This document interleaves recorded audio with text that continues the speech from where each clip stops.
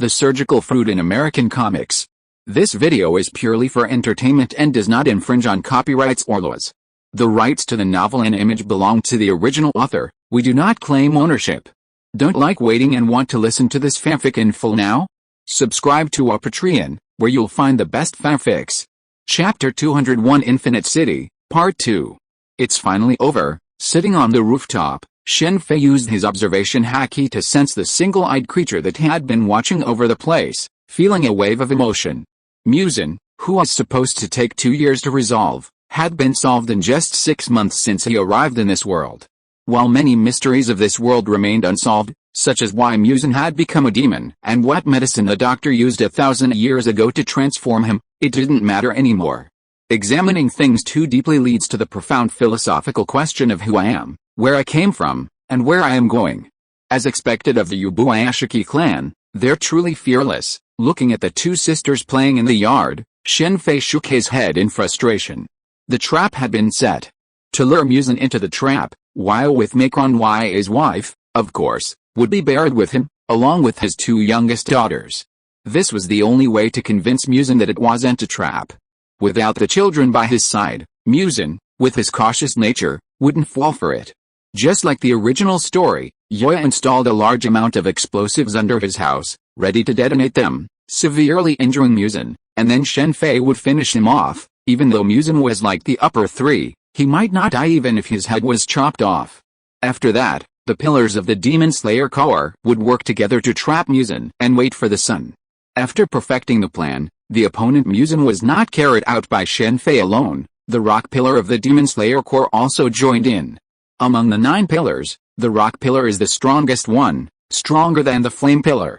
Among the 9 pillars, the snake pillar and the Kacho Shinobu sisters were all rescued by the rock pillar. The rock pillar Gyomai of sadomasochism not only has profound training in breathing techniques, but he is also a character like the love pillar, born with supernatural powers. Before joining the Demon Slayer core, he relied on his fists to kill demons. Because of their business, the Ubuyashiki clan, like Muzin, are people who keep up with the times. Originally, the members of the Demon Slayer core could be equipped with guns, but the guns of this era were far inferior to those of modern times in terms of range, power, and reload speed. In addition, guns were not like the Nichiren sword and could only injure demons, but not kill them. Therefore, in the Demon Slayer core, except for the Wind Pillar's younger brother, Fuzukal Geniya, no one else used guns. Although Fuzukal Geniya couldn't practice breathing techniques due to his talent and didn't dare to meet his brother, he independently developed a method to defeat demons, which was to eat demons and transform himself into a demon. The guns he used were increased in power by using blood demon arts after he transformed himself into a demon. Although he was human, he could gain demon power, regenerative ability, and blood demon arts by eating demons. In some ways, this Fuzukal Geniya was very powerful. Shen Fei also took advantage of his work to obtain the blood of Fuzukal Geniya. Although Fuzukal Geniya had not yet participated in the Demon Slayer core selection and become an official member, he was already a junior member of the core, just like Kaneo, Kanzaki Aoi, and others. Shen Fei did not strongly oppose Ubuyashiki Koya's plan. After all, it was their belief. However, the specific implementation was another matter. As long as he took action when Muzin appeared, Ubuyashiki Koya would have no reason to detonate the explosives. Finally appeared. As time passed, this was the day when the Demon Slayer core headquarters was least crowded. A handsome young man with black hair appeared near the headquarters. Ubuyashiki Koya seemed to have anticipated today's situation and had dispatched all the Demon Slayer core members from headquarters from the beginning. It could be said that Ubuyashiki Koya's defense was at its weakest. The figure with long black hair, pale skin, and blood-red eyes was naturally Muzin. Perhaps because he was about to meet the current head of the Ubuyashiki clan, a cold, smug smile crossed Muzin's face. Muzin and the Ubuyashiki clan had been feuding for over 1,000 years, but they had never formally met. Their connection was only known through documents collected by both parties. Today's meeting could be considered historic. After today, the millennial-long conflict between the Demon Slayer core and the demons finally came to an end. Muzin naturally considered himself the ultimate victor. Hey, Muzin, you finally showed up. I've been waiting for you. Just as Muzin arrived within a few dozen meters of the Ubuyashiki clan's gate, Shen Fei appeared less than a meter in front of him, placing his left hand on his shoulder. As Muzin stared in shock, he released his hand, and then, with a Nichiren sword in his right hand blazing with red flames, he slashed at his neck. What does he want to do? Shen Fei's sudden move caused the clasped hands of Beaming Island Xingming, who was hiding in the other direction, to suddenly freeze. His mouth, which had been silently chanting something, now opened involuntarily. Beaming Island Xingming was a monk. Out of sacrifice for the family of his master, he had been chanting scriptures. However, he never expected that the only chance to kill Muzin Kibutsuji in all these years would be ruined by Shen Fei. For the Demon Slayer Corps, no matter what kind of sacrifice, even if the master dies or all 9 pillars of the Demon Slayer Corps are wiped out, as long as they can kill Muzin, the Demon King, everything is worth it. The sudden appearance of a figure not far away and the red blade made Muzin's pupils shrink. He couldn't help but think of the figure from that year, the figure that had brought him nightmares for more than 400 years. Pupils constricted, heart beat rapidly, the shadow of death made Muzin's deepest heart surge with an extremely strong desire to survive. Ming NV, as Muzin roared, the surrounding space changed rapidly. Shen Fei swung the Sunwheel sword, and it cut through the air immediately. Muzin's figure had disappeared from in front of him. Space change?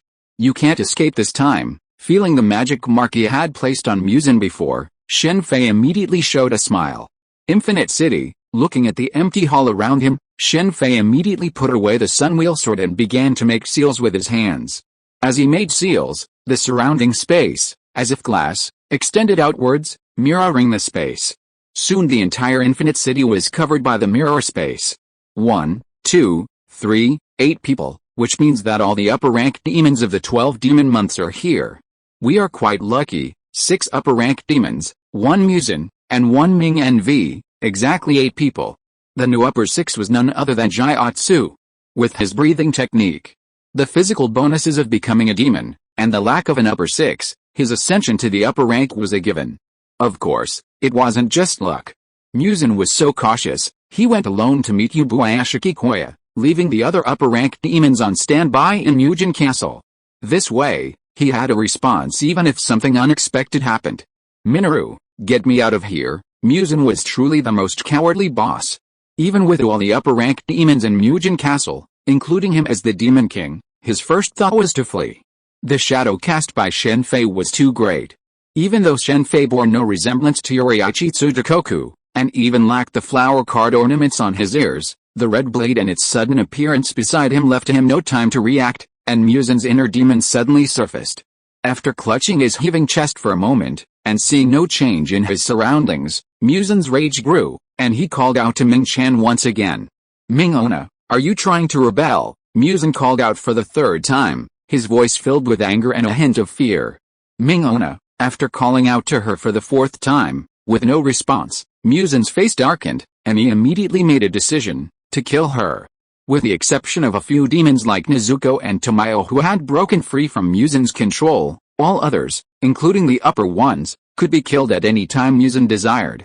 As Muzin thought about this, Ming Ona, who had been playing the zither to escort Muzin out of the Infinite Castle, suddenly spat out a large pool of blood. She quickly died, collapsed, and slowly crumbled to ash. As Ming Ona fell, Muzin immediately noticed something was amiss. The Infinite Castle outside was collapsing, but the area he was standing in remained unaffected. Muzin and the others watched as the Infinite Castle collapsed. The Infinite Castle was controlled by Ming Ona's blood demon art, and everything within it was closely tied to her. Her death would bring the Infinite Castle's downfall. One's dead, Muzin, forget it. Upon noticing the disturbance outside, Shen Fei immediately understood what had happened.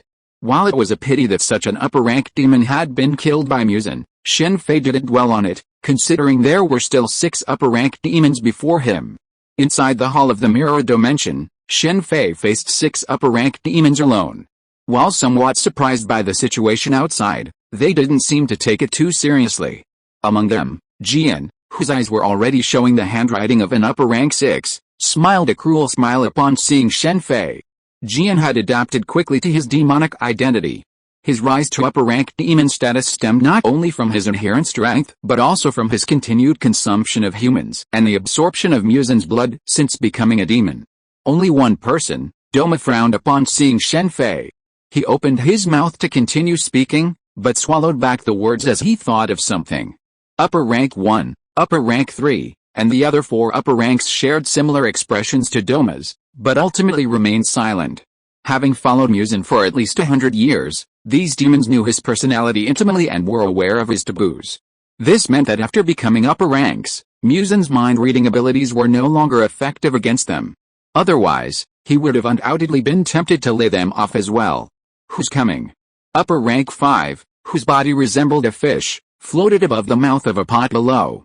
After glancing at Shen Fei, he immediately asked, "Leave it to the new guy. It looks like they have a grudge."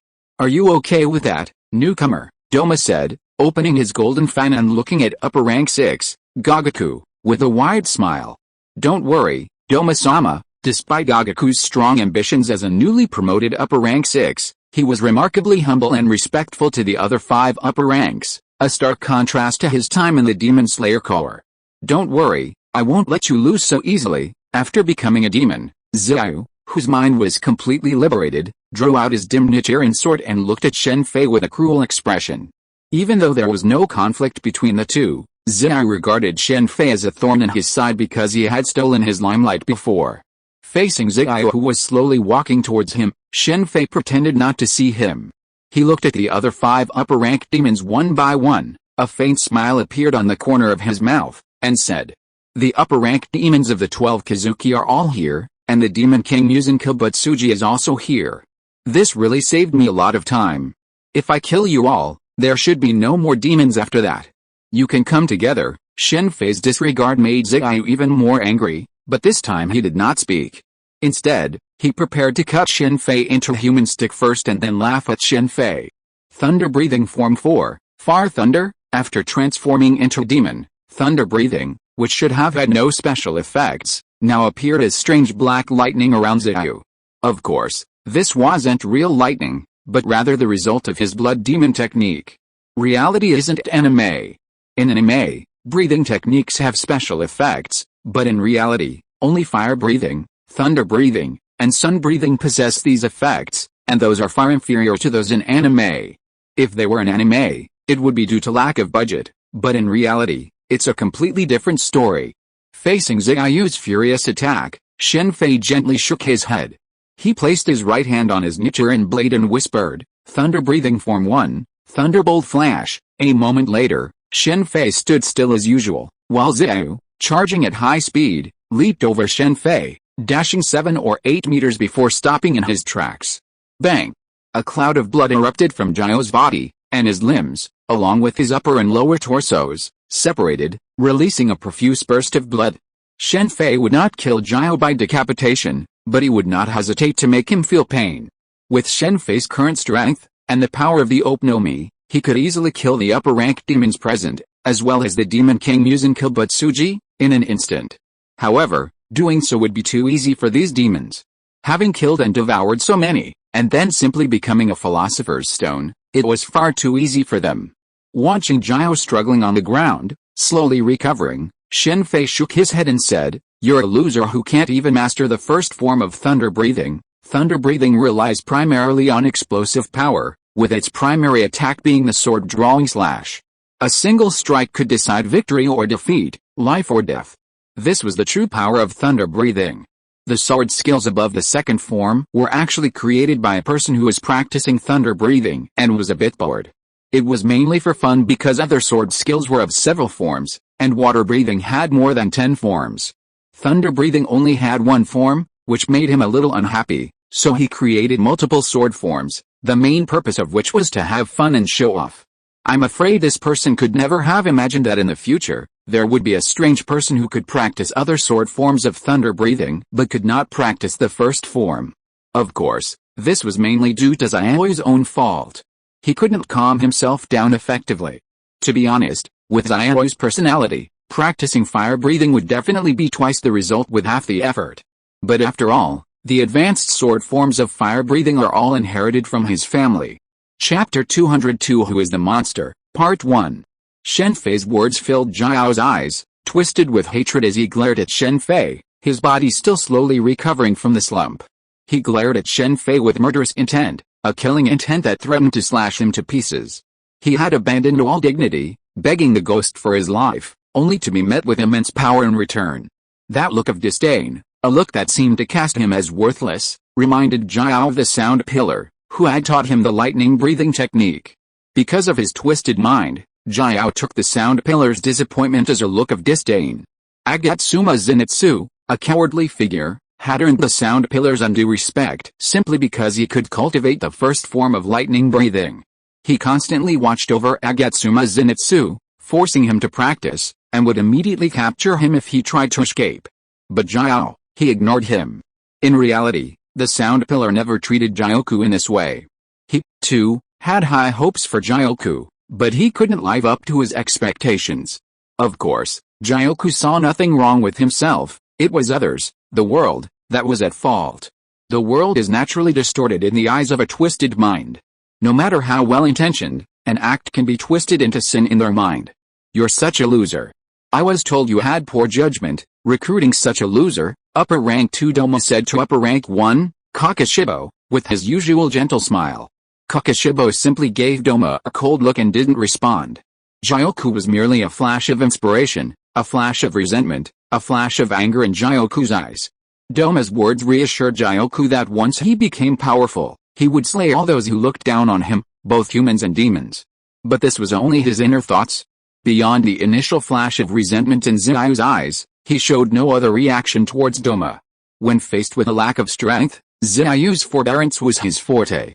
Even when Shen Fei demonstrated his ability to instantly kill Zi-Yu, the new upper rank 6, the other 5 upper rank demons seemed unfazed. Newbies are truly incompetent, he said. As he spoke, the upper rank 5 jade pod leaped out from the side. The jump was due to its leglessness. As it appeared about 7 meters in front of Shen Fei, 8 jade pots suddenly appeared around the hall. The upper rank 5 jade pot's ability, strictly speaking, was related to space. It could freely switch between the jade pots it created. Your strength is quite good, well suited to being made into a work of art. Look, this is a piece of art I made.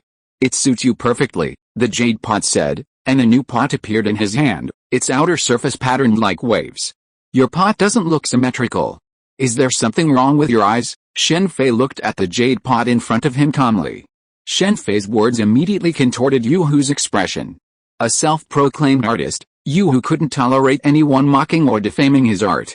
In his own eyes, his pots were the most perfect in the world.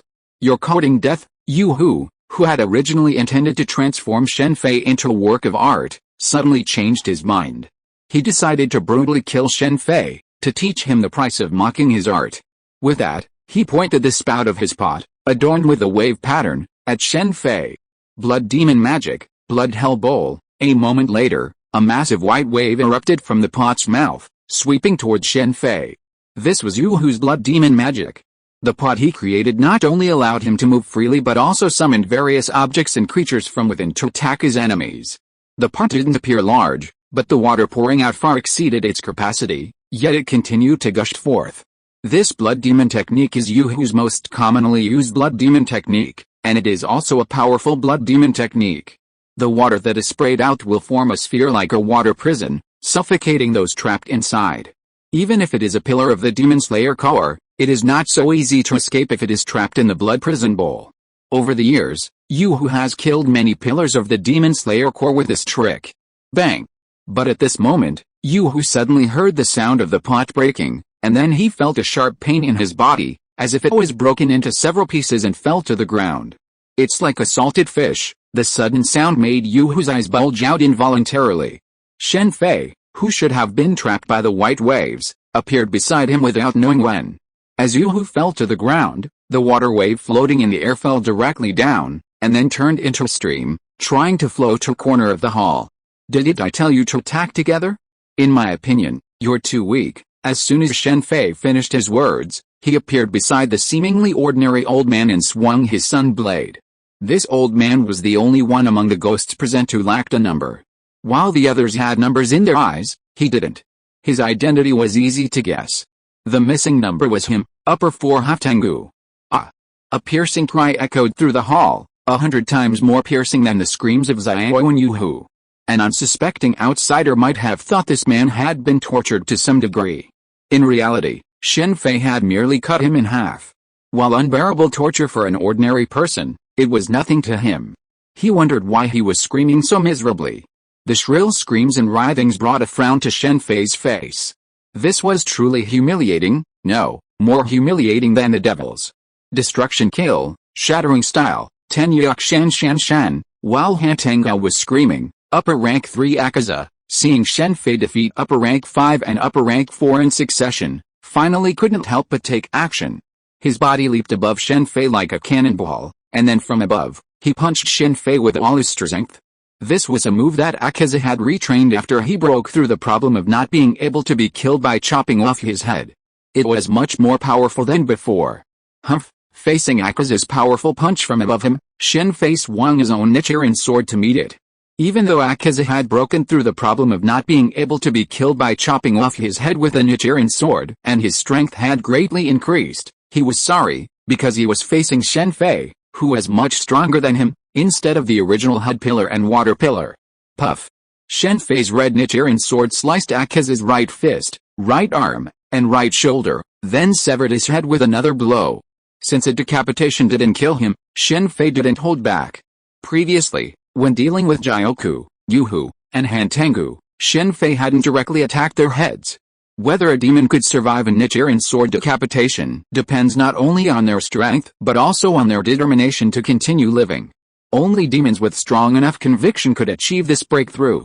The current upper 6 Jioku had a high chance of reaching this level. In the original story, Jioku didn't because he had just become a demon and wasn't strong enough. If he had been a demon for decades or even centuries, given his cowardly nature, he would have likely survived a decapitation. Just like upper 3 Akaza could survive a decapitation, upper 2 Doma died instantly after severing his head. Doma was superior to Akaza in strength, but unfortunately, he lacked a strong desire to live. Doma lacks normal human emotions. This is why, after becoming a demon, he quickly surpassed Akaza to become an upper rank 2, but it's also the fundamental reason for his downfall. After achieving immortality, upper rank 3 Akaza became a dire strait for the Demon Slayer Corps. If it weren't for his girlfriend, the head pillar, and the water pillar, who held him back, Doma might have died at his hands. Blood Demon Jutsu, Lotus Flower. Just as Shen Fei had defeated Akaza, Doma attacked. With a wave of his golden iron fan, 4 vines adorned with ice lotuses quickly wrapped around Shen Fei. This was Doma's Blood Demon Jutsu, allowing him to transform his blood into ice to attack the enemy. The combination of the coldness of ice and the toxicity of blood makes a prolonged battle with him highly susceptible to his poison. Shinobu Kacho's sister, Hanashiki, died at his hands because she wasn't mindful of this aspect, allowing the poison to enter her system. You lie down too. Shen Fei, wielding his shave, appeared beside Doma and chopped him down into a human stick. You're the only one who hasn't attacked yet. What? You want to fight me in a one-on-one duel? Having defeated the other 5 upper-rank demons, Shen Fei turned his attention to the previously inactive upper-rank 1, Kakashibo. Thunder Breathing, 6th Form, Lightning Boom, Blood Demon Jutsu, Senbon, Needlefish Kill, Blood Demon Jutsu, Mugen Jioku Destruction Kill, Final Form, Blue Silver Random Lightning. At this moment, the recovered upper-rank demons, Jioku, Jayakutsu, Hantengu, and Akaza, simultaneously launched long-range attacks at Shen Fei, standing in the middle. If Doma hadn't recovered yet, he would have joined in. Are you recovered yet? Then let's fight again. Facing the combined attack of the 4, Shen Fei immediately used his shave to evade their attacks, immediately appearing beside Jioku and repeating the same move, leaving Jioku once again in a pool of blood. Upon seeing this, Yuhu immediately retreated into the pot beneath him, apparently attempting to move to another pot. Shen Fei glanced at the surrounding pots and, with his sun blade, swiftly sent the tiny, needle-like goldfish flying from the ground, crashing into the surrounding pots one by one. As all the pots shattered, Yuhu's true form emerged. Shen Fei immediately appeared beside him, slashing him once again into pieces. His third target was Akaza. After defeating Akaza, Shen Fei set his sights on the demon with 5 drums behind him. This was Hantengu's Blood Demon technique, a clone demon that could split into 4 demons, Ji-Nu, Kei-Li, Kongzai, and Aiju. These 4 demons could also merge to unleash even more powerful attacks. For example, the previous Blood Demon technique, Mujian Yashu, was a blood demon technique that summoned trees to attack. This blood demon technique could transform into a large number of wooden dragons to attack the enemy. Normally, Han Tengu would first fight in 4 separate forms before merging. This time, the pain Shen Fei inflicted was so intense that he immediately forced the 4 ghosts to merge. Furthermore, these 4 ghosts were not Han Tengu's true form. Anyone who mistakenly attacked the combined form for the original would be fooled, as Han Tengu still had a clone hiding nearby. Han Tengu was quite skilled, making his ghost clones appear in plain sight while he himself remained in the shadows. This kind of foe would be extremely difficult to defeat, unless faced with a supremely gifted individual like Tanjiro or Zenitsu Agatsuma, possessing exceptionally perceptive abilities. However, Shen Fei's observation haki revealed the location of his true form. It was hidden within a hollow within one of the trees of the Mugen Karma tree. Han Tengu's true form was a small, weak figure, but his ghostly aura was also very weak, making it unnoticeable, especially given that he was currently hiding among the numerous trees. Do you think you can dodge it like this? After chopping the combined hateful Ember Sky into pieces, Shen Fei lightly snapped his left fingers. Boom! In an instant, the large number of trees in the middle of the hall, which appeared because of the infernal karma tree, were engulfed in blazing flames, the flame alchemy. With a breath of thunder, Shen Fei no longer needs the flaming cloth gloves to activate the flame alchemy. The Sunwheel Sword will do. Shen Fei is now researching and preparing to use a snap of his fingers to create flames and activate the flame alchemy. This is of course impossible in the world of Fullmetal Alchemist, but in the world of One Piece, it can be done through finger guns. Among finger guns, there is a flying finger gun. After Shen Fei succeeds in his research, it will be the flying fire finger gun. Then Shen Fei can use this to pretend to be a user of the flame type ability. He only needs a snap of his fingers to activate the flame superhuman type devil fruit. The blazing flames forced Han Tengu's body to jump out of the tree. You demon who bullies the weak, you treat an innocent old man like me so cruelly. After escaping from the sea of fire, Han Tengu yelled at Shen Fei. Demon? What an honor, a ghost actually calls me a demon. Shen Fei didn't wait for Han Tengu's body to find a place to hide. He directly pierced his body with his Sunwheel Sword, and then lifted him up in the air. The red, high-temperature Sunwheel Sword pierced Han Tengu's body.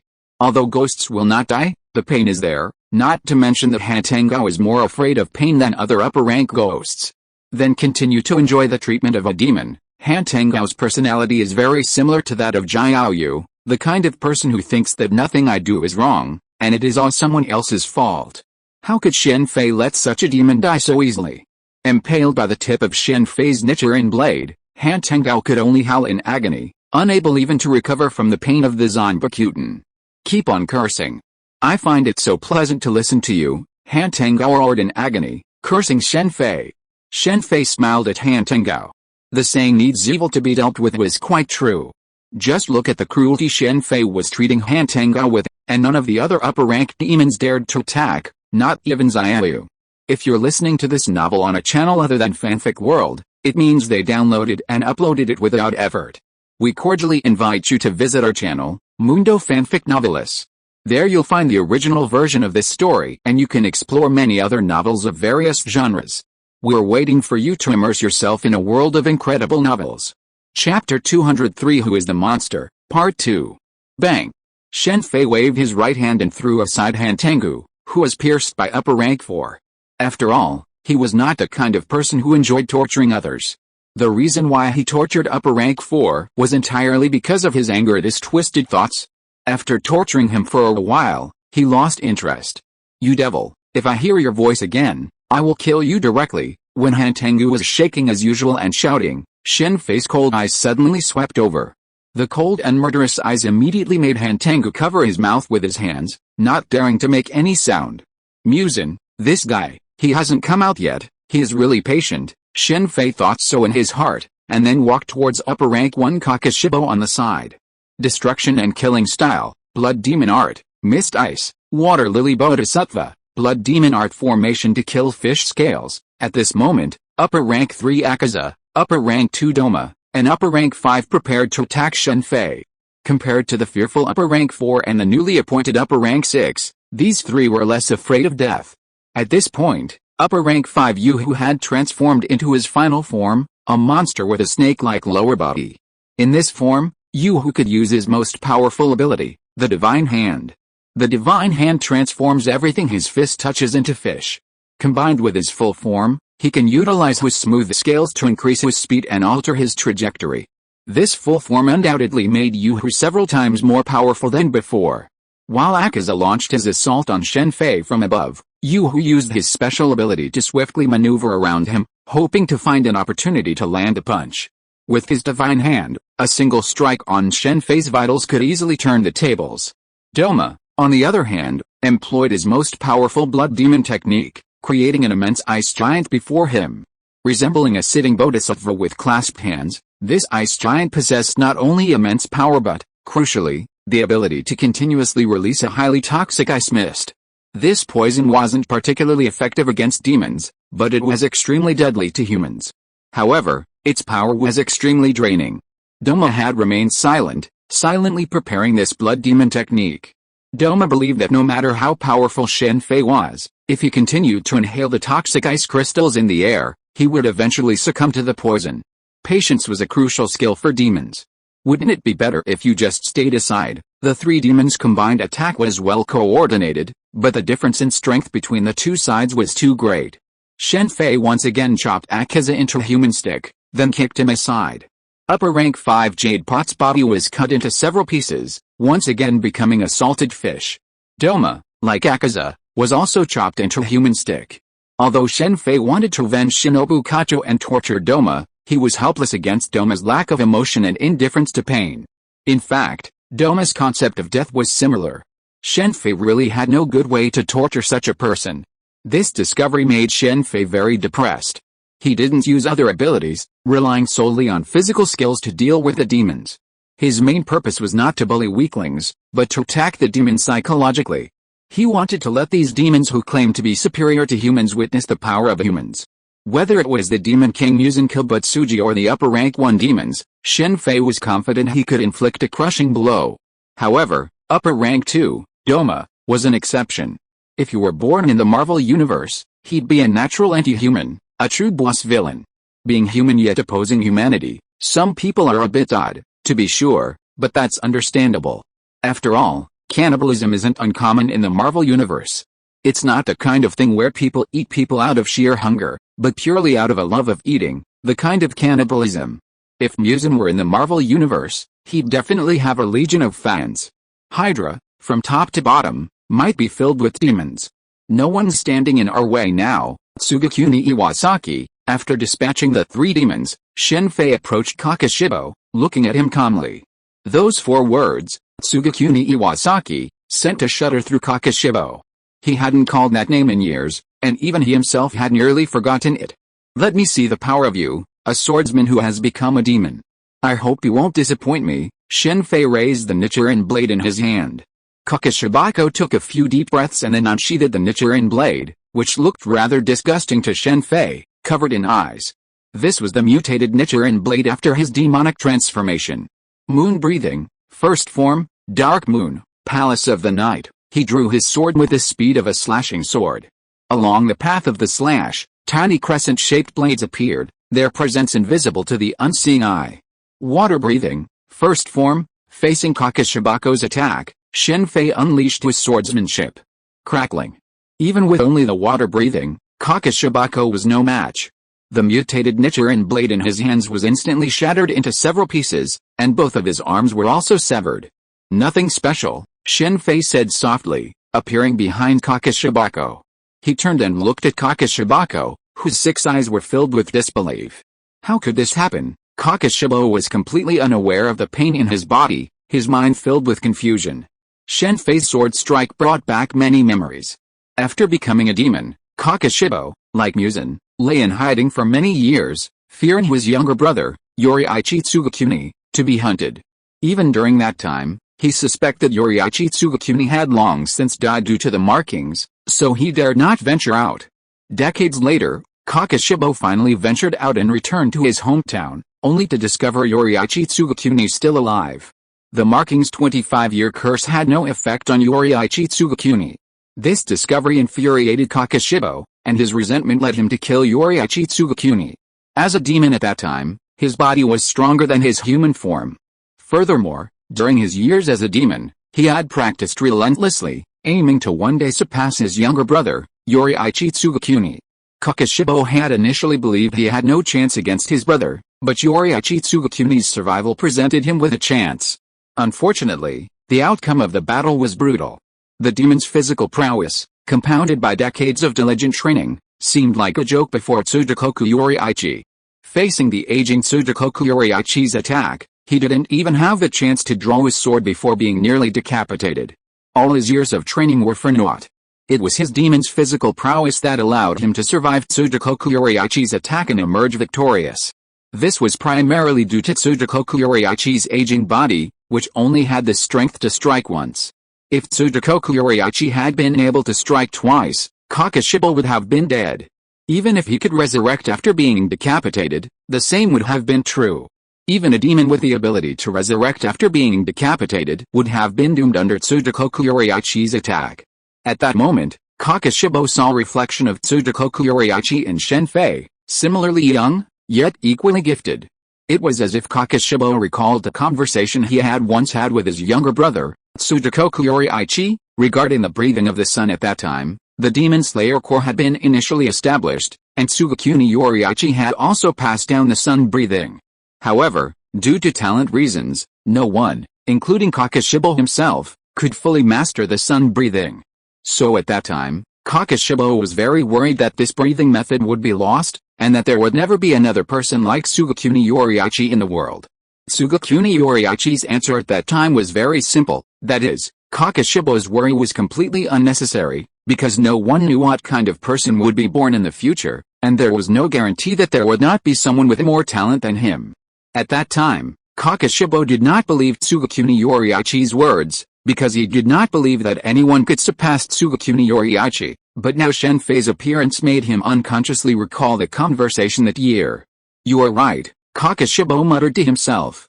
At this time, Kakashibo no longer had any fighting spirit in his body. Being defeated in one blow was too much of a blow to him. More than 400 years of hard training seemed like a joke. Back then, Tsugakugo Awakatsu desired to become a demon because he had activated his markings. Upon learning of his 25-year-old limit, he was terrified. Partly because of fear of death, but more importantly, because he didn't have time to cultivate. Tsugakugo Awakatsu's younger brother's prodigious talent was a mountain of wealth for him, so he constantly sought to prove himself equal to his brother, even if it meant becoming a demon. Both Kakashibo and Akaza believed that demons had no limits and could continue their training. If Shen Fei knew of their thoughts, he'd probably scoff. Not only demons, but even gods have limits. This ceiling applies to all creatures. In the world of pirates, the four emperors are the ceiling. While might be powerful, he's certainly not much above them. In the world of Harry Potter, the ceiling is Voldemort, Dumbledore, Grindelwald, and the like. Muzan, this guy, can be so surviving in the mirror dimension. After a moment's reflection, Shen Fei didn't immediately seek out Muzan, but instead approached Kakashibo.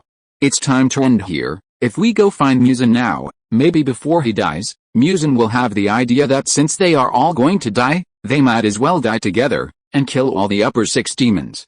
So Shen Fei planned to turn these upper 6 demons into Philosopher's Stones before looking for Muzan. "Goodbye, everyone." Shen Fei put away the sun blade and a golden chain appeared in his hand. He locked all the upper 6 paths, upper 2 and 5 demons together and threw them into the refining formation. "What do you want to do?" The strange pattern and the strange chain made the fearful upper 6 demons roar immediately, but it was too late. "It's your turn." The reason why the upper one was left alone was because he needed the breathing of the sun. Facing the somewhat distraught Kakashibo, Shen Fei easily hypnotized him and obtained the complete method of practicing the breathing of the sun. It turns out that the so-called water breathing and other training methods were also improved with the participation of Yoriichi Tsugakin. As a person of the same era as Yoriichi Tsugakin, Kakashibo knew very well what happened in that era. That was a glorious era for swordsmen. Nearly 30 swordsmen had unlocked the mark. It was the pursuit that finally brought the demons to an end. 400 years ago, Muzan Kibutsuji was far less timid. While he also forbade demons from gathering, he nonetheless created them en masse. It can be said that the millennium to 400 years ago was the darkest era, a time when demons reigned supreme. It wasn't until Yoriichi Tsugakuni emerged that a multitude of marked swordsmen emerged, slaying all of the 12 demon moons. Even Muzan, the demon king, was severely wounded, requiring over 100 years of recuperation. Only then did Muzan gradually begin creating demons. This is why, with the exception of Kakashibo, the oldest of the current 12 demon moons, the oldest, are no more than 200 years old. The reason demons, despite their millennia of existence, have become mere legends is because Yoriichi Tsugakuni and his band nearly wiped out all the demons. The threshold for this practice is too high. No wonder no one in this world can succeed in practicing it. Shen Fei couldn't help but sigh when he saw the practice method of sun breathing. Without natural penetration, there was no way to practice it. Even though Shen Fei had observation haki, it was still difficult for him to practice it. Sure enough, the one that suits you is the best. However, Shen Fei was not too disappointed. After all, although this breathing method was powerful, it was only in this world. But then Shen Fei discovered a problem that he had overlooked. Strange, Muzan has been recovering from his injuries for more than 100 years. Isn't Muzan the king of demons? With his recovery ability, how could it take so long? Shen Fei had seen the speed of demon recovery with his own eyes. It was impossible for the demon king Muzan to be weaker than his upper-ranked demons. Since it was not Muzan's problem, then it was undoubtedly Tsugaru Yoriichi's problem. It seems that I underestimated Yoshiichi Tsugakuni. It took more than 100 years to injure a demon, but Shen Fei asked himself if he could do it. It seems that the answer to this question can only be asked by Muzan himself. After the 6 upper demons were completely wiped out, Muzan, who was hiding in the distance, couldn't help but curse. 6 upper demons couldn't beat a member of the Demon Slayer Corps. It was because all the upper demons were wiped out now, otherwise the boss Muzan might have laid off all the upper demons this time. It was because he hadn't found a way to escape from here, otherwise Muzan would have escaped long ago. I found you, Muzan Kibutsuji. When Muzan was terrified here, Shen Fei appeared in his room. Go to hell. Shen Fei had come to his door, and Muzan didn't back down this time. He immediately launched an attack. 8 long claws protruded from behind him and attacked Shen Fei. Is there something wrong with you people from the Demon Slayer Corps? You just killed some people, but you've been entangled with them for so many years. Why don't you just live your lives honestly? Muzan shouted while attacking. Chapter 204 Who is the Monster? Part 2. Revenge, Revenge. Every year, so many people die in earthquakes, fires, or at the hands of wild beasts. Why don't you take revenge? You just keep stalking ghosts. Are you tired of this? Can't you just treat those people as if they died from natural disasters? Muzan attacked Shen Fei frantically, a look of grief and indignation plastered across his face as he roared. What a train of thought! Shen Fei, who had blocked Muzan's attacks with his Nichiren blade, was completely speechless after hearing such a shameless and jealous outburst from Muzan, yet he spoke it as if it were natural. What kind of bizarre train of thought could make something like a ghost eating a human seem as natural as a natural disaster? Looking solely at Muzan's expression of grief and indignation, Shen Fei realized he was the villain, and Muzan was the righteous. Shen Fei questioned himself. He wasn't a good person. If he were, he wouldn't kill, much less use the Philosopher's Stone transmutation formation. He hadn't seen the Full Metal Brothers. Even though he knew the Philosopher's Stone could restore his body, he refused to use it directly. Even if they hadn't forged the Philosopher's Stone, it would still be the same. But even Shen Fei couldn't describe Muzan as shameless. To be more precise, of all the villains he'd encountered so far, Muzan was the most shameless. Muzan, that name was actually a mistake. It should be Muzan. How ridiculous. According to you, cannibalism is still right, Shen Fei said, no longer merely defending against Muzan's attacks. He swung his Nichiren blade, swiftly severing Muzan's 8 claws. Simultaneously, he appeared before Muzan and cut him in half with a single blow. Ah! Muzan roared in pain, his body transformed.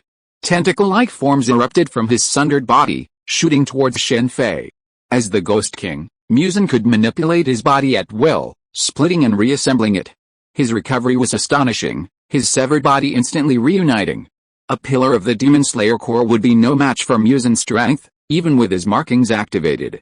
Unfortunately, this time, his opponent was Shen Fei, far more powerful than Yoriichi Tsugakoku back then. Muzan's tentacles were instantly severed, and his body was shattered by Shen Fei. Muzan, shattered by Shen Fei, immediately fled backwards before quickly reuniting. Shen Fei finally got a clear view of Muzin's body. What? Looking at Muzin, whose clothes had been ripped apart, revealing his flesh, Shen Fei couldn't help but be shocked. Muzin, the Demon King, had several scars that looked quite severe. This would be normal for an ordinary person, like the Wind Pillar, who had the most scars. But Muzin was no ordinary person. He was the Demon King. Even an upper-ranked demon wouldn't bear any wounds as long as they were alive, let alone Muzin, the Demon King. Your body? Shen Fei asked. Muzin had naturally noticed Shen Fei's attention. The disparity in strength prevented him from continuing his attack, but instead he roared. Everyone says I'm a monster, but in reality, that guy is the real monster. For 400 years, the wounds he inflicted on my body haven't healed. Every moment, my body feels like it's on fire, tormenting me for years. Muzin's voice was filled with grief, fear, and a hint of helplessness. No one could have imagined that the Demon King, Muzin Kibatsuji, had continued to bear the scars inflicted by Yoriichi Tsudakuni for 400 years, and that these scars were causing Muzin so much pain. Could this be sword intent? Muzin's roar, coupled with his experience, prompted Shen Fei to consider a possibility, one that made his heart pound. Sword intent was no stranger to Shen Fei after entering the world of One Piece. The great swordsmen of the sea were generally masters who had mastered sword intent. The swordsman's ability to cut through iron, steel, and diamond was primarily due to sword intent. Why is there only the title of world's greatest swordsman on the sea, and no titles like Great Sword Master or Gun Master? It's mainly due to the power of swordsmanship. For a swordsman, swordsmanship has a similar effect to armament haki and conqueror haki, increasing the effectiveness of attacks. Specialized swordsmanship can even produce special effects, such as the flower sword Vista, whose swordsmanship can transform into things like cherry blossoms. If it were just swordsmanship, Shen Fei wouldn't have thought so. Swordsmanship also depends on strength, just as someone without armament haki may not be defeated by someone who does. It all comes down to the strength of both parties. What really concerned Shen Fei was that Tsugakuni Yoriichi's attack hadn't faded even after 400 years. Muzin's words, his body was burning like fire, confirmed that his swordsmanship was still active. This is because Muzin is a Demon King, with incredibly powerful recovery abilities. Anyone else would have been unable to survive. Regardless of strength, if we only consider swordsmanship, Tsugakuni Yoriichi is even more terrifying than Hawkeye Mihawk, the world's greatest swordsman in the One Piece world. From what Shen Fei knew of Hawkeye Mihawk, he could never have retained his sword intent for 400 years, even despite Kato's constant attempts to extinguish it. With such talent, if he could, like Shen Fei, travel through multiple worlds, Hawkeye Mihawk's title as the world's greatest swordsman would likely change hands. So this is the fundamental reason why Muzin is so afraid of Tsugakuni Yoriichi. He's truly worthy of fear. From Muzin's words, Shen Fei finally understood why he was so cowardly. Anyone who had endured 400 years of torment from injuries that nearly killed them would probably be cowardly. Look at Gecko Mariah, who was devastated by Kato's defeat. Muzin, by comparison, was far more miserable, having been tortured for over 400 years. It's no wonder Muzin was called the most cowardly boss in history. Tsugakuni Yoriichi, is he truly the child of destiny? Shen Fei couldn't help but sigh, reflecting on Tsugakuni Yoriichi's life. He had already obtained the breathing of the sun, and precisely because of this, he understood the difficulty of practicing it. He was far more powerful than Tsugakuni Yoriichi at this point, but even so, the breathing of the sun was difficult to cultivate. Perhaps the breathing of the sun was simply meant for this chosen one. While Tanjiro, the head pillar, could also practice the breathing of the sun, his power was far inferior to Tsugakuni Yoriichi's. It was no wonder that Muzin, the Demon King, called Tsugakuni Yoriichi a monster. Whatever you say, today's battle between the Demon Slayer Corps and the demons ends here, Shen Fei said, swinging his Nichiren blade directly at Muzin's neck. While Muzin was completely unaware and stunned, he struck at his head. As his head fell, Muzin's body slowly began to crumble. Even the Demon King had a weakness, his neck. I hope you won't let me down. Shen Fei decapitated Muzin, not because he didn't need to transform him into a Philosopher's Stone, but because he wanted to use the transformation array after he had broken through his neck, severing immortality. Shen Fei had only discovered this after defeating all of the upper 6 demons. The Philosopher's Stone of Akaza, the upper 3 who had broken through the head-severing immortality barrier, was of the highest quality. Upon discovering this, Shen Fei regretted killing Kakashibo too quickly. Muzan, true to his nature, was a fear of death, a world first. Driven by his intense desire to survive, his crumbling body quickly stopped collapsing, and a new head slowly sprouted from his neck. Ho-ha-ho-ha, Muzan, having broken through his head-severing immortality barrier, burst into wild laughter. I finally did it. No wonder he was so delighted. He had overcome one of the demon's two major weaknesses, and his strength had increased significantly as a result. Muzan, whose strength increased greatly, immediately began to attack Shen Fei. This time, 10 tentacles flew out from behind him. The speed of these 10 tentacles was at least twice as fast as before. Slaughterhouse. Facing Muzan's attack, Shen Fei directly used the power of the surgery fruit. Originally, he wanted to torture Muzan, but after knowing that Muzan had been suffering from the breathing of the sun for more than 400 years, he no longer had the interest to do it. In addition, the sooner Muzan is dealt with, the sooner the problem of demons can be solved. Looking at his body torn into pieces, Muzan's head, which existed alone, could not help but reveal a trace of confusion. This blood demon art-like ability made Muzan stunned. In Muzan's view, the power of Shen Fei's surgery fruit is blood demon art. Who are you? Who? Do you remember the doctor who treated you? That was me. I wanted to see how far you, a test subject, could go, but Atsugaku Yoriichi kept you hiding for so many years. It's so disappointing, impossible. I killed him back then. Killing me is just your wishful thinking. Do you think an ordinary doctor can create a being like you? I have to thank you very much. My experiment finally succeeded. Back then, I was just like you, unable to see the sun. Fortunately, all I have to do is kill you, the Ghost King, and I can live in this world like a normal person. Fortunately, you blocked Atsugaku Yoriichi for me back then. That guy was really terrifying. I almost died at his hands back then. Okay, now you know what you should know. Thanks to me, you didn't die early and lived for more than 1,000 years. You should be satisfied now. Shen Fei sealed the mouth of Muzan's head, whose eyes were almost bulging out. You want to die in peace? How is that even possible? Since he couldn't physically strike Muzan, he'd instead strike him mentally. Pretending to be the doctor from back then, and letting him know he'd been a puppet all along, would be a perfect match for someone like Muzan. DNA, proteins, enzymes, this guy's blood is truly powerful. If we use it at all costs, it's even more terrifying than a biochemical virus. Biochemical viruses can only create dumb zombies, but this one can create intelligent ghosts. And even man-eating ghosts. Thank goodness the ghosts haven't spread to this world. A week later, Shen Fei breathed a sigh of relief, concluding his tireless research. Empowered by the power of the surgery fruit, Shen Fei had now fully analyzed the power of Muzan's blood, enabling him to create ghosts and even become a ghost king himself. Shen Fei then completely destroyed all of Muzan's blood. He studied it for the knowledge it contained, not to create a ghost king. Such cannibalism is taboo for humanity. He's not the kind of scientist willing to sacrifice everything for research. More importantly, he doesn't need it to improve his strength right now. As expected of a 1,000-year-old demon king. One man's philosopher's stone is larger than all the upper 6 combined. How many people has this guy devoured over the past 1,000 years? The death of the demon king, Muzan Kibutsuji, triggered a chain reaction, instantly killing all demons in the world who hadn't broken Muzan's control. There should be no demons left in this world now, right? No, there are still 2. Shen Fei, who had thought the world was peaceful, suddenly remembered that there were still 2 demons on Tamayo's side. Go kill them? Forget it. Let's leave it to Yubuashiki Koya. He seems to know Tamayo as well. At the Demon Slayer Corps headquarters, the 9 pillars gathered.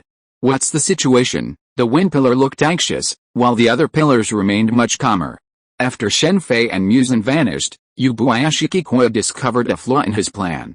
Muzan, possessing the ability to vanish suddenly, would be impossible for the Demon Slayer Corps to capture. The leader immediately summoned all 9 pillars and explained the entire situation. They were then ordered to stand by. Meanwhile, the Demon Slayer Corps intelligence team and the Crows were gathering intelligence from all over the place to support Shen Fei in his fight against Muzan.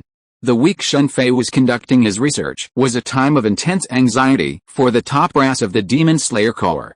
Every day felt like a year, fearing Muzan might have gone back into hiding. Master, we have news. As Yubuashiki Koya and the others waited, a member of the hidden core suddenly approached, holding a bamboo tube. The wind pillar, the most anxious, rushed over, grabbed the tube, and opened it, oblivious to hierarchy. As he opened the tube and pulled out a note, his body froze. What happened? The snake pillar asked immediately. Shen Fei helped him solve the most important problem. The snake pillar was a grateful person, so of course he was very worried about Shen Fei's safety. Muzan killed but Suji is dead. The snake pillar's words immediately made the wind pillar regain consciousness. Then he said with disbelief and regret. What? Soon the note went around in the 9 pillars, and everyone saw Shen Fei's handwriting on the note. Master, Fuji Zishan sent an urgent message. Just when everyone looked in disbelief and couldn't believe that the struggle of 1,000 years was completely resolved at this moment, the members of the hidden sect appeared again. This time the 9 pillars did not overstep their authority, and the note soon reached the hands of Mrs. Cheyenne, the wife of Yubuayashiki Kaiawaya. All the ghosts in Fuji Zishan have disappeared, Mrs. Cheyenne said directly after opening the note. Because of the hand ghost incident reported by Shen Fei last time, the Demon Slayer Corps has strengthened its monitoring of Fuji Zishan a lot to prevent accidents similar to the hand ghost. It seems that it really succeeded. Chapter 205 Inside Plan, Part 1. So, Muzan is truly dead. Upon receiving Yubuayashiki Koya's confirmation, many of the 9 pillars felt a wave of bewilderment. Their goal had always been to completely annihilate the demons, but now that they had been truly annihilated, they felt a sense of unreality. They were also perplexed, unsure of what to do next. Put everything else aside for now, Yubuayashiki Koya said, issuing 2 orders, one to further confirm the demon's condition, and the other to find Shen Fei at all costs. Shen Fei was undoubtedly the greatest contributor to Muzan's demise, but until now, there had been no news of him, leaving them deeply concerned.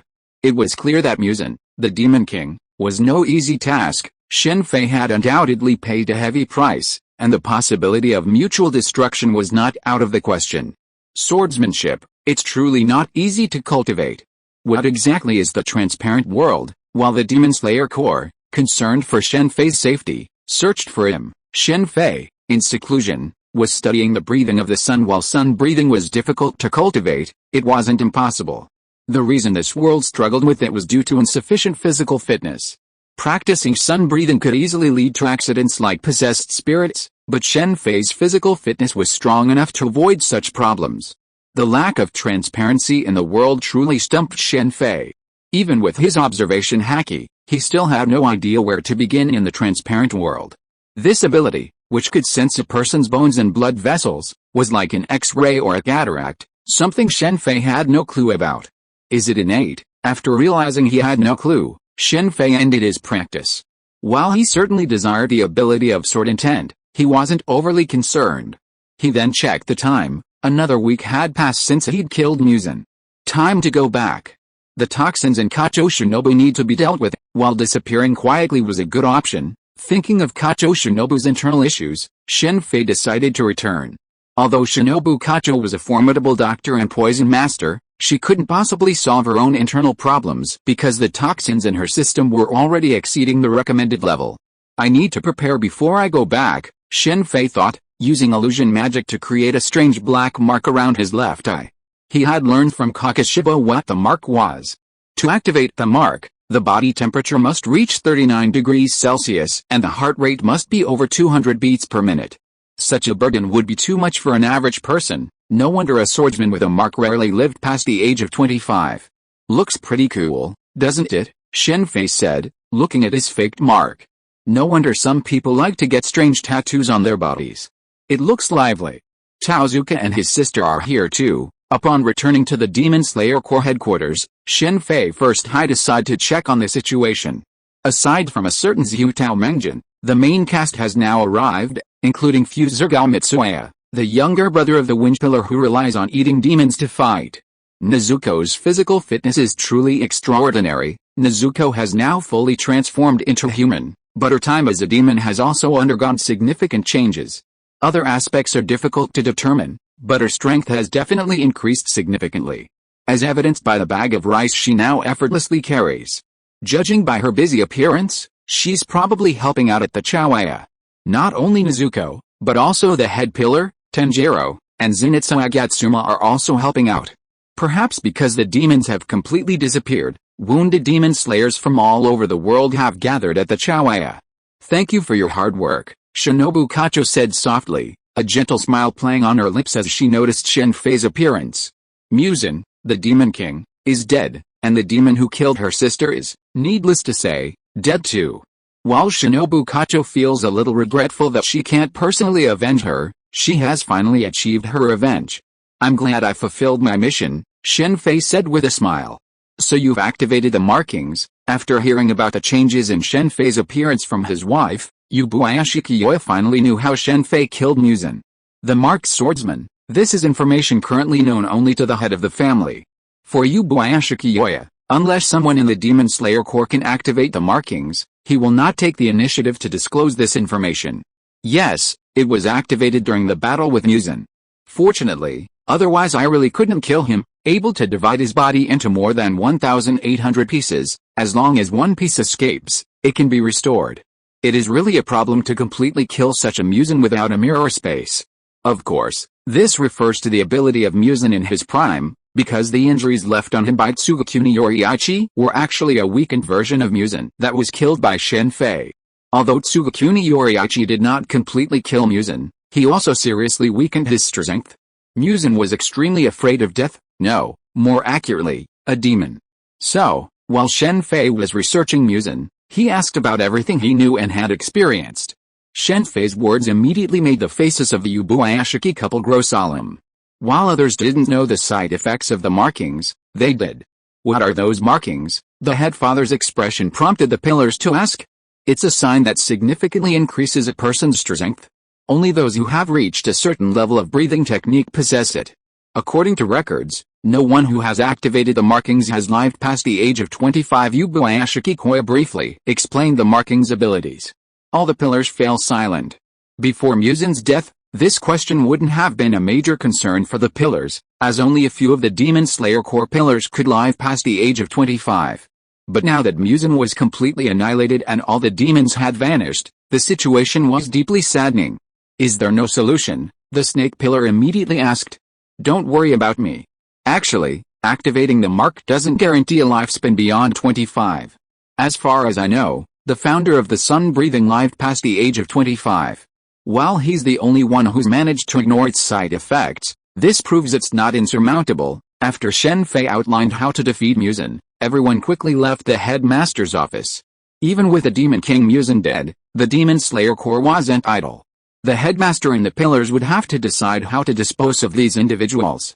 Regardless, the Demon Slayer Corps, 1,000 years old, wouldn't disband. Life must go on. Are you okay? After the other pillars had departed, Shinobu Kacho looked at Shen Fei with concern. Rather than worrying about me, worry about yourself. The wisteria poison in your system is going to be incredibly difficult to completely remove. That's not a big deal.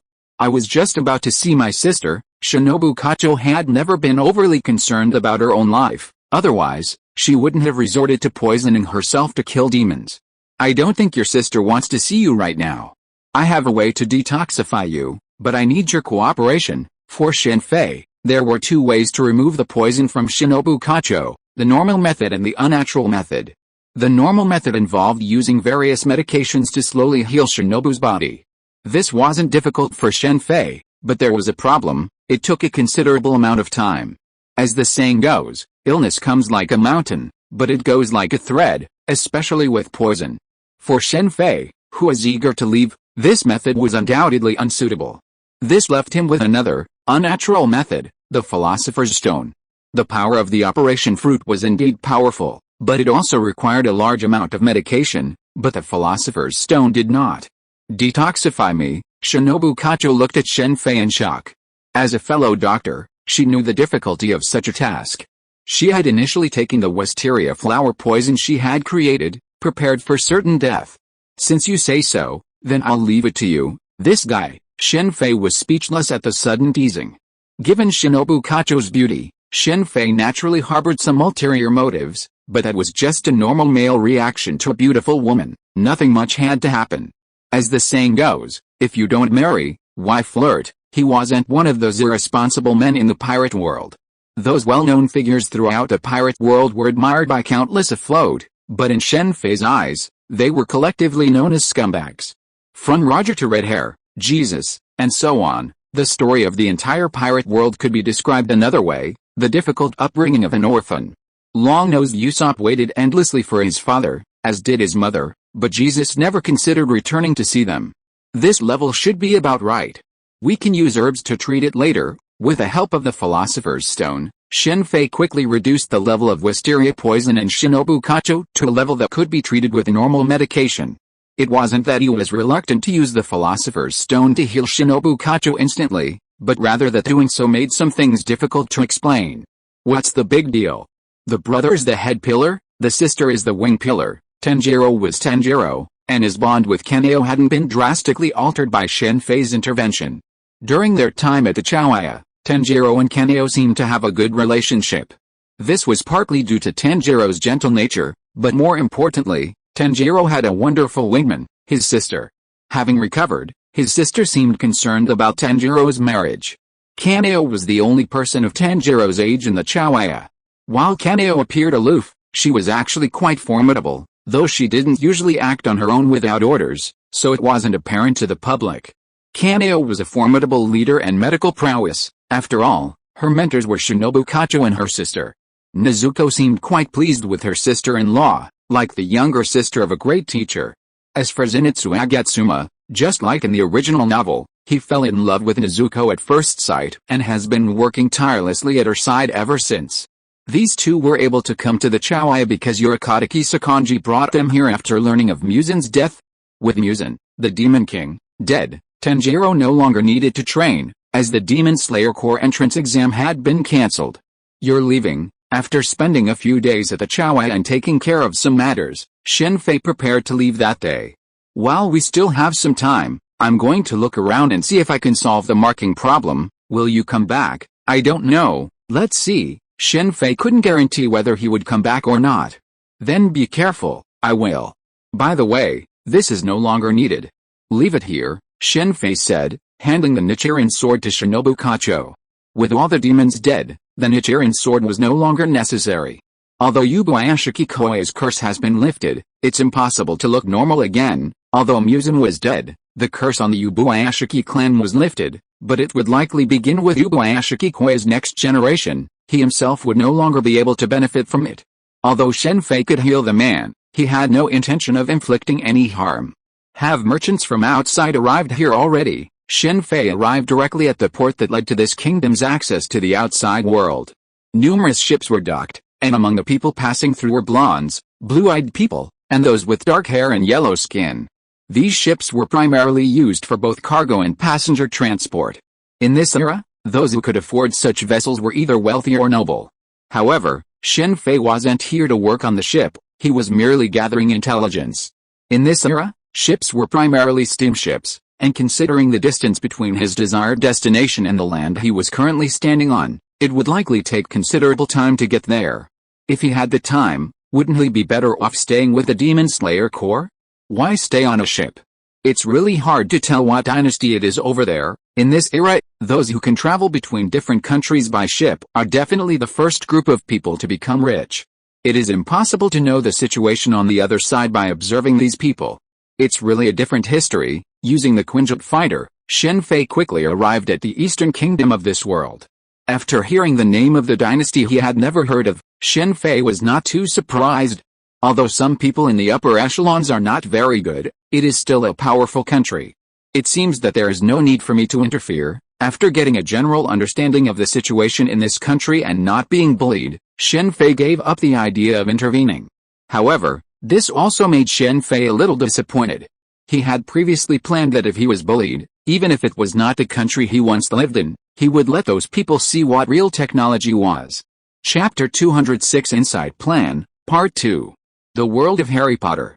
Triwizard Tournament, is it time yet? At Hogwarts School of Witchcraft and Wizardry, Shen Fei looked at the excited magic apprentices and shook his head with a smile. With the advent of the Triwizard Tournament, students from Boxburton School of Witchcraft and Wizardry and Durmstrang Academy also came to Hogwarts, which caused a great sensation among the students. Durmstrang Academy was a magical academy with a similar history to Hogwarts. It had always been Hogwarts' mortal enemy because Durmstrang Academy was a pure-blooded magic academy that only recruited pure-blooded descendants of the wizarding world and was famous for its research in the dark arts. Most of the famous dark wizards in history came from this academy, including the previous generation's Dark Lord, Grindelwald. In the eyes of the people at Durmstrang Academy, Muggles were not qualified to study in a magic academy. In their view, Muggles were only fit to serve pure-blooded wizarding families. Why do pure-blood wizarding families so deeply dislike Muggles? The reason is simple. With the rise of Muggles, Muggle wizards have become virtually extinct, leaving pure-blood wizarding families offering nearly unpaid services. This is a significant blow to those who live their lives as nobles and the upper class, as no one manages their estates. While these wizarding nobles might flirt and compose poetry at balls, managing family estates is beyond the reach of all but a very few. As a result, pure-blood families are increasingly destitute, like ordinary nobles. Of course, they are wizarding families after all, and many possess Muggle wizards who lack the ability to master magic or crafts. Despite this decline, many still live luxuriously in modern society. Few pure-blood families, like the Malfoys, rely on selling family treasures and even haggling over a few galleons to maintain their aristocratic lifestyle. Why did Lucius cling so tightly to Voldemort? He wanted to restore the Malfoy family's luxurious lifestyle. Otherwise, given their current situation, they might have nothing left to sell in a few years. Of course, this was mainly due to Lucius's pride. Otherwise, with their furniture, which was centuries old, selling it to the ordinary world would be no problem, allowing them to continue their lavish lifestyle. Every pure-blood wizarding family is essentially a hidden tycoon, given their vast collection of antiques. For wizards in Europe, especially purebloods, the overwhelming majority of them choose Durmstrang Academy over Hogwarts. Even Draco almost went to Durmstrang. His mother wanted to send him there. It was Malfoy's strong objections that forced him to go to Hogwarts. Malfoy certainly didn't send his son to Hogwarts because he loved Hogwarts or Dumbledore. His primary goal was Voldemort. It might sound a bit ridiculous, but it's actually true. The Slytherin family at Hogwarts has been able to recruit so many students over the years and remain so prosperous largely because of Voldemort. Before Voldemort's rise, there weren't many Slytherin students at Hogwarts, as Hogwarts doesn't teach the dark arts. Even so, the average Slytherin student is still far superior to those from the other three houses. In the wizarding world, the advantage of bloodline, especially in magical power, is immense, making it incredibly difficult for ordinary people to catch up. Muggle-born wizards as skilled as Hermione only appear once every few decades. The last one was Voldemort, but he had a mental problem and insisted on becoming a pure-blood.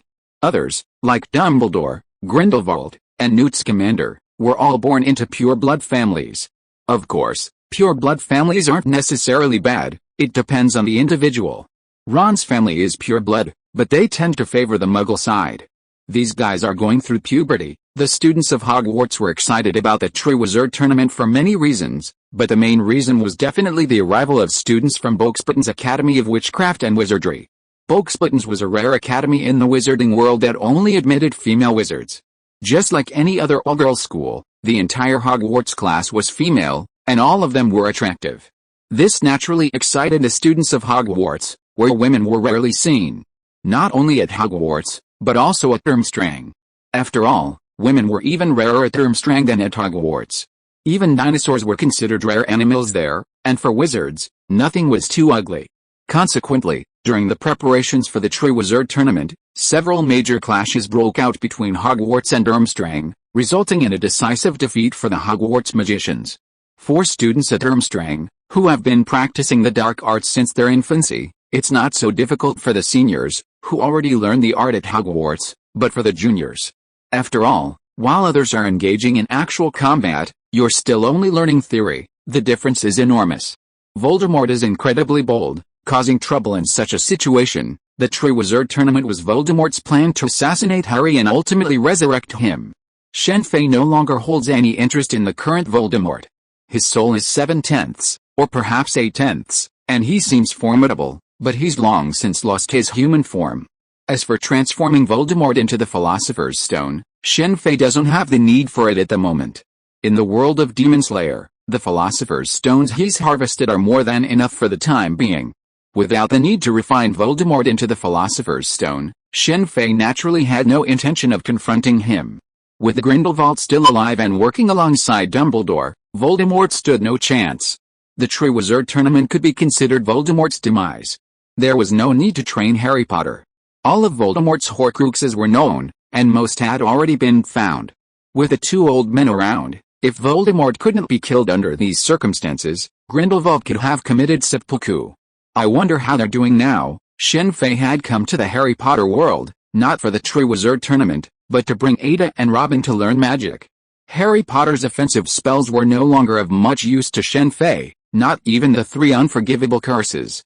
However, spells like Apparition, Stretch, Restore, and Spring Water could be very useful, especially Apparition, which involved spatial transfer and was a skill accessible to any magician. Once Ada and Robin master these abilities, can they just run away if they can't defeat them? Compared to Shen Fei's cautious learning of magic upon his first arrival in this world, Ada and Robin were much luckier. Shen Fei had already prepared everything necessary for learning magic, so all they needed to do now was focus on their studies. With Apparition, Ada and Robin could teleport at will, while the Traceless Reach spell granted them the ability to possess items similar to space rings. Both Ada and Robin desperately wanted these abilities. Ada needed them to store various equipment. Even with the Thunder Fruit, she rarely used it in battle, likely using it as a trump card. Robin's was simpler, she used it to store books. As expected of the magical world, these special effects are truly extraordinary. The Harry Potter world is now teeming with novels, movies, TV series, and even anime about the magical world. Thanks to magic, the resulting effects surpass anything Shen Fei had ever seen. In the magical world, a scene like the Dowdy dismounting in battle would never happen. Recalling the content of a certain TV series called Fighting Horses in the Sky, Shen Fei was completely speechless. It looked like fantasy, but those who didn't would have mistaken it for a filming of the Three Kingdoms. And most importantly, the special effects weren't even as good as those. Of course, magical special effects can only be used in live-action productions. Anime, on the other hand, still requires special effects, and Shen Fei, with his Oasis VR technology, had no problem with that. Looks like there won't be another chance to slay dragons. Forget it. During his visit to the Harry Potter world, Shen Fei had originally planned to slay a dragon, but after seeing the strict security measures in place at various ministries of magic, he gave up the idea. Dragons are a rare commodity in the wizarding world today. Even if a dragon occasionally causes trouble, the Ministry of Magic rarely kills them directly. Even in the Triwizard Tournament, where a dragon battle is part of the test, the animals are captured alive. With a drastic decline of various magical creatures, the International Ministry of Magic has been forced to enact laws protecting rare animals similar to those in the ordinary world. The ordinary world was purely protective, while the magical world was concerned about a lack of resources. Dragons are incredibly valuable, not to mention that most ones these days are made from dragon parts. While Shen Fei couldn't slay dragons, he could buy dragon meat. Besides the meat, Shen Fei also bought 2 Pegasus horses, a male and a female. These were the kind with wings and could fly. When Boxburton's School of Witchcraft and Wizardry arrived at Hogwarts, they flew in a carriage pulled by dozens of Pegasus horses. Shen Fei certainly didn't need such a thing for transportation. He wanted the Pegasus as a gift for Stark and Pepper. Even Stark, despite his previously flamboyant personality, would undoubtedly be very fond of such a rare magical creature. Pegasus aren't particularly rare in the magical world. Aside from their ability to fly, they're similar to horses in every other respect, as evidenced by the fact that Boxburton's School of Witchcraft and Wizardry could employ over a dozen to pull their carriages. The reason they only gave it to Stark and Pepper, and not to Captain and Carter, was because Pegasus horses are difficult to raise. They are magical creatures that only the wealthy can afford, especially since they drink fine wine. The cost of raising a flock of Pegasus horses is comparable to the military expenditure of maintaining a warship. How could Captain and Carter possibly afford it? Is Ron finally going to confess his feelings before the Triwizard Tournament? Hogwarts held a dance party where everyone had to invite a partner. Hermione, who Harry considered completely unattractive, received many invitations. Even after the top seed from Durmstrang Academy asked, no one else asked, except Ron. Harry had never seemed to consider Hermione attractive.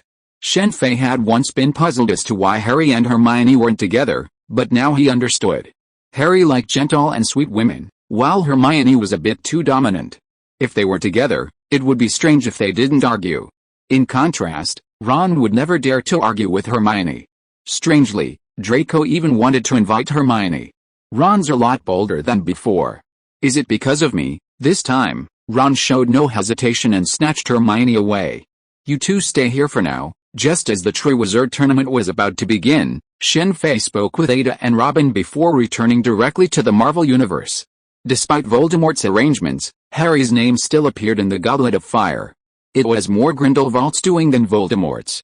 Although some from the other two schools objected because Hogwarts was sending 2 participants, Harry ultimately participated thanks to the Ministry of Magic's mediation.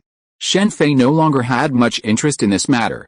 After dealing with that annoying reporter, Rita Skeeter, who, like a certain news bird, could only fabricate nonsense, he returned to the Marvel Universe.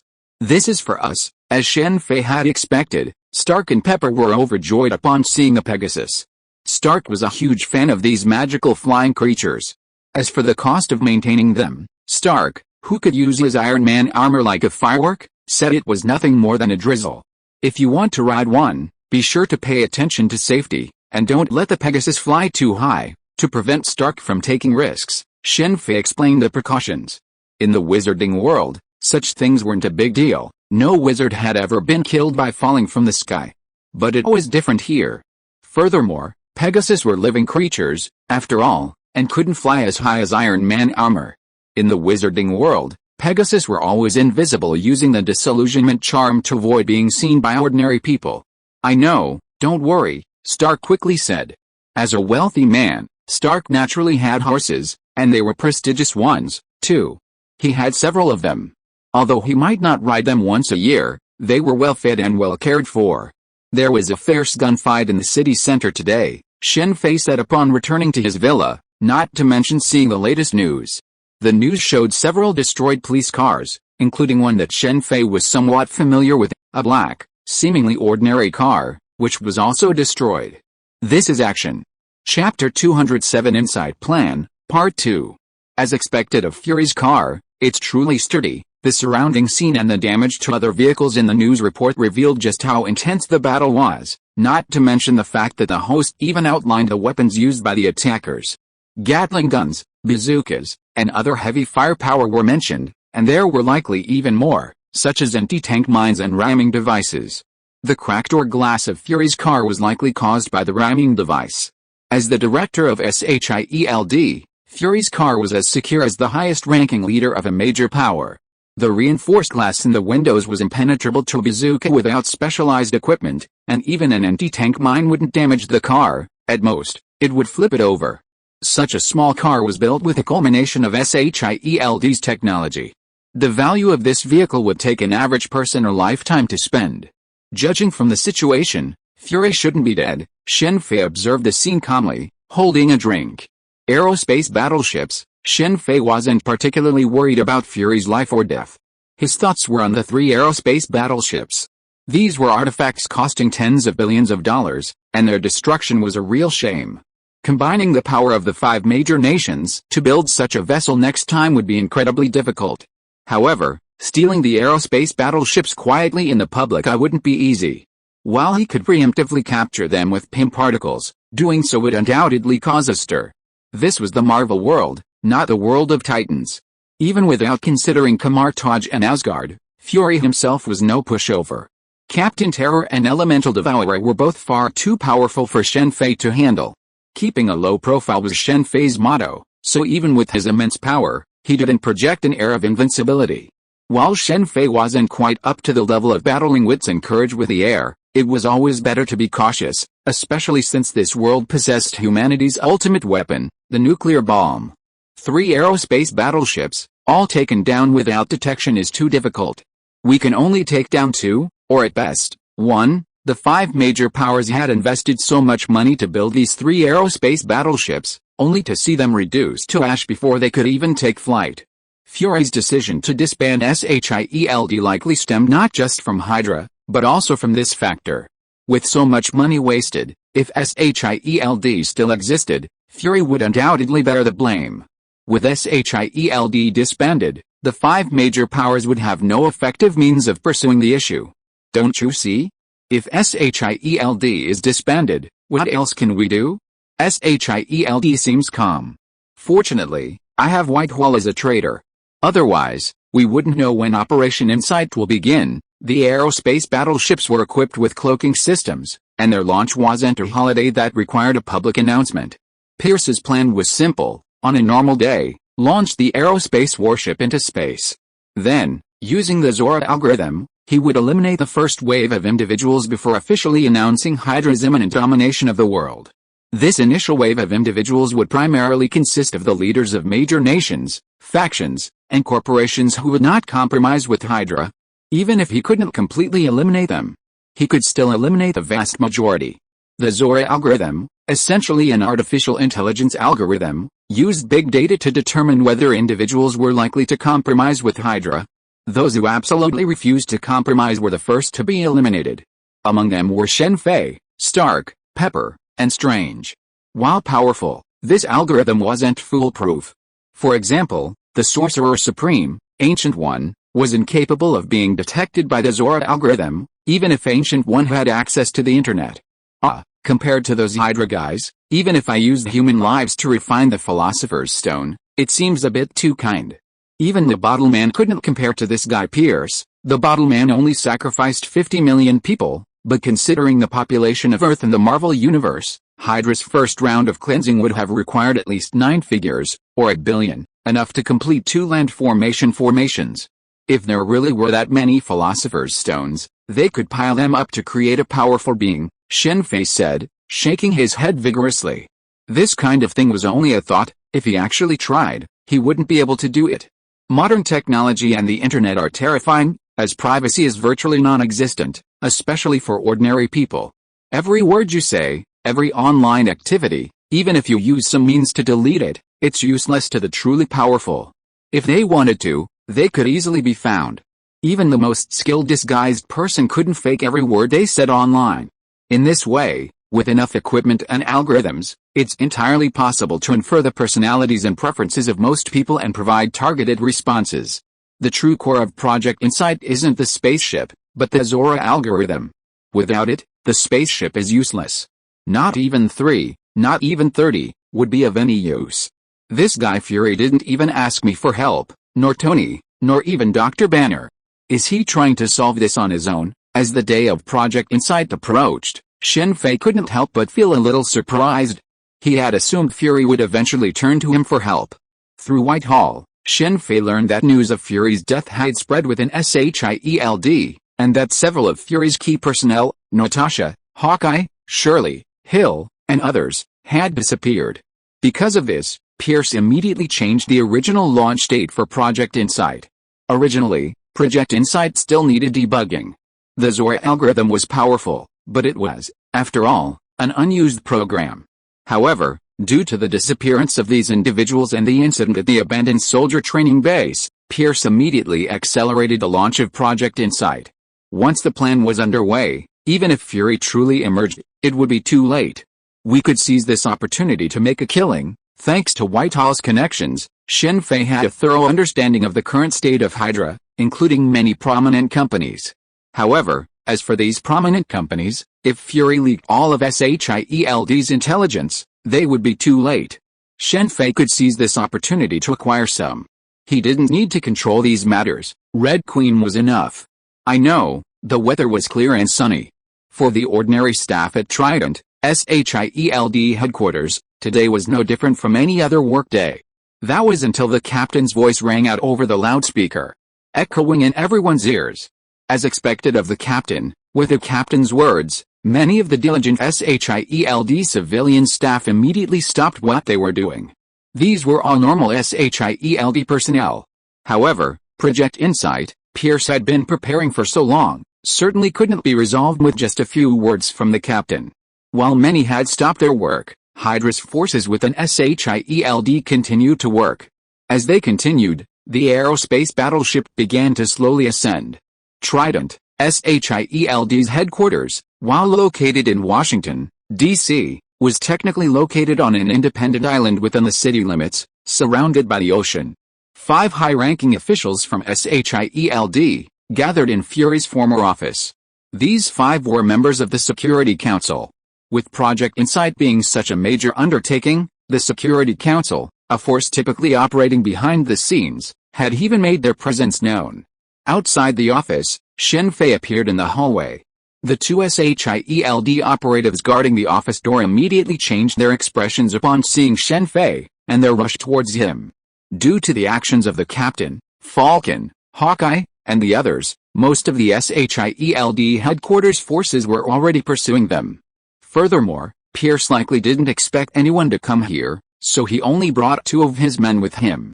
Inside the office, Pierce had just revealed his identity as Hydra and the truth about Project Insight, and was trying to persuade the Security Council to surrender, when the door slammed open. 2 of his men, who had been left at the door, were thrown in. Shen Fei entered the office, surveyed the surroundings, and said with a smile, "It's so lively here, you." Pierce's face changed when he saw Shen Fei enter. He knew exactly who Shen Fei was.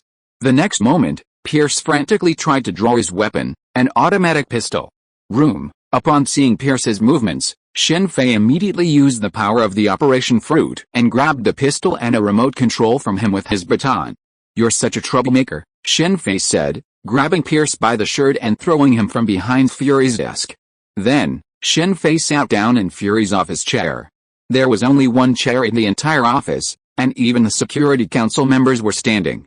"This is none of your business, why are you meddling?" Pierce, his nose slightly bruised, wiped the blood from his nose, and immediately addressed Shen Fei. "You even put my name on Project Insight, so why would I interfere?" Shen Fei asked with a sullen expression.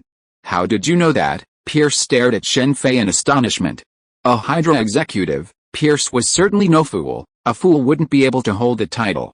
However, precisely because of his intelligence, Pierce was even more shocked. Project Insight was his top secret. Even the leaders of other Hydra branches had only recently learned of it, and only partially, and Shen Fei's words implied that he already knew all of Insight's secrets.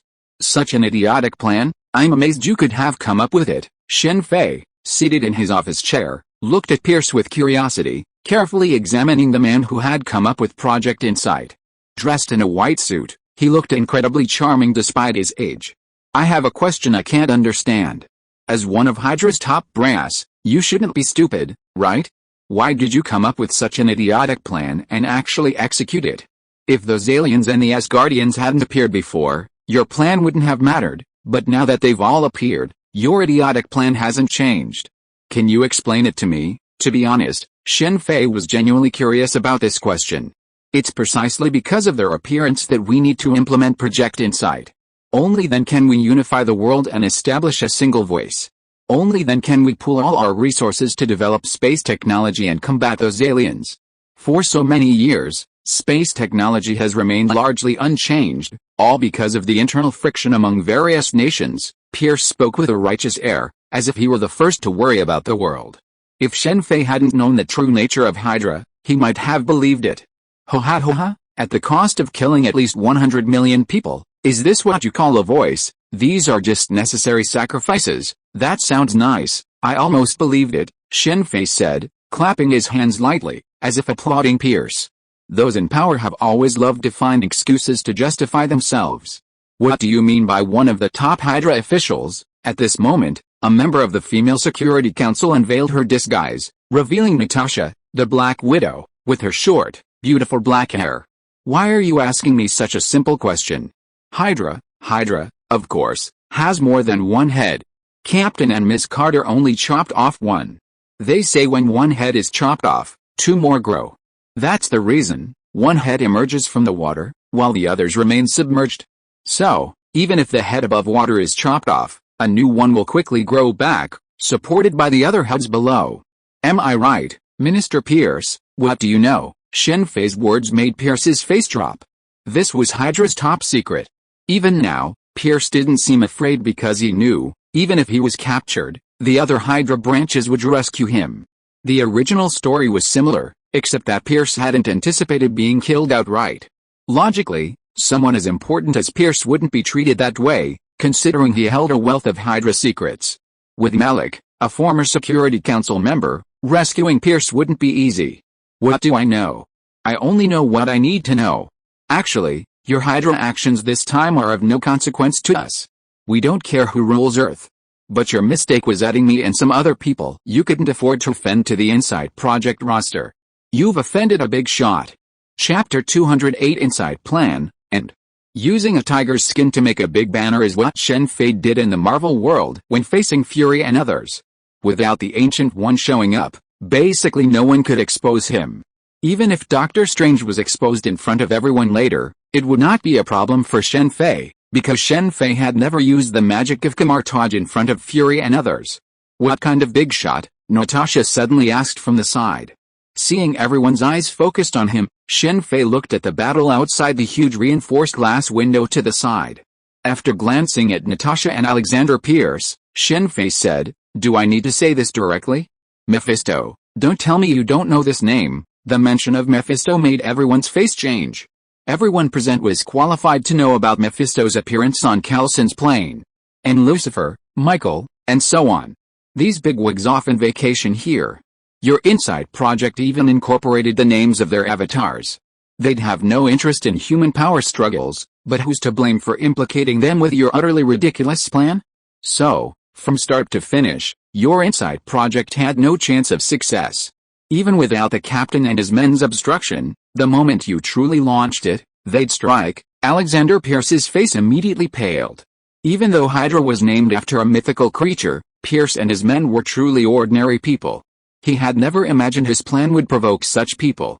So, from start to finish, the Inside Project was controlled by certain individuals. Just then, a familiar voice rang through the door. Shen Fei turned and saw Director Fury of S.H.I.E.L.D., bandaged but still dressed in his usual black leather jacket, enter. Upon seeing the cat in Fury's arms, Shen Fei's pupils narrowed. He immediately stood up from Fury's office chair and quickly moved to the side. Fury held a very adorable cat, so adorable that cat lovers would probably pet it and imitate its meows. However, Shen Fei couldn't appreciate this cuteness. He knew very well that the cat's true owner was Shen Fei's, the Yuan Devourer. Fury was taken aback by Shen Fei's actions. Based on his understanding of Shen Fei would never give up his seat to him at this moment. After a moment's silence, Fury walked over to his seat and sat down. Then, looking at Shen Fei walking to the reinforced glass window, he asked directly, "Am I right?" As for Alexander Pierce, Fury hadn't even glanced at him since he entered. Fury had arrived earlier, and upon hearing Shen Fei's words, he immediately understood that Pierce was doomed to lose this battle. Yes, Project Inside may be secretive, but in the eyes of some, it's not a secret at all. Just like S.H.I.E.L.D. has no secrets from Hydra, hiding behind the other Security Council members, Shen Fei finally nodded and answered Fury's question. He didn't want to stand directly before the Devourer unless necessary. While the Devourer was highly unlikely to attack him, it was always better to be safe than sorry. If the Devourer did attack him, Shen Fei wouldn't even be able to retaliate. The Devourer wasn't the problem, the real issue is the people behind it. If the Devourer attacked, who knew if they would react? The Marvel world was incredibly complex.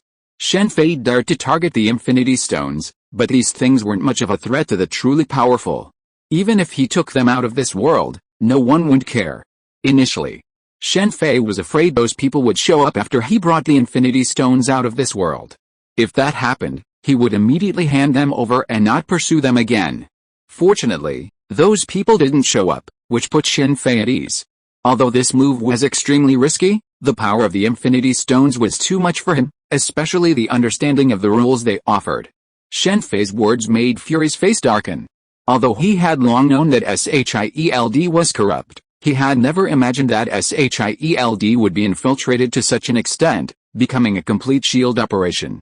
Fury had originally assumed that S.H.I.E.L.D. simply had numerous spies within its ranks, and that even if the truth were exposed, S.H.I.E.L.D. would only suffer a severe blow to its vitality.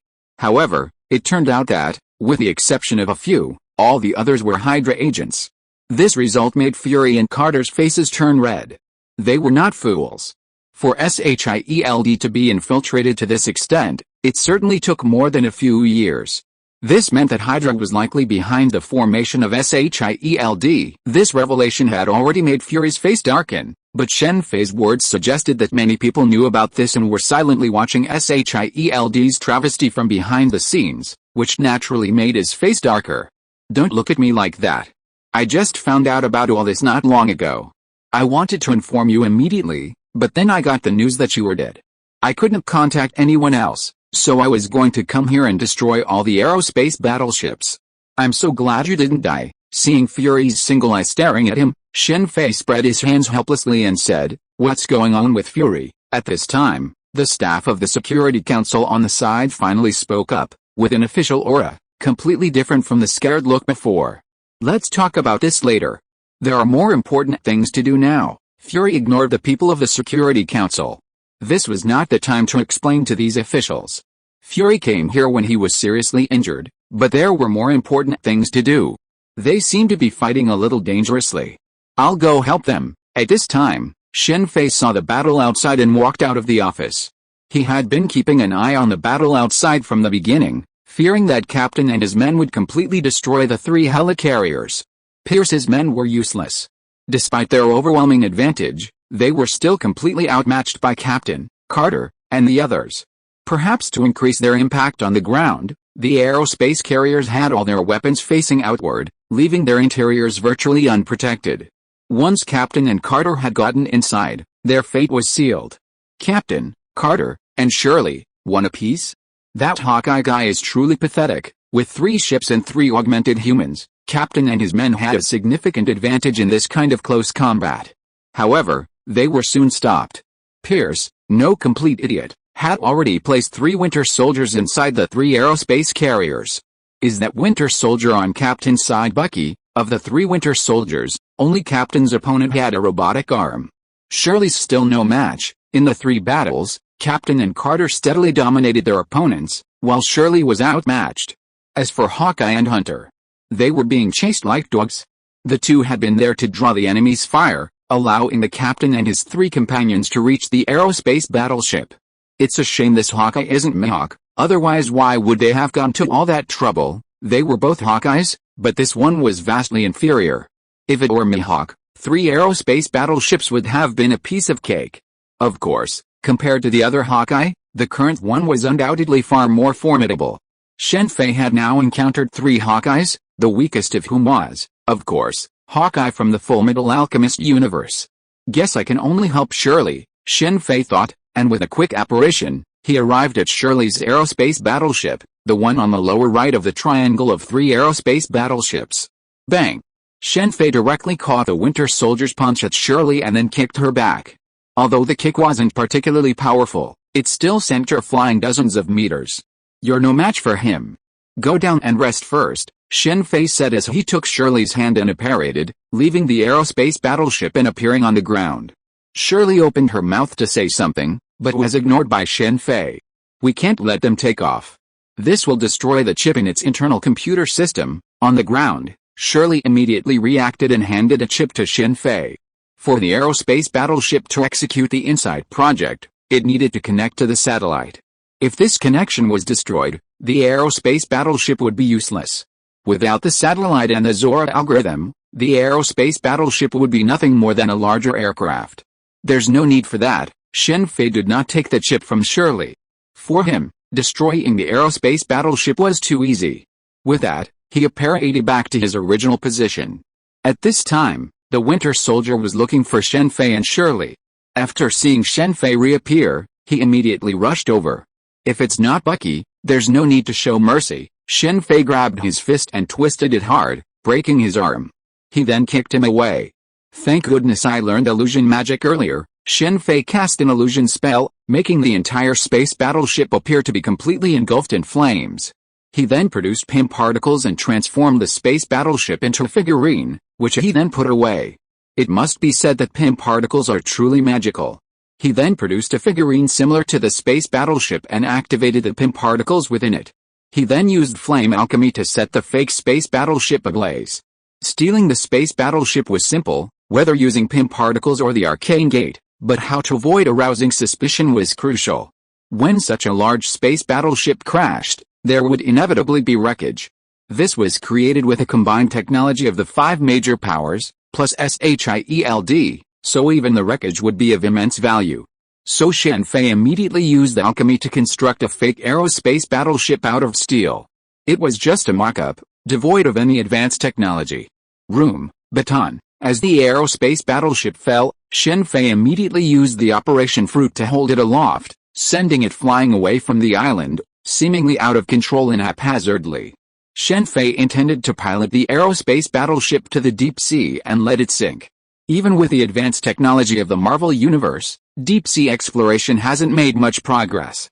The pressure of the deep sea is too much for ordinary humans, even robots. In fact, even in the world of pirates, where powerful individuals abound, even the four emperors would struggle to withstand the pressure purely with their bodies.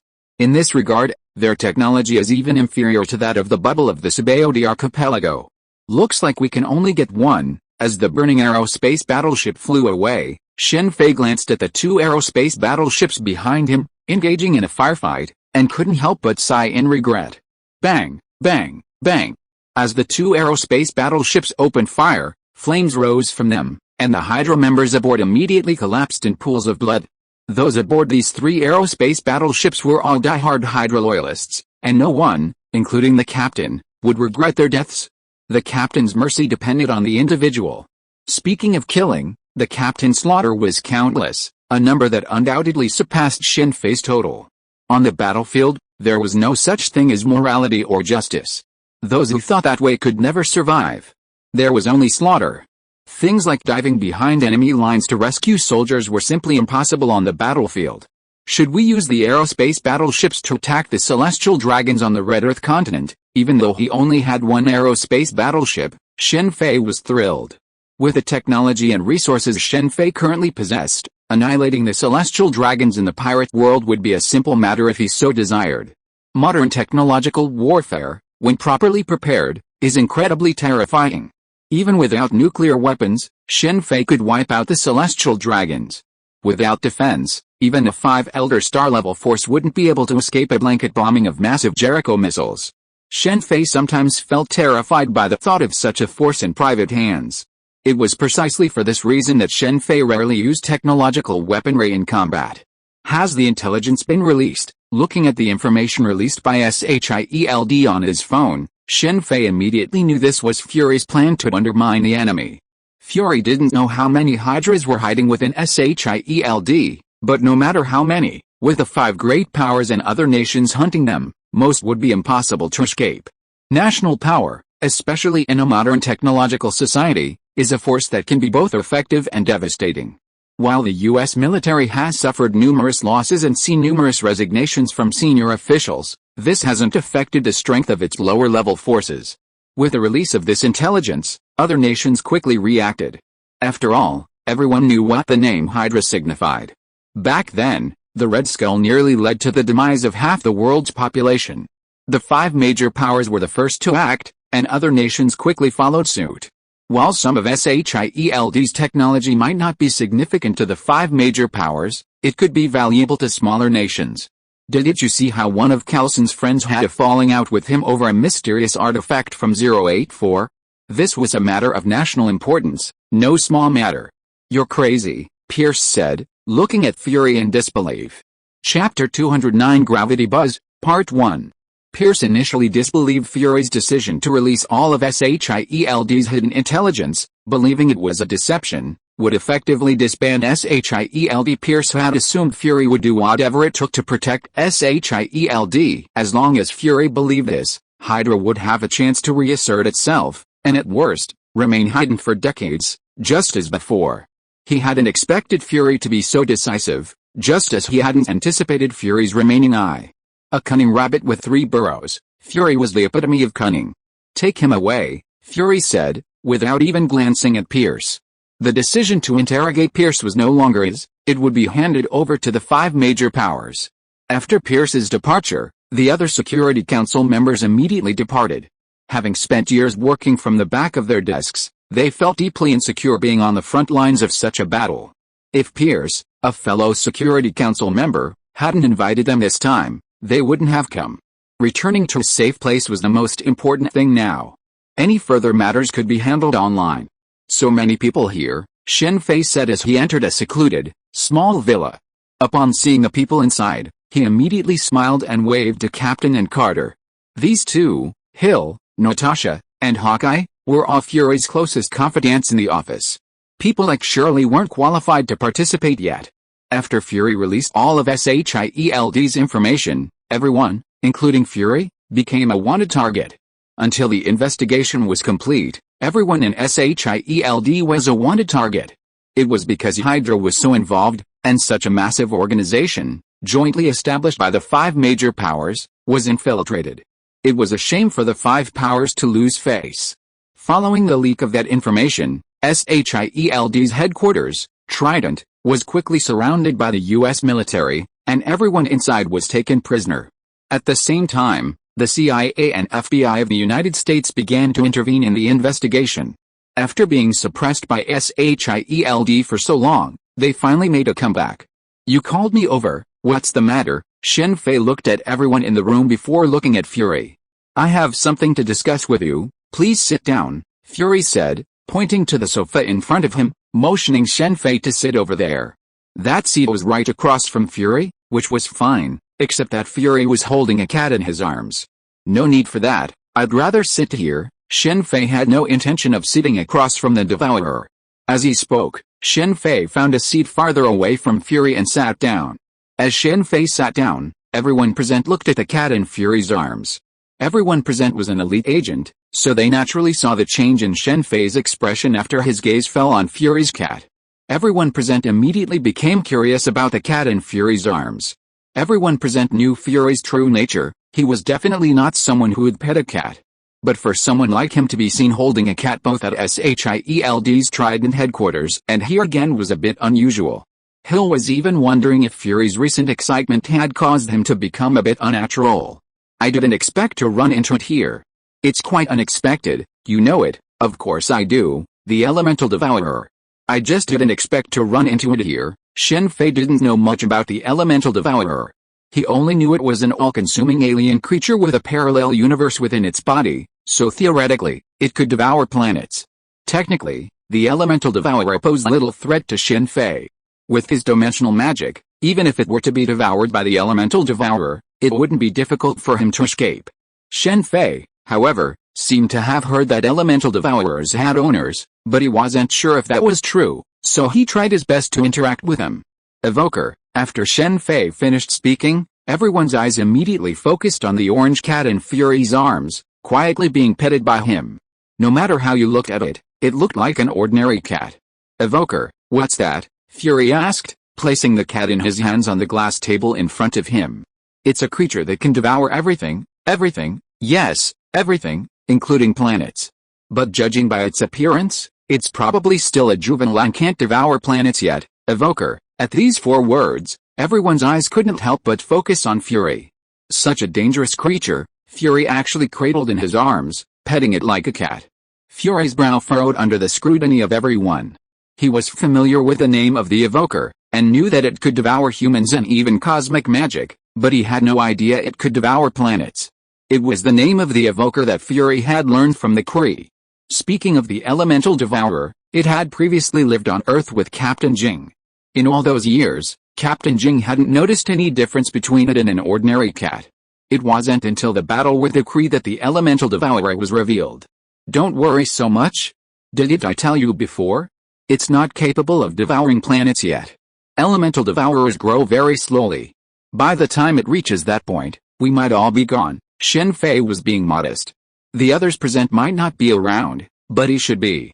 Did I ask you to come this time to find out what those people are doing on Earth?" Fury quickly changed the subject, shifting everyone's attention away from the Elemental Devourer. Shen Fei immediately understood Fury's reason for calling him here. He was worried about Michael, Lucifer, Mephisto, and the others Shen Fei had previously mentioned. Typical double standards. If you really want to worry, isn't the Elemental Devourer in your hands also worth worrying about? After muttering this in his mind, Shen Fei immediately spoke to round up his story. Vacation, picking up girls. Upon hearing Shen Fei's explanation of Lucifer and the others' purpose, everyone present was filled with disbelief. "I've already said this before. Believe it or not, it doesn't matter. Well, if there's nothing else, I should be leaving." The situation outside was tense. Fury and the others were hiding here, but he had things to do and couldn't afford to waste time here. "Can I see them?" Fury asked as Shen Fei was about to leave. I'm sorry, but I don't have that right. Even I can't see them. If you want to see them, go find them yourself or wait for them to come see you." With that, Shen Fei departed. S.H.I.E.L.D. had been disbanded. Even though Fury still held considerable power, it was significantly reduced compared to his previous role. Perhaps this was why Fury had traveled to space to find his lover, Captain Marvel. How quick they were. This is a slap in the face. Shen Fei, having left the secret villa, quickly received the latest intelligence. Alexander Pierce, who was being taken by the U.S. military, was attacked by unidentified armed forces en route. The 50 heavily armed soldiers escorting him were all killed, but Pierce was rescued. This information came from Whitehall, and it was revealed that Pierce's rescue was carried out by Hydra personnel hidden within the U.S. military. Hydra's immense power certainly hadn't just infiltrated S.H.I.E.L.D., it also had agents within government agencies, military generals, and even the CIA and FBI. In other words, in modern society, many things are transparent. Even though many of the people Hydra deployed hold high positions, they can't do whatever they want. To put it bluntly, even if the president is a Hydra agent, Hydra still can't do what it wants. In modern society, no policy can be implemented simply by issuing a single order. Just like a general in the military, if you order your soldiers to take action against your own government, they can easily eliminate you without anyone else having to intervene. Malik, that guy, actually vanished. He ran away so fast. Even his own people didn't believe him. No wonder he was the last active Hydra. The massive leak of Hydra intelligence sent a leader on the run. A global effort to capture Hydra was underway, though some were merely ceremonial. While the Western system superficially condemned Hydra, many within it also held close ties. Out of the shadows, into the light, a nice slogan, but unfortunately, it only served to swell for a short while. Following Pierce's orders, all of S.H.I.E.L.D.'s Hydra personnel emerged, engaging in a fierce battle with the regular S.H.I.E.L.D. members. The S.H.I.E.L.D. Academy was the first to be captured. Every student there was a rare talent, while the Hydra Academy was far less sophisticated. The S.H.I.E.L.D. Academy was openly and publicly operated, while the Hydra Academy was forced to operate underground. Hand is truly remarkable. Under such circumstances, he managed to organize his men and repel Hydra's attack. As a level 8 agent, Hand was in charge of S.H.I.E.L.D. Central, the true heart of S.H.I.E.L.D. Trident headquarters was merely a facade. Hydra attached great importance to S.H.I.E.L.D. Central, concentrating a large number of its personnel there. However, Hand's divisive tactics led to Hydra's defeat. Initially, Hand was captured by Hydra, but he seized the opportunity to claim he was also a Hydra agent, effectively deceiving the true Hydra members and finding an opening to launch a counterattack. S.H.I.E.L.D. was invaded by Hydra due to its fragmented management system, and Pierce implemented the same fragmented system within S.H.I.E.L.D., mirroring its internal structure.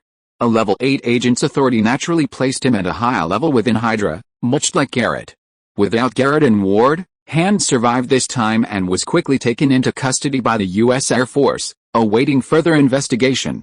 It's time to dispatch the legal team. This is the greatest advantage of the United States. There's no place lawyers can't go, even in secretive departments. Unless you're exposed, lawyers can exercise their legal rights. Fitz in the original novel used this trip to escape from a secret military camp. With Shen Fei's legal team, not only could Hand, not only a Hydra agent, be released unharmed, but even a real Hydra member could be released unharmed. As his wealth grew, Shen Fei's FIFA group naturally developed its own legal team, no longer sharing the same one with the Stark group. In the United States, it's not just villas, luxury cars, yachts, and private jets that reflect a person's wealth. Having a strong legal team is the true measure. This is especially true for a group, which is essential. Is the military efficient?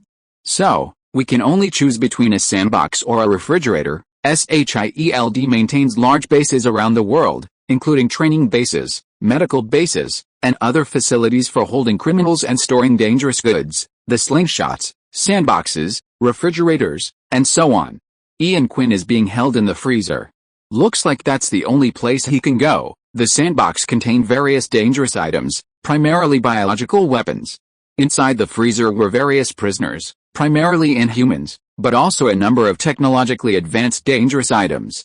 What a coincidence, Shen Fei, rushing to the freezer, saw Hydra members killing the guards and rushing inside.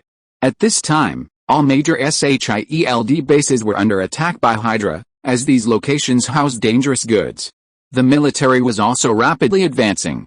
These attacking Hydra members were essentially discarded pawns, used to draw the military's attention and allow Hydra's top brass to escape. Hydra never lacked combat personnel. Whether through paid hiring or through brainwashing and self-cultivation, a team could be assembled in a short period of time. However, the situation with the top brass was different. Quick, huh? After releasing the prisoners, the Hydra men quickly departed with a large quantity of dangerous goods. Shen Fei didn't stop them. Instead, after they left, he went to the bottom floor of the refrigerator, opened the floor, and pulled Ian Quinn out.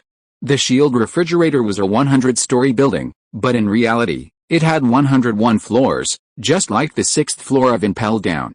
These 101 floors held extremely dangerous criminals. This was a secret known only to the top brass of S.H.I.E.L.D. and Hydra, unknown to the attacking Hydra members.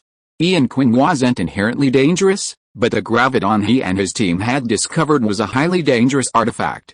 Its danger was so great that the old professor who had discovered it was determined to destroy it at all costs. And Ian wanted to profit from it. Graviton wasn't just valuable on Earth, but also in the universe. It was a crucial resource that the Predators had long coveted. A long time ago, Whitehall had a very strange idea, which was to create an artificial superpower, and he built a machine that could absorb the power of gravity. If you're listening to this novel on a channel other than Fanfic World, it means they downloaded and uploaded it without effort. We cordially invite you to visit our channel, Mundo Fanfic Novelis. There you'll find the original version of this story and you can explore many other novels of various genres. We're waiting for you to immerse yourself in a world of incredible novels. Chapter 210 Gravity Buzz, Part 2. Hydra's growth was evident only because its leaders weren't useless. Instead, each possessed their own unique expertise. Baron Strucker and Whitehall both sought to create superpowered beings, or artificial inhumans, but their approaches were completely different. The ion generator was Whitehall's early invention, before the discovery of graviton.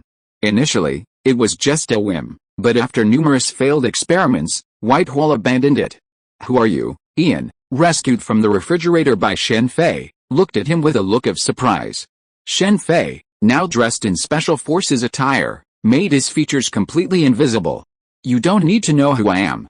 I just want to know one thing, where did you discover graviton? You thought I was going to tell you." Ian's expression relaxed after hearing Shen Fei's words. Shen Fei's words told him that he had a request, and if so, his life was safe. He feared the other party would simply kill him without any reason. "I'm just asking a routine question. Whether you tell me or not is actually a matter of indifference to me," Shen Fei said as he grabbed Ian's head and began to peer into his memories, using legilimency from the world of Harry Potter. Ian himself was a super rich man, worth billions. Of course, such a person's will was not very strong, otherwise he would not have been fooled by Garrett so easily and abandoned his billions to follow Garrett. Tisk, so he's a second-generation rich man. No wonder he was so easily fooled. Through legilimency, Shen Fei immediately knew where Ian's wealth came from. In terms of academic qualifications, Ian's academic qualifications were not low. Of course, as a rich second generation, it is impossible for his academic qualifications to be low. Graviton was not discovered by Ian, but by Dr. Franklin Hall. At that time, Franklin Hall and Ian were working together on a project and discovered it accidentally. It was supposedly a collaboration, but in reality, it was just Ian providing the money and Franklin Hall providing the labor. Eventually, Dr. Franklin Hall discovered the problem with graviton and decided to seal it up. He then leaked the information, leading to his arrest. Unfortunately, this didn't halt the graviton project, as Ian saw business opportunities and wealth in it. He didn't care for the side effects, which Dr. Franklin Hall repeatedly emphasized. For capitalists, profit comes first, everything else comes later. Graviton is actually the source of Earth's gravity. Initially, overexploitation of graviton would cause the Earth's crust to collapse. Generally, this element originates in the core of a planet, and its distribution is unknown, making it inaccessible to ordinary people. Franklin Hall likely had no idea that he would leak the information to S.H.I.E.L.D, who wouldn't research such a thing, but Hydra would. Wouldn't it be wonderful to be a rich man? It's too late to regret now, because he was so rich, he could enjoy everything he wanted. Back then, Ian was practically the same as Stark, the only difference being that he lacked Stark's talent. Beautiful women, luxury cars, private jets, Michelin-starred restaurants, and so on. Born into a world where ordinary people might never reach, he developed a fascination with the mystical, which is why he was deceived by the clairvoyant. After learning Garrett's true identity, he regretted his actions, but it was too late. S.H.I.E.L.D. would not let him off. Goodbye. After learning about Ian Quinn's memories, Shen Fei shot him dead. Even though Ian Quinn had been a tool from the beginning, Shen Fei had no intention of showing mercy. As a fellow second-generation rich kid, Ian's style was far inferior to Stark's. Stark always used money and never forced things, but Ian was different. He was the scum of the second-generation rich. I wonder if Malik will show up. If he does, we can wipe out almost all of Hydra's leaders. Throughout Hydra's history, Malik's lineage has been the most cunning, hiding behind the scenes to reap the fruits of victory while leveraging other Hydra branches to develop their own forces. From the Revolutionary War to the Civil War and the World Wars, the Maliks have always been the ones reaping the biggest profits. Once another Hydra head was chopped off, the Maliks were responsible for its rebirth. You're too slow. In a study in a luxurious mountain villa, Alexander Pierce, rescued by the Hydra task force, looked distraught upon seeing Whitehall. All those years of hard work, now reduced to ashes. They had so nearly taken over the world. This feeling left Pierce so depressed he nearly vomited blood. Don't be so angry. At worst, we can just start over. Fury's courage is impressive, but unfortunately, he doesn't understand Hydra's true power, Whitehall said, motioning to one of his men to pour Pierce a glass of red wine. This is one of the few remaining pieces from back then. Pierce, you've caused us heavy losses this time. As Pierce sipped his wine, an old man, accompanied by a young man in a black suit, walked in. Mr. Malik. Upon seeing the arrival, Pierce and Whitehall immediately stood up. Many people are looking for you now. Rest here for a while and make a comeback. We'll talk later. Malik glanced at the two men, then gestured for them to sit down while he himself sat behind the desk. While Hydra is called nine-headed, in reality, aside from the 9 major families at the beginning, Hydra has experienced declines over the years and now lacks all 9 heads. The struggle for power is inevitable in any organization, and Hydra is no exception. How could all 9 heads be equal? If only one head was stronger, it would be the leader. Back then, when Red Skull was powerful, he was Hydra's leader. In fact, Red Skull's defeat was also largely due to the other branches of Hydra, especially the Malik family. If Hydra had truly supported Red Skull wholeheartedly, the final victor of the war would be unknown. A Red Skull victory would have been disastrous for the other branches of Hydra, especially the Malik family. For many years, the Malik family had held a leading position within Hydra. The Red Skull's appearance robbed the Maliks of their power, something they would not accept. Without the Malik family's cooperation, how could Dr. Abraham Erskine have escaped Red Skull's sight and traveled to the United States to create Captain America? The assassins who assassinated Dr. Abraham Erskine were indeed Hydra agents, but not Red Skull, but the Malik family. Otherwise, why wait until Captain's experiment succeeded when they could have killed him earlier? This was the only way to create a Red Skull counterpart and prevent the then Allied forces from gaining a stronger captain. In fact, the Malik family also manipulated Project Insight. Just like with Red Skull, if Project Insight succeeded, Pierce, not the Malik family, would hold the highest power within Hydra. If Hydra truly mobilized its entire forces to help Pierce complete Project Insight, Shen Fei wouldn't have been in the position to do so. They could have mobilized their military to aid Pierce. After years of development, Hydra has wielded considerable influence in both political and military circles. Malik believed that global domination by Hydra was certainly possible, but it had to be accomplished by their own faction, not by other branches. I understand, Pierce whispered in response to Malik's words.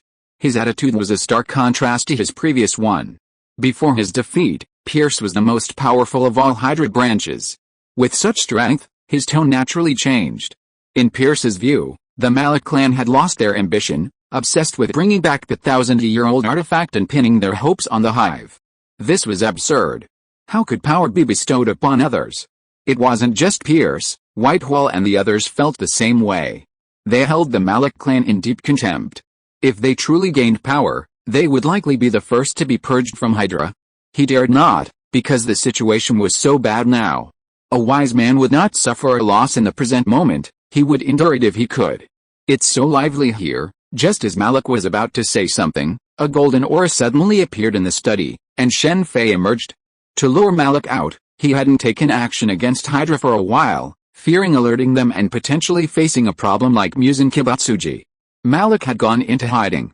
Even with the advanced technology of modern times, finding someone, especially a wealthy one, wasn't easy. Shen Fei's sudden appearance prompted Malik's bodyguards to draw their pistols and aim at Shen Fei, ready to fire. Bang! Just as he was about to pull the trigger, Shen Fei appeared beside him, stunning him with a single blow. Malik's bodyguard, Guerra, was a mutant, a rare telekinetic mutant. While his telekinesis wasn't as powerful as rumored, and could only control weapons, it was still telekinesis, and Shen Fei wanted to study him, not kill him. "It's you, Malik," Whitehall and Pierce realized. They hadn't expected to be discovered in such a secluded villa. Remember, this wasn't the United States anymore, but the territory of a small country. "Of course it's me, Mr. Pierce. It seems you didn't take my words to heart. You're the one they want." Shen Fei's words immediately made Pierce's face turn extremely ugly. Malik looked at the fallen personal bodyguard, his face immediately changed, and then quietly pressed the alarm on his body. This was his secret villa, and there were a large number of bodyguards outside. "You want to call for bodyguards, but there's no need." Shen Fei looked at Malik with a smile. With his insightful look, there was no way Malik's little trick could be hidden from him. "Magician, I didn't expect you to find this place. What do you want?" After a moment, seeing no response from outside, Malik immediately understood what was going on. As a veteran Hydra leader, Malik immediately gave in. As a former member of the Security Council and one of Hydra's top leaders, Malik was of course aware of Shen Fei's true identity. "What do I want? You'll never give me what I need. It's rare that all the remaining Hydra leaders have gathered together. If we kill you, Hydra will have no chance of resurrection this time. In this world, there's nothing that can't be discussed. Since you know us, you should know our power." "What power?" "Money, of course. As long as you have money, Hydra is nothing. Even the 10-headed Hydra will have people doing business with you. Didn't you see that after S.H.I.E.L.D was disbanded, PIM Technologies even tried to sell the Ant-Man suit to Hydra? The US president couldn't even openly hunt Malik, so he had to ask Kelson to capture him. An organization that only cares about retrieving an alien slave is talking to me about power. It's ridiculous." "What do you mean?" "What do you mean? It's simple," Shen Fei said, forming a seal to open a golden mystical portal, then motioned the three to pass through. Malik and the other two glanced at each other, realizing they had no way to resist, and were forced to cross the mystical portal. "Where is this?" Bewildered, the three looked at the desolate landscape before them, blasted only by the raging sandstorm. "This is Alien Planet, the planet where your Hydra leader, Hive, was exiled. Because of his actions, this planet was destroyed. I came here and killed him, so now it's mine." "What are you talking about, you?" Malik looked at Shen Fei and everything in front of him in disbelief. For over 1,000 years, Hydra had sent countless people to die. Malik had even sent his own brothers here. And now Shen Fei told him that Hive had been killed. Did that make Hydra's 1,000 years of hard work a joke? "I don't believe it. Why haven't you Hydra officials recorded Hive's origins? Don't you have Inhumans with you? The so-called Hive is nothing more than a slave Inhuman created by the Kree during their biochemical experiments on this world. It's truly astonishing that you actually treat him as a supreme being." Shen Fei explained the Inhumans' origins, the Hive's history, and what the Kree were. Seeing Malik's devastated face, Shen Fei felt a surge of satisfaction. Shattering the beliefs of these villains and witnessing their twisted expressions was Shen Fei's greatest pleasure. "So that's how it is. How ridiculous," Pierce suddenly laughed. Here, he didn't need to read Malik's expression. In fact, the Kree had a backup plan among the Inhumans. Once Hive was brought back to Earth, the Inhumans who could control Hive would appear and kill him. Shen Fei continued, his words half-truthful. "Now your wish has been fulfilled. Time to send you on your way." Shen Fei had never considered recruiting Hydra. Chapter 211 Gravity Buzz, Part 2. Hydra's potential power is truly immense, but it's a shame they're always kept hidden. Shen Fei shook his head slightly, looking at the ground beneath the ground where Pierce, Malik, and Sunil Bakshi, disguised as Whitehall, had been buried deep underground by his earth alchemy.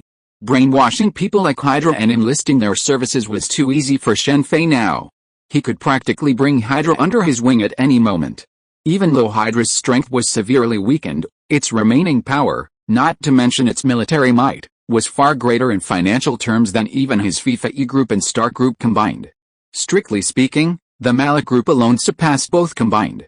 Just how long had the Stark group been established, and how long had the Shen-Fei group been established?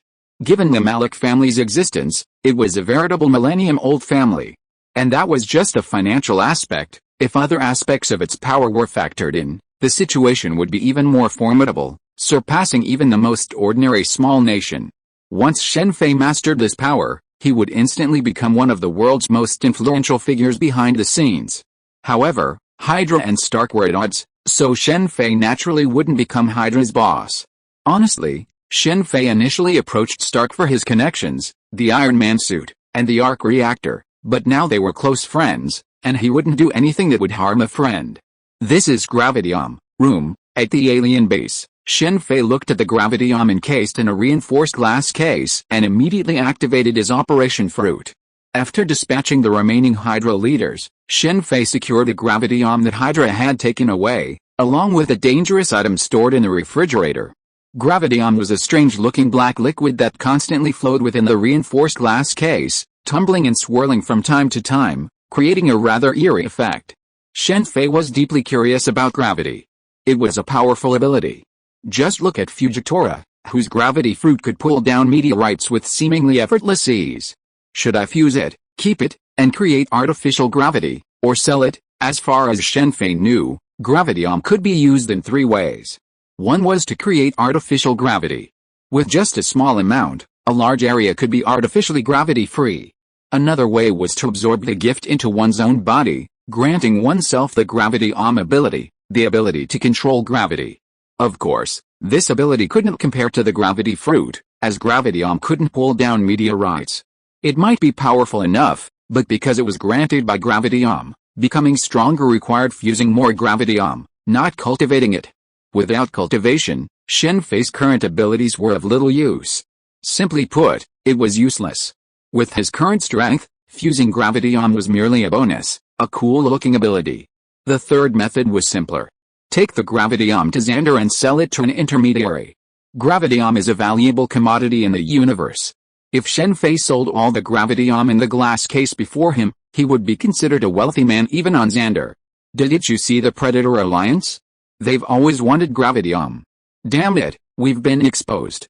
We must get out of here as soon as possible. At a secret U.S. Air Force base. An elderly man with the rank of lieutenant general dashed into an office in panic and spoke urgently to the middle-aged female soldier with the rank of colonel waiting for him inside. As he spoke, he immediately searched the office and found a portable hard drive. He immediately handed it to the female soldier, saying anxiously, "Hail, keep this safe. Don't lose it. Let's go." After handing the portable hard drive to the middle-aged female soldier, the old lieutenant general immediately prepared to open the door and flee. However, he had barely taken a step outside when he retreated as 5 soldiers appeared in front of him, a colonel with 4 armed soldiers. "You're trying to escape? It's too late. Capture this traitor." The colonel was Tarbert, a typical American soldier. As the old lieutenant general was apprehended, the female colonel, known as Hale, trembled with fear. "Hale, don't worry. This guy is a traitor," Tarbert reassured the female colonel, then left immediately. This was no time for idle chatter. After Talbert and his soldiers left, the female colonel named Hale clutched her chest and took a deep breath. She'd almost thought she was being captured, but thankfully she'd held her composure and refrained from impulsive action, otherwise, she'd been doomed. As for the captured old lieutenant general, Hale didn't mind much. He wouldn't betray her. Hydra was well versed in brainwashing, and it wasn't all machine-based. Hale, for example, had been brainwashed since childhood, attending the Hydra Academy and becoming a top Hydra figure. At the Hydra Academy, when Hale arrived, a young woman with beautiful blonde hair, who was currently training, had immediately finished her training. As an underground organization, Hydra's Academy couldn't, of course, open annually like a regular S.H.I.E.L.D. Academy. The main purpose of the Hydra Academy was to serve the younger generation of Hydra members, while the rest of the class was to recruit talented individuals from outside the organization. Much like a prestigious school in the ordinary world, these younger generations would train and live there, becoming familiar with each other and better equipped to inherit the Hydra legacy. Back then, S.H.I.E.L.D was a top student at Hydra Academy, and his career was supposed to be incredibly promising, perhaps even a career at S.H.I.E.L.D. Unfortunately, just before graduation, S.H.I.E.L.D assaulted a second-generation Hydra leader and was exiled. This second-generation leader was Baron Strucker, whom Shen Fei had eliminated. S.H.I.E.L.D then joined the U.S. Air Force, where he toiled through the ranks, but now he's only a colonel. This is the downside of offending your superiors, especially considering he's the top student at Hydra Academy. Second-generation individuals exist in both the sun and the shadows. Not only was S.H.I.E.L.D banished to the U.S. Air Force, lacking Hydra's support, but he also became a test subject, Whitehall's test subject, the test subject for the particle generator. Since no one they found was qualified, they used artificial insemination to produce a qualified individual. It seems something's going on outside, the blonde girl, having finished her training, said casually. Yes, S.H.I.E.L.D nodded gently, then ignored the blonde and walked to the Hydra Academy office. S.H.I.E.L.D opened the office door and took in the layout. A subtle smile suddenly crossed her lips. This office had once belonged to Whitehall. Back then, she had dreamed of becoming one of Hydra's top brass, just like Baron Strucker. As the leader, she had been confident of this. Unfortunately, he was then subjected to a brutal social rebuke. No one stood up for her. Not to mention Hydra, even in a legitimate organization, no one would offend a powerful second-generation leader for someone without any connections. Such was the harsh reality. Years of social rebuke had extinguished S.H.I.E.L.'s ambitions. But just as she was about to live a peaceful life, something unexpected happened. The very thing she had fought so hard to obtain, just as she was about to give up, now fell into her hands, without even having to fight for it. With the entire department's leadership wiped out, S.H.I.E.L.D now held the highest position at Hydra Academy.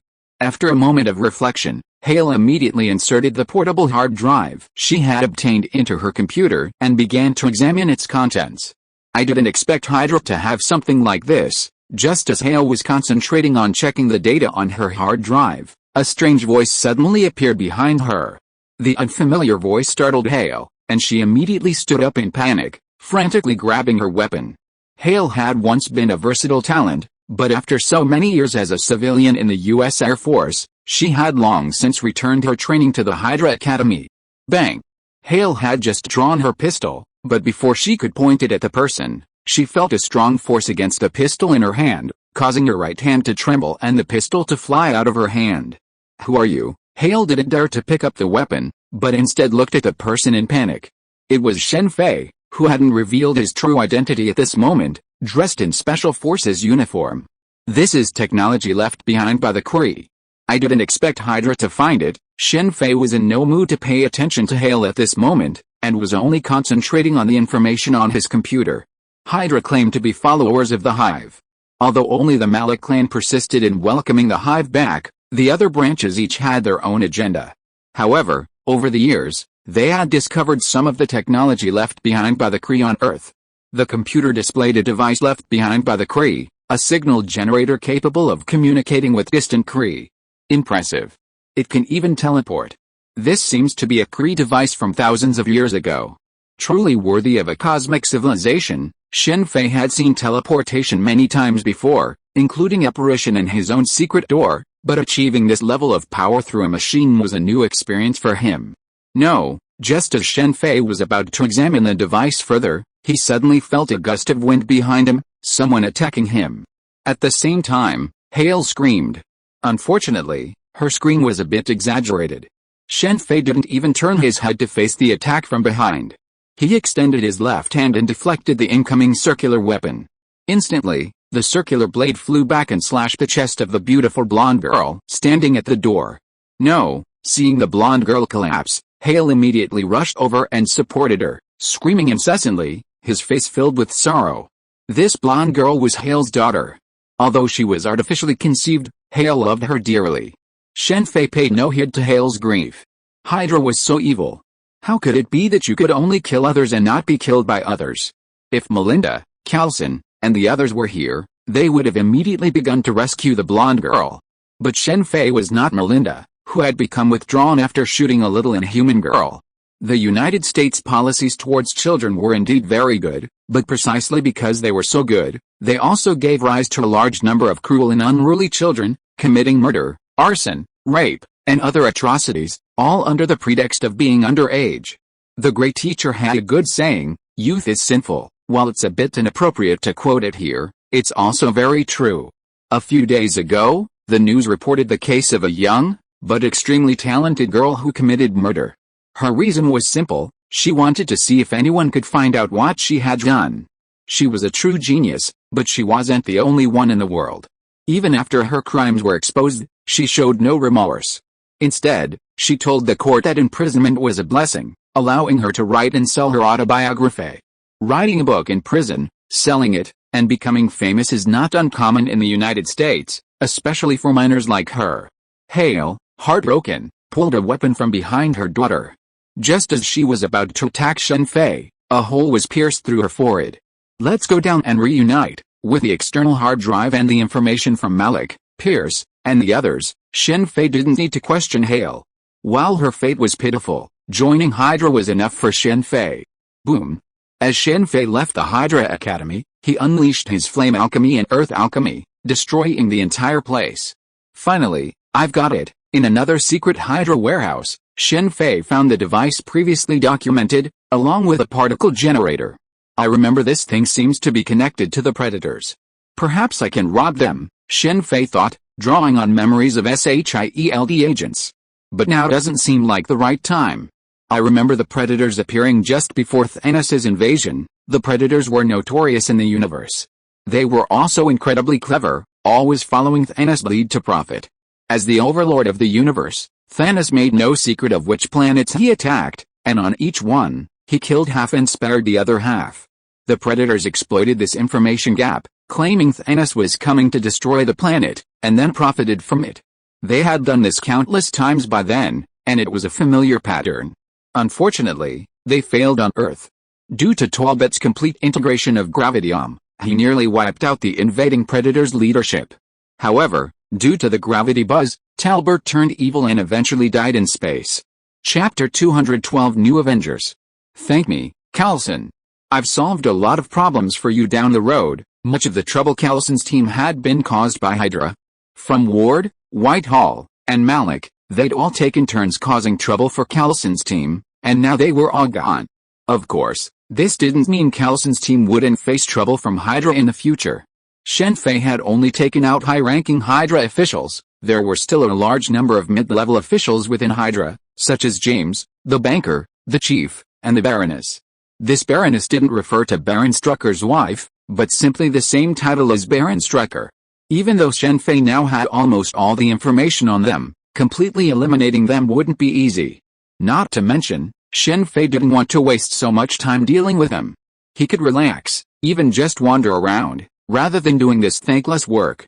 After all, Shen Fei wasn't a government official, nor was he a S.H.I.E.L.D. peacekeeping agent. Plus, he wasn't paid, so why bother?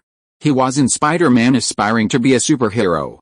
Besides, even if they were truly defeated, it wouldn't be long before another group would rise to power, just like the Kingpin of Hell's Kitchen. Don't the government officials know that the Kingpin is the biggest gangster in New York? Of course not. They simply need the Kingpin. With the Kingpin as the top boss, they can suppress the lesser bosses and prevent them from going too far. Once the Kingpin falls, the lesser bosses will undoubtedly fight to seize the top spot. This is also the main reason why Daredevil has been unable to deal with the Kingpin, especially now, because due to the Battle of New York, the government is preparing to redevelop the slums of Hell's Kitchen and demolish them for reconstruction. Although the Battle of New York caused heavy losses to the United States, and Manhattan was almost completely destroyed, this mainly affected the middle and lower classes. For the real upper echelons, this is an opportunity. Normally, stopping Manhattan for reform would be impossible, but now it can be done, and even Hell's Kitchen can be incorporated into it, expanding Manhattan's area. However, the government simply couldn't intervene to evict such a large number of impoverished residents. If it did, the opposition and the newspapers would have something to say. But it's different for Kingpin and his ilk. Not to mention that if the government intervened, the compensation would be much higher. But when Kingpin and his ilk intervene, it's different. Why do forced demolitions occur? It's all about money. For resettlement projects like this, the government generally provides adequate compensation. But after numerous layers of exploitation, even if only a tenth of the money ends up in the hands of the displaced residents, it's considered conscientious. Under kingpins' manipulation, zero compensation is commonplace. However, the development has now been halted due to the actions of Daredevil Matt. Some things can be done privately, but once exposed, the situation is completely different, just like Hydra's demise in the open. Even with irrefutable evidence, Kingpin will face jail time. Shen Fei deeply admired Daredevil Matt's actions, but while admiration was welcome, he disapproved of his actions. Kingpin's rise to power was a social systemic issue. Until this problem was addressed, capturing any number of Kingpins would only serve as a temporary fix. Just like in the pirate world, until the Celestial Dragon's problems were resolved, all other slogans of justice were empty. The louder they were shouted, the more disgusting they became. Underground forces were no match for official power. Look at how powerful Hydra was. Once they emerged, they were practically destroyed. Officials didn't intervene because they couldn't. This was due to capital, which needed these underground forces to serve them. Even the US president helped cover up Roxxon Oil's offshore oil spill, so what else was impossible? If this were the country Shen Fei traveled to before, no, the eastern country of this world, a figure like Kingpin would have long since been brought to justice. The US is a paradise, and while that's true, it needs to be considered a paradise for the wealthy. It's a shame I don't have any subordinates I need to train. Looking at the ion generator and gravity Shen Fei couldn't help but feel a little depressed. While Shen Fei possessed personal power, he lacked any trusted subordinates. The absorbers were merely his subordinates under his control. Without need, Shen Fei didn't want to, or wouldn't, resort to illusions, hypnosis, or other Hydra-like methods to recruit subordinates. Looks like I need to find time to visit Xander, and maybe the Void as well. Before, there weren't many valuable resources to sell, but things are different now. Gravitium is a valuable commodity in the universe, and the Void's collectors love to collect rare items. Their value doesn't matter, rarity is key. Earth certainly doesn't have anything collectors would value, but other worlds do.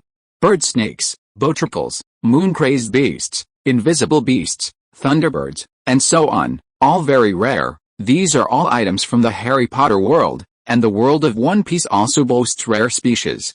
Of course, Shen Fei would never engage in human trafficking, such as for creatures like the fur-bearing tribe, the long-handed tribe, or the giant tribe, but Dendenmushi and some birds are fine. The rarer the item, the higher the value collectors place on it. Demon Slayer's crow is actually considered a rare species, too. What are your thoughts, Ms. Hand? Shen Fei said bluntly after meeting Agent Hand, who was being temporarily detained, in an FBI office. The United States is a haven for the wealthy, so even within the FBI, Shen Fei could openly appear and recruit Hand. With Hand's status as a level 8 agent, there were plenty of organizations willing to recruit her, as long as they could confirm she had no issues. Becoming a level 8 agent in S.H.I.E.L.D. is no easy feat. The FBI, the CIA, and other major corporations all lack such talent. Shen Fei was able to meet Hand earlier thanks to Stark's connections. Even if Shen Fei didn't want to, he had to admit that he lacked communication channels with higher-ups in the US. However, Shen Fei wasn't too concerned about this issue. He didn't have many opportunities to interact with the top brass of the US government. It seems I have no other choice, Hand said, signing the contract on the table. Then I'll trouble you with the rest of the matter. Hand had many options. The FBI and CIA had previously extended olive branches to her, offering her high positions, and many other organizations were also interested in recruiting her. The disbandment of S.H.I.E.L.D. presented an opportunity for various countries and organizations. S.H.I.E.L.D. was a place of abundant talent. Especially at the S.H.I.E.L.D. Academy, where everyone in Hydra was eager to recruit. It was also the site that suffered the least casualties during the Hydra Rebellion, as Pierce planned to recruit these individuals once he had control of the situation. While these individuals weren't as talented as Fitz and Simmons, they were still sufficient. Didn't you see in the original novels how Simmons, a former S.H.I.E.L.D. agent, easily joined Whitehall's company after S.H.I.E.L.D. was disbanded? Many people had wanted to recruit Fitz and Simmons, but unfortunately, they were taken away by Coulson and Melinda. After the battle at S.H.I.E.L.D. Center, Coulson fled on a plane, and now Coulson and his team are wanted. The reason Han agreed to Shen Fei's recruitment so quickly was mainly because the Serpent S.H.I.E.L.D incident within S.H.I.E.L.D had made her a little tired and she didn't want to work as an agent anymore. Plus, the conditions offered by Shen Fei were very generous, so she naturally agreed. Rebecca, I'm here to vouch for her. After a brief conversation with Han, Shen Fei left and went to meet Rebecca, an acquaintance who also worked there, from Raccoon City. Due to the intelligence released by S.H.I.E.L.D, all current S.H.I.E.L.D personnel will need to be rescreened to confirm if they are Hydra agents. Due to the immense workload, ordinary S.H.I.E.L.D members won't be freed anytime soon.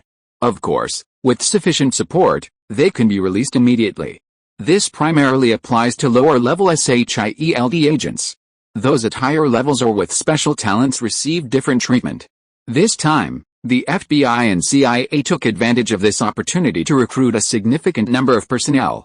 One of the reasons the FBI and CIA previously resented S.H.I.E.L.D was that S.H.I.E.L.D selected the most talented individuals before their turn came. Thank you. After not seeing each other for several years, Rebecca's appearance hadn't changed much. This was largely due to Shen Fei.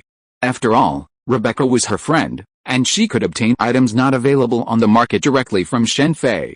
It wasn't just Rebecca, Jill looked the same.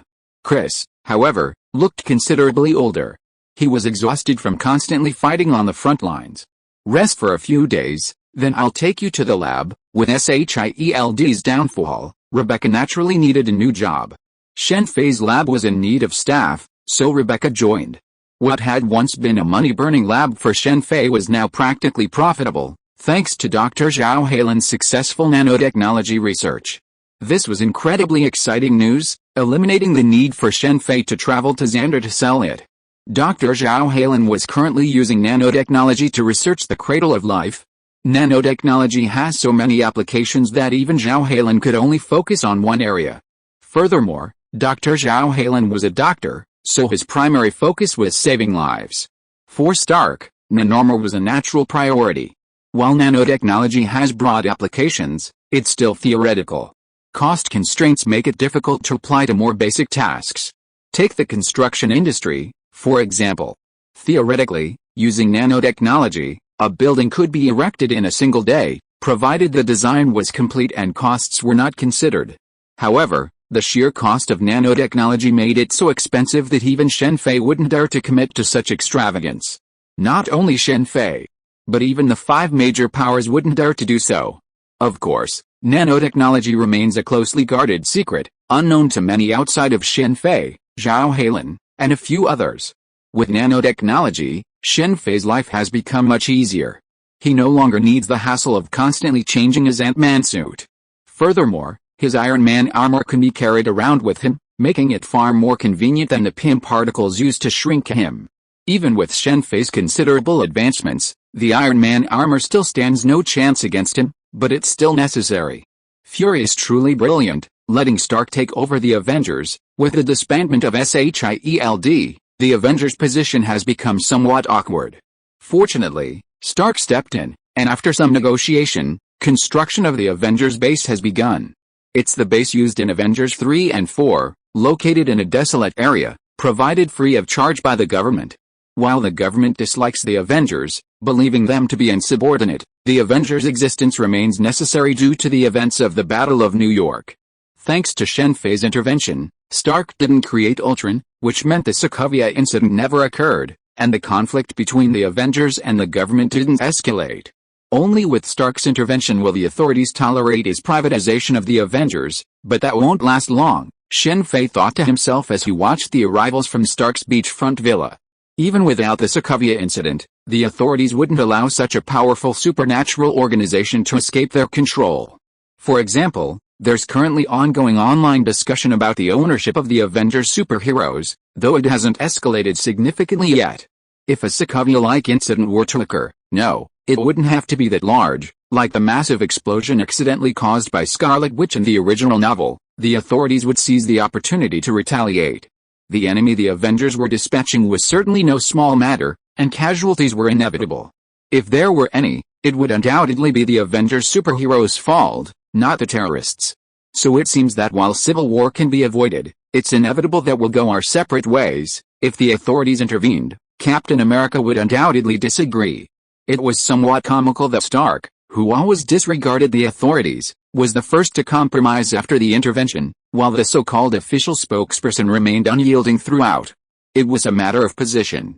Stark, no matter what, was born into a capitalist family, while Captain America was born into a family of ordinary people. What do you say? Do you want to join? Stark, dressed in beach shorts and holding a glass of red wine, said to Shen Fei with a smile. You guys are enough. I won't join. I'm a lazy person. But while I won't participate, you can teach me about logistics. By the way, what do the authorities say? Don't worry, there won't be any problems with that, Stark said confidently. By the way, I know 2 people with good abilities.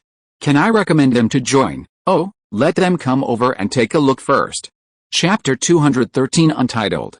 Shen Fei's recommendations were, of course, Scarlet Wanda and Quicksilver Pietro. Wanda and Pietro were now able to control their abilities. If Shen Fei hadn't had his own ideas about Project Inside, he might have included them. He didn't include them because he was afraid Wanda would discover his actions. His illusion magic might be able to hide it from others, but Wanda would definitely be visible. Chaos magic is extraordinary.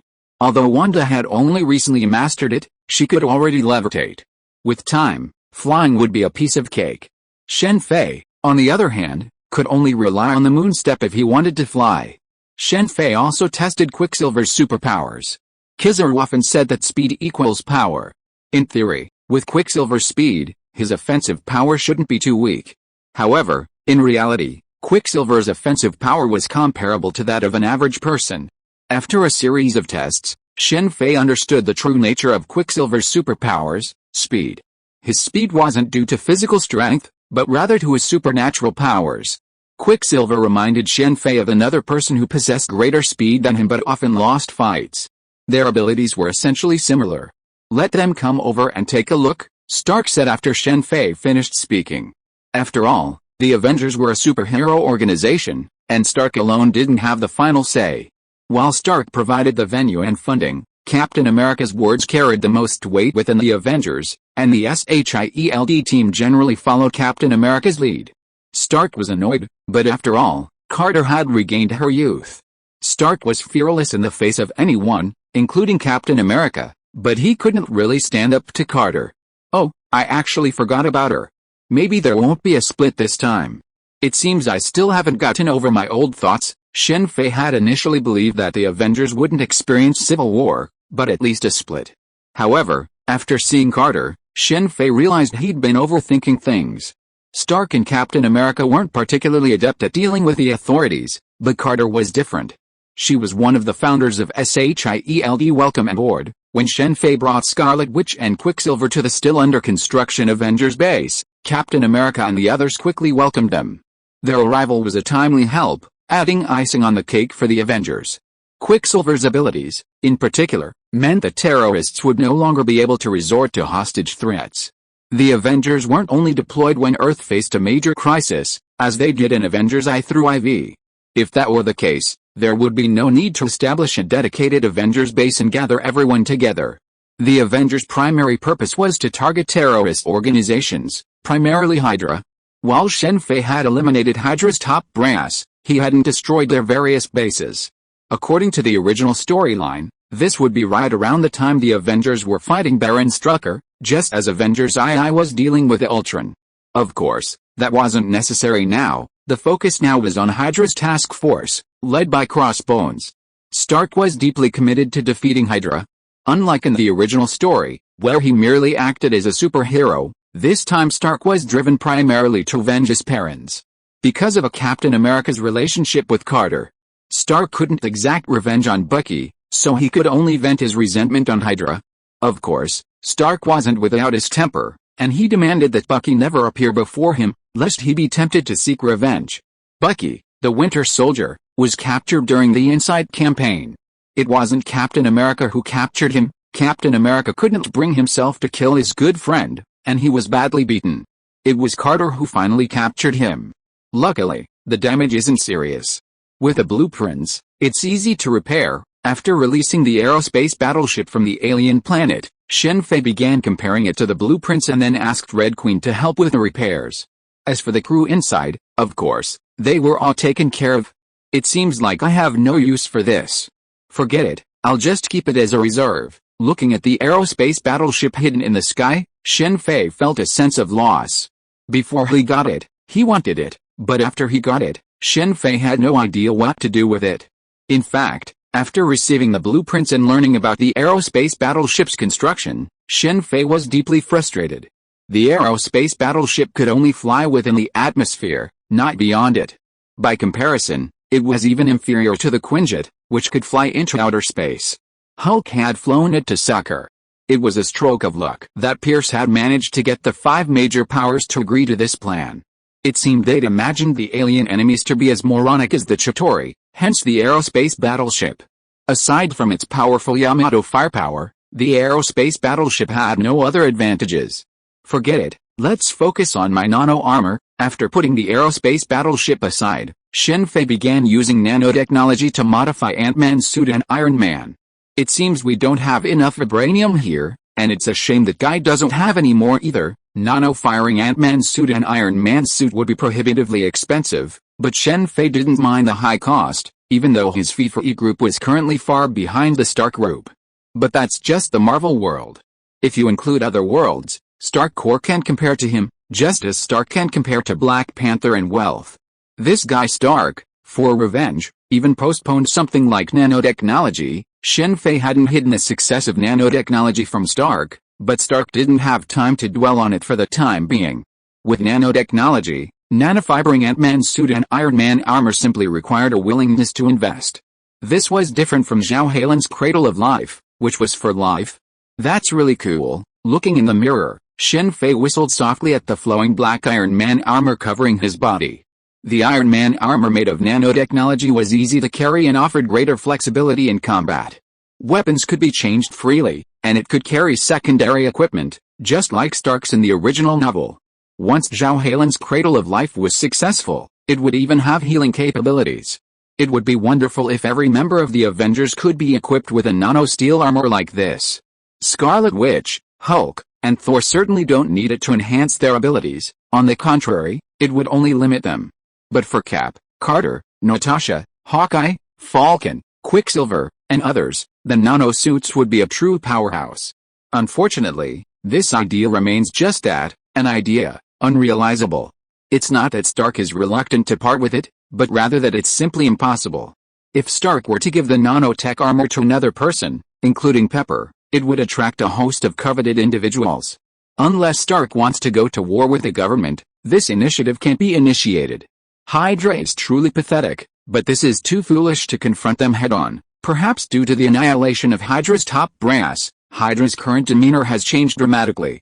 Previously unusually low-key, now remarkably high-profile. They've been causing chaos everywhere, releasing S.H.I.E.L.D. prisoners, who are either inhumans or psychopaths. Besides bases like refrigerators and sandboxes, S.H.I.E.L.D. also holds numerous inmates in mental hospitals around the world. This is perhaps the essence of seclusion. On Xandar. While Stark and the Avengers were dealing with Hydra, Shen Fei traveled through a portal to the Nova Empire. With the guidance of a local tyrant, he quickly found a business intermediary. While Shen Fei would have undoubtedly been tempted by the Nova Empire if he had revealed his identity and said he was selling gravitium, he still sought an intermediary to avoid unnecessary trouble. Artificial gravity isn't a particularly impressive technology. Even Earth possesses such technology today, anti-gravity technology, used in Quinjet fighters and aerospace warships. Without anti-gravity technology, a warship as massive as an aerospace warship wouldn't be able to fly using conventional propulsion. Even Earth possesses this technology, so as a space civilization, the Nova Empire certainly wouldn't be lacking such technology.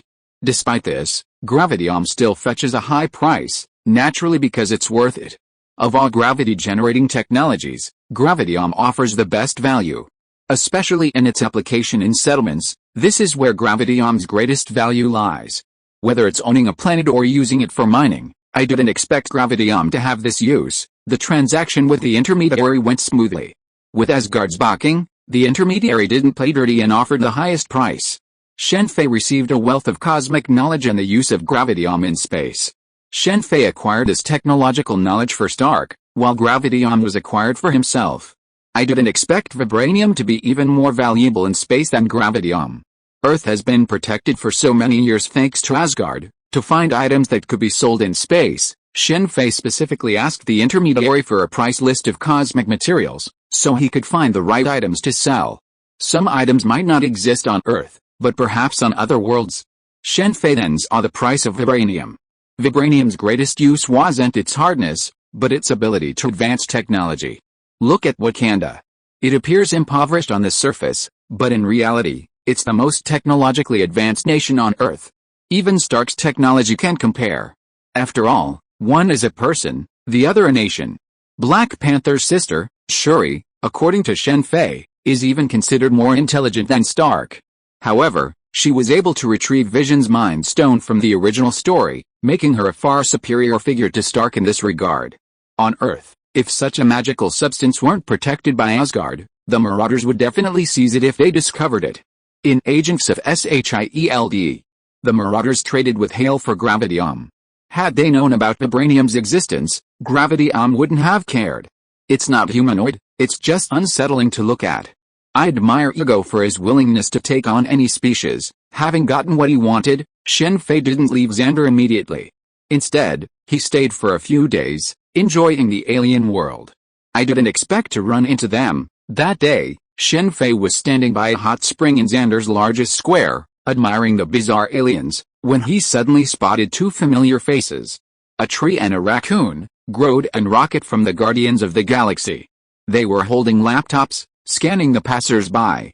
Upon spotting a blue-skinned figure, Rocket and Grodd immediately sprang into action. Capturing the universe's most wanted criminals was Rocket and Grodd's source of income, their primary job before joining the Guardians. Rocket, skilled in modifying various weapons, worked seamlessly with Grodd, capturing the wanted criminal without alerting the nearby guards. Good luck, Shen Fei thought, but he had no intention of approaching them. Interfering with the Guardians now could potentially affect the Power Stone and Ego's future. I almost forgot about this. Looking at the laptop in Rocket's hand, Shen Fei realized he had forgotten to buy a few of these computers. Last time I came, I had no money, but this time is different. Wakanda. I'm already living in poverty, but I didn't expect they are even more vulnerable. It's hard for them to cry poor every year at the UN General Assembly and ask for support, standing on the endless grassland, watching the nomadic lives of the Wakanda residents and the dilapidated thatched huts nearby through a telescope. Thinking about the video he had seen at the UN General Assembly, Shen Fei shook his head helplessly. On the surface, Wakanda looks no different from other African countries, poor and backward. Even tourists generally avoid it. But this is just an appearance. Behind these backward countries lies a protective shield that blocks all detection. Even Stark hasn't developed this shield technology yet, but Wakanda has already applied it to a country. Africa's backwardness naturally allows all kinds of crime to run rampant, especially the trafficking of women, which is extremely rampant. Unfortunately, the criminals never realized that every time they acted in Wakanda, they were completely wiped out. After all, there were too many such organizations, and no one was keeping track. Even if they found someone was wiped out, they would generally be considered to have been robbed by the gang. With Wakanda's technology, they could have monitored the entire area, but they always acted after the fact, and all actions were based on preventing exposure. Even during World War II, they remained in hiding. If other countries had such strength, unifying Africa would be a piece of cake, let alone the world. They would still remain in hiding and accept all aid from the United Nations. Chapter 214 Ghost Rider, Part 1. Thankfully, this shield can't block special abilities. After parading past the shield and entering the real Wakanda, Shen Fei didn't bother admiring the technologically advanced city in the distance. He immediately headed in the opposite direction. Vibranium and heart-shaped grass were undoubtedly Wakanda's greatest secrets, and finding them wasn't easy. Normally, seeking the whereabouts of these items would be easier in the city, but Wakanda's social system differed from normal ones. While Wakanda's technology was highly advanced, it was still based on a tribal chieftain system, where the position was earned through dueling. With sufficient bloodline, even an outsider could ascend to the throne of Wakanda through dueling. While this system was bizarre, it wasn't unacceptable. After all, castes existed in modern society, and the vast empires of the universe had even more bizarre systems. If it existed, there had to be a reason for it. The existence of the celestial dragons in One Piece was far more bizarre, but it still existed. Given Wakanda's technological level, Shen Fei might have been discovered if he hadn't been careful. However, it would have been a different story if he had ventured into other tribes. Wakanda's system is theoretically governed by 5 tribes, but in reality, Black Panther's lineage has always held the throne, leaving the other 4 tribes with no chance of ascendancy. Under such circumstances, it's hard to say the other 4 tribes aren't concerned. In Black Panther, T'Chaka's cousin was able to become king thanks to the support of one of the tribes. Shen Fei naturally had no objections to T'Chaka, the Black Panther. This king governed Wakanda well, and during the battle against Thanos, it was thanks to his army that Thanos' army was held back. Originally, Shen Fei shouldn't have attacked such an upright group, but Wakanda is so xenophobic that without such tactics, there was no way to obtain the vibranium and heart-shaped grass. Rather than letting that heart-shaped grass be burned by Eric, it was better to give it to him. Before arriving in Wakanda, Shen Fei had made thorough preparations, capturing the vibranium dealer, Ulysses Claw. This was the man who had been selling vibranium, and he had learned a lot about Wakanda from him. Ulysses Claw was a talented scientist who invented a scientific device. To enhance its effectiveness, Claw searched the world for vibranium. He eventually found Wakanda, its source, and went undercover. Not only did he obtain a large amount of vibranium, but he also caused a conflict between the then King T'Chaka and his brother. The current king of Wakanda, T'Chaka, was a conservative, adhering to ancient doctrines and maintaining a closed-door policy. However, his brother, unlike T'Chaka, believed in opening up the country, and as a result, he was wanted. Therefore, Ulysses Claw became a highly sought-after person in Wakanda. If Shen Fei could capture him and trade him with the current king of Wakanda, he could obtain a large amount of vibranium. However, it would only be vibranium, not heart-shaped grass. Shen Fei then devised a plan to use Ulysses Claw to make Claw take the blame. From Claw, Shen Fei also learned that vibranium was stored in the British Museum. The legendary vibranium hoe is now considered a cultural relic. Aside from Crow, who has always sought vibranium, most people would never have imagined that an ancient hoe used for labor was actually made of vibranium, a hoe that never wears out. Shen Fei quickly acquired the vibranium artifact from the British Museum. To avoid causing trouble, he used alchemical techniques to create several fakes before taking it away.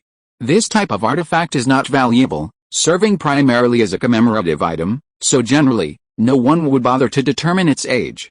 What an interesting house. The thatched cottage looks simple and European, reminiscent of ancient times, but the interior was remarkably modern. This struck Shen Fei as quite strange. With such means, he could have built a more beautiful house. Like the wealthy in the Middle East, the villa looked far more luxurious than Stark's. This is where the vibranium and heart-shaped grass are stored. T'Challa's father was killed by a bomb. It's such a waste to have so much heart-shaped grass and not use it. If T'Chaka had taken the heart-shaped grass, given his physical condition, he wouldn't have been killed by the bomb. The reason for this accident is actually due to Wakanda tradition. According to Wakanda tradition, only one person in the country can take the heart-shaped grass. Once the previous king decides to pass the throne to the next, the previous king must take a drug that negates the effects of the heart-shaped grass. This is the real reason T'Chaka was killed by the bomb. It's a good thing Wakanda has adhered to this rule for so many years. If it were anyone else, they would have had their brains shattered in a fight over the heart-shaped grass. Just look at a captain's enhanced serum. How many people have since researched and created weakened versions? And that's just the ones that worked, there are many more that didn't. Heart-shaped grass, on the other hand, has no side effects, simply crush it into a concoction and drink it. With superhuman physique, strength, and life, few would let go of such power. Shen Fei certainly wouldn't. 1 ton, 2 tons, or 2 tons, Wakanda's vibranium mine is an extremely rare ore, composed entirely of vibranium. This is understandable, after all, it was brought by a meteorite from outer space. According to historical records, this massive meteorite, composed entirely of vibranium, must have fallen during the Jurassic period and was one of the main causes of the decline of the dinosaurs. With Wakanda's technology, it would take at least 1,280 years to mine all this vibranium. Theoretically, this amount of vibranium would be enough for global use, enough to power an interstellar civilization. Now it's all lying underground. Of course, Shen Fei couldn't blame Wakanda for being stingy. As the saying goes, if you don't work for yourself, you'll be punished by heaven and earth. Although this is a bit exaggerated, even a saint wouldn't be able to ask someone to give away everything they have for free. So-called saints are just generous people. Take Shen Fei, for example. If he freely contributed the technology he currently possessed, Earth's technology would undoubtedly advance significantly in a short period of time. Especially with his knowledge of biochemistry, cultivating 1,280 figures like Captain and Black Panther would be no problem. If you combine the breathing techniques of Demon Slayer with the high-vitality food of One Piece and the magic of Harry Potter, the entire Earth might eventually become a world of magic and martial arts. Shen Fei, however, didn't leak a single thing. Black Panther, although I took your vibranium and heart-shaped grass, I also solved a major problem for you. So that's even, isn't it? Thinking this, Shen Fei immediately ordered Ulysses Claw to action. The team also included Eric, who stole T'Challa's throne in the original story. Wakanda's protective shield, while powerful, is not without its weaknesses. Otherwise, Ulysses Claw wouldn't have been able to steal so much vibranium back then. The shield's weakness lies underground. It's a hemisphere, not a complete sphere. By digging a deep enough tunnel, they can enter Wakanda. Da-da-da. As gunfire rang out, the tranquility of Wakanda was shattered.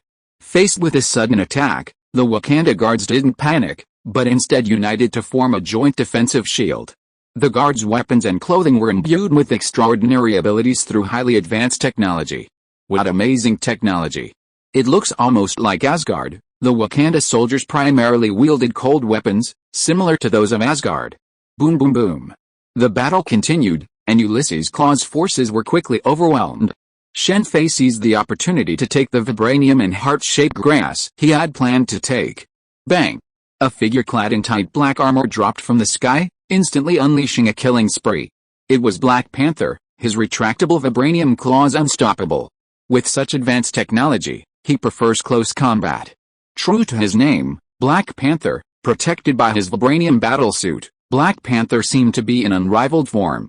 Bullets, grenades, and even bazookas proved ineffective. Eric was killed straight away. It was a quick and easy kill this time. Using Black Panther's physical prowess to defeat Eric was too easy.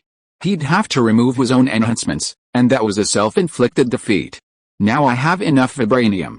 Next, let's craft a handsome vibranium armor. What style? Shen Fei thought, and a sudden image of a saint under a certain goddess flashed through his mind. That armor was truly impressive. Next, it's Valpo's turn. Valpo, the user of the swallow fruit, had already crafted a number of powerful metals under Shen Fei's tutelage, capable of fusing the properties of various metals. Vibranium, gold, diamond, all these specialized materials of modern society, if their advantages could be combined, a superior material could be created. Even if it couldn't be mass-produced, it would be sufficient for his own use. Wearing armor like this, Shen Fei would now dare challenge Quinjet to a duel. Luckily, Valpo is too useless, and I have the power of the opera fruit. Otherwise, I wouldn't have dared let Valpo swallow so much. If I'd thrown a mountain of vibranium at that guy with his synthesis fruit, who knows how much stronger he'd become. The development of devil fruits requires scientific research. Law's development of the opera fruit, for example, was completely inferior to Shen Fei's. Fruits like the swallow fruit and the synthesis fruit, when combined with scientific methods, are incredibly powerful. If the swallow fruits user were to swap places with the synthesis fruits user, the Navy would be in serious trouble. I'll show you my latest technology, Tony said in Stark's villa, tapping the arc reactor above his heart. Instantly, a gold and red nano-steel armor covered his entire body. Without sparing any expense, Stark quickly created the nanotech armor. After wiping out most of Hydra's bases, Stark's mood improved noticeably. The convenience of the nanotech armor delighted Stark. He no longer had to return to base to don his armor or use a remote control system to fly it. This thing's still on his chest. Actually, the nano-steel armor could be worn on a belt without drawing attention. Shen Fei's armor was worn on his belt. Ant-Man's suit and vibranium armor were fashioned into rings, bracelets, and earrings. Of course, the earrings weren't made for him, but for Robin and Ada. It's not uncommon for men to wear earrings, but Shen Fei just doesn't have that habit. Tony, what exactly are you trying to do? What's the difference between you and Hydra? Just as Stark was demonstrating the nano-steel armor's capabilities, Cap, Carter, Banner, Natasha, and the rest of the Avengers charged in. Cap, usually so composed, now had a stern expression, and not just Cap, but everyone else too. Banner. Stark immediately put away his nano-steel armor and looked at Banner. Don't blame me. You can't mess around with this plan. What happened? Shen Fei asked, observing everyone curiously. Tony wants to build a global defense system, Project Ultron. Natasha quickly recounted the situation. No way.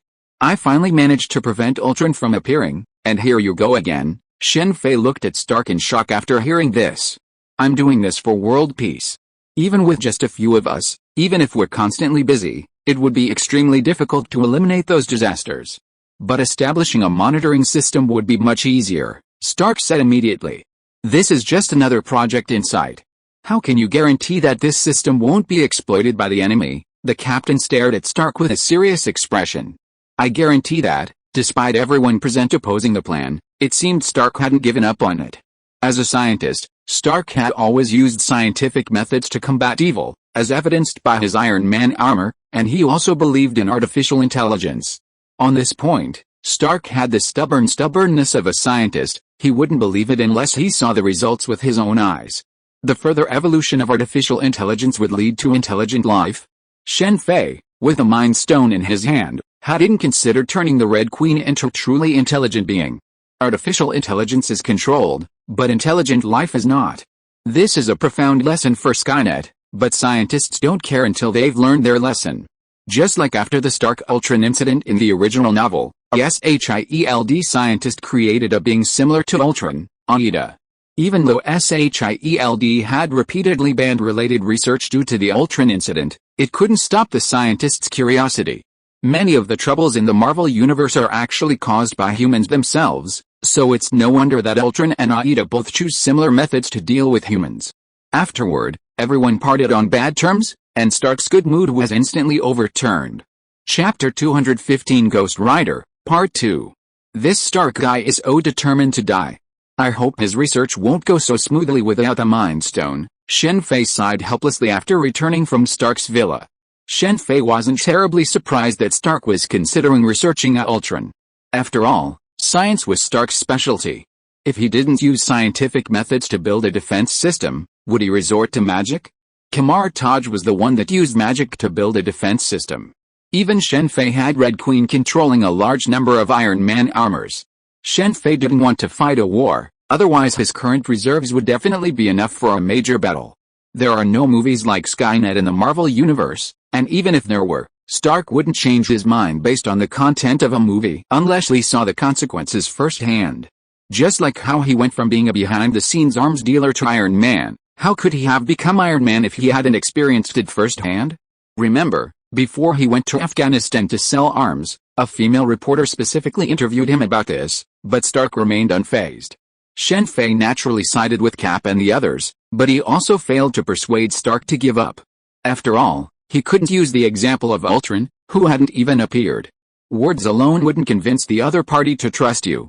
Even if they were friends, when it came to scientific matters, Stark's first trust was his own knowledge, just as Thanos had once said Stark was cursed by knowledge. Convincing a determined Stark would be easier than trying to persuade Thanos to abandon his cosmic family planning. Cap's concern about Ultron was understandable. After all, Project Insight had just been launched, and Cap and the others had met Arnim Zola, who had scanned himself into a computer. Stark's reasoning was similar. He'd always waited until after something happened to put things right, which was admittedly slow. But if Ultron were monitoring everything, perhaps the crime could have been avoided or even prevented. This scene reminded Shen Fei of an American TV series he'd once watched. Stark's reasoning was simple. While the plans were similar, their original intentions differed significantly. A single event, viewed from both positive and negative perspectives, can yield vastly different outcomes. Just like Project Insight, Stark's Project Ultron was essentially identical to Project Insight. Insight utilized Arnim Zola's algorithm, while Stark's was using Ultron. Had Hydra packaged Project Insight as Project Ultron, perhaps things would have turned out differently. In the original novels, Stark and Banner secretly created Ultron. Upon learning of the plan, Cap, though furious, didn't desperately try to stop it. It wasn't until Ultron attempted to destroy humanity that the Avengers officially engaged in battle. Humanity has deployed countless weapons throughout Earth's skies, and 3 aerospace warships are no exception. Just like the solar-powered satellites that destroyed the island city of Terra Grigia, they aren't just suspended in the sky as usual. With so many satellites in the sky, who knows what their specific purpose is? Look at what happened after Stark's death from the snap of his fingers. Spider-Man got his hands on those smart glasses, but because of a single word from Spider-Man, he nearly killed his classmates with a drone. Moviegoers might think it was a minor incident, but if you were to actually live in this world, you'd realize how terrifying it is. Stark has already deployed several Hulkbuster armors in orbit, a side effect of the Battle of New York. Without the Mind Stone, even if Stark created Ultron, it would at most be an intelligent system, not intelligent life, so it shouldn't be a big deal. While intelligent systems and intelligent life may appear similar, the difference is actually vast. No matter how powerful an intelligent system is, it possesses absolute control and won't spiral out of control. However, intelligent life is different. As living beings, they lack absolute control. Even brainwashing can lead to the possibility of them escaping control. Not to mention, even the Ancient One wouldn't be able to brainwash an intelligent being. It's hard to say, though. This is the Marvel Universe, rife with cutting-edge technology. There's no telling if Stark has truly transformed Ultron into intelligent life. If that happens, we'll have to fight him once and for all. Intelligent life is superior to intelligent systems, but also easier to deal with. Even the most powerful intelligent systems have the potential for replication, like the Red Queen and the White Queen, as well as Stark's Jarvis, Friday, Edith, Veronica, and so on. Stark has a truly vast number of intelligent systems. Even if these intelligent systems are completely destroyed, as long as Stark is around, they can be recreated at any time. But intelligent life is different. Intelligent life cannot be replicated. Even if its core is a program, it can't be copied. If it's completely destroyed, it's truly dead. Coulson, long time no see, just as Shen Fei had put Stark's Ultron plan behind him and was concentrating on studying the heart-shaped grass, someone who had been missing for quite some time contacted him. It was Coulson. As the saying goes, a cunning rabbit has 3 burrows. Given Fury's cunningness, how could he not have some backup plans? Even in a S.H.I.E.L.D. heavily infiltrated by Hydra, Fury had secretly built several unknown bases. It's fair to say this level 10 agent is quite boastful. "I'm hoping for your help with something," Coulson said, his expression unchanged. "You need my help. S.H.I.E.L.D. has been disbanded, and you're working for someone else now. Why don't you come and help me?" Although Shen Fei knew the chances of recruiting Coulson were slim, he still spoke up. This was S.H.I.E.L.D.'s downfall, a humorous scene reminiscent of Hessian's fall and Jiaking's sated happiness. Stark Group reaped the biggest rewards, recruiting the entire core S.H.I.E.L.D. team, led by Hill. As Fury's deputy, Hill was a level 9 agent. While Hill's joining was primarily for the Avengers, it also made things much easier for Pepper. Fortunately, Shen Fei didn't suffer much either. With Han's arrival, many of S.H.I.E.L.D.'s elite also joined, all of whom had come from Hand. This is the downfall of S.H.I.E.L.D. agents at level 6 and above are highly sought after, and most have been released or released on bail. The most unfortunate are the lower-level agents, those at level 1 and level 2, who face lengthy investigations. Skye is fortunate to be with Coulson, otherwise, with her level 1 status, she would likely face a lengthy investigation, and of course, her computer proficiency could have led to her being recruited. Among Coulson's team members, Shen Fei is most optimistic about Fitz and Simmons. Both are geniuses, worthy of being the top students of their S.H.I.E.L.D. academy. Fitz is exceptionally talented, having invented the framework, virtual reality. S.H.I.E.L.D. is not disbanded, Coulson declared solemnly as soon as Shen Fei finished speaking.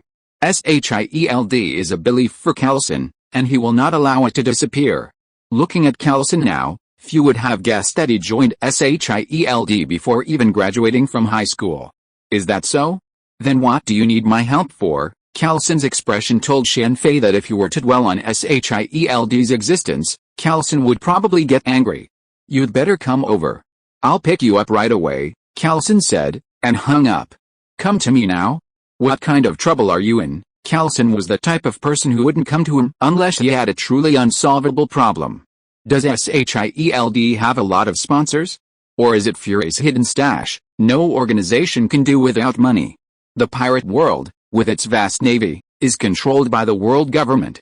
Besides the world government's uncertain strength, military spending is another major factor. Similarly, S.H.I.E.L.D's continued existence is undoubtedly expensive.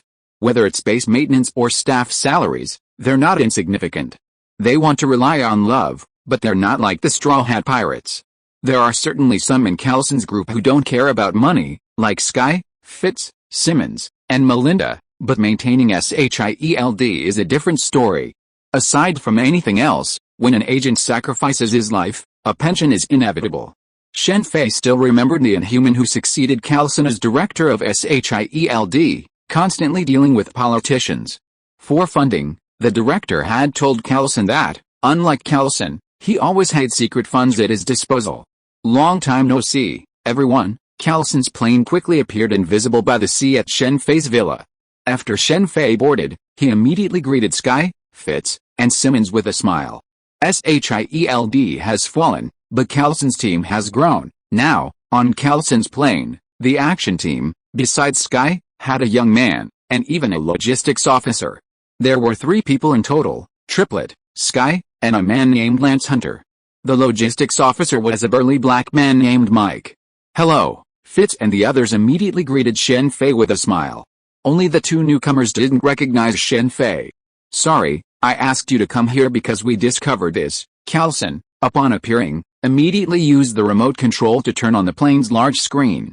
The screen displayed a figure familiar to Shen Fei, though this was his first time seeing it in person. A skull, blazing with red flames, rode a bizarrely shaped motorcycle, also blazing with red flames, hurtling through the streets. It was none other than Ghost Rider. Shen Fei was no stranger to Ghost Rider. Although he had previously forgotten Scarlet Witch's name and the person, he was well aware of his profession, a motorcycle stuntman. A quick internet search revealed the identity of the man, Johnny Blaze, the most consistently suicidal motorcycle stuntman to date, specializing in challenging feats that ordinary people wouldn't dare, and yet he still managed to survive.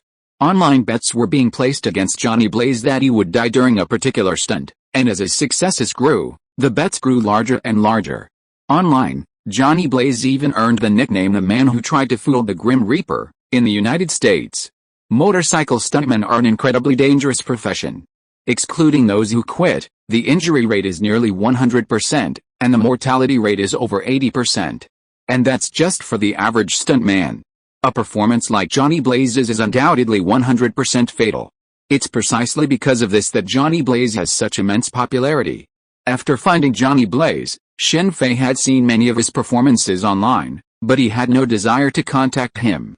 The Ghost Rider was no pushover, not to mention the threat of someone else behind him. This is the footage Sky found via satellite. This is the footage immediately after his appearance, Callson said, pointing to the resulting footage, which showed bodies in strangely disfigured forms. 3 generations of Ghost Riders are here. That Mephisto guy is really good at it. There was an old man guarding the grave, Johnny, and the Ghost Rider Sky encountered later, making a total of 3. The 3 Ghost Riders were easy to distinguish. Beyond their attire, their mounts were the most distinct: horses, motorcycles, and cars. If you sent me here to deal with him, I'm sorry, Shen Fei said to Callson after surveying the bodies. Not only was Ghost Rider himself difficult to deal with, but the people he killed were all guilty, making it impossible for Shen Fei to deal with him. S.H.I.E.L.D didn't allow private law enforcement.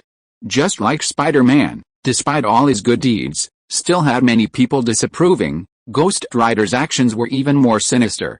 Did Fury tell Callson about this taboo? Ghost Rider had existed for so long, Fury couldn't have been unaware of it. Shen Fei had even asked Fury to investigate the cemetery. Originally, Shen Fei had intended to use Johnny Blaze to find the Ghost Rider guarding the grave and obtain the Samvanganza contract. However, after learning Johnny's identity, Shen Fei realized he had overlooked something. Johnny's circus was mobile, traveling between cities. Under these circumstances, it would be difficult to investigate whether the old man in the cemetery was Ghost Rider. Almost all cemeteries were guarded by elderly men. Why can't we deal with him? Before Callson could speak, Sky on the side spoke first. This is Ghost Rider, the power humans gain by signing a contract with the devil. You have all seen the devil, Shen Fei said this after taking a look at S.H.I.E.L.D. I don't know if S.H.I.E.L.D. has awakened his inhuman abilities yet. It's not easy for Shen Fei to ask directly about such things. Mephisto. Speaking of the devil that everyone has seen, the only one is Mephisto. After knowing this answer, S.H.I.E.L.D., Fitz and others immediately fell silent. This Mephisto, could it be that Mephisto? Lance said in surprise. That's it, S.H.I.E.L.D., Fitz, and Simmons nodded at the same time. Does hell really exist? Stop joking, Lance looked incredulous. Chapter 216 Ghost Rider, and Shen Fei didn't say anything about Lance's disbelief. Whether you believed it or not, hell was real. He didn't need to convince them of its existence, and he wasn't a believer in it. Ignoring Lance, Shen Fei focused his gaze on Callison and said, my advice is to ignore him. Although Ghost Rider gained his powers through a pact with the devil, he's not a bad guy. On the contrary, he's a good guy. Anyone Ghost Rider kills is guilty. Shen Fei then explained the power of Ghost Rider's Eye of Punishment. Isn't this lynching? Mike suddenly remarked. Human laws don't apply to hell, Shen Fei said calmly after glancing at Mike.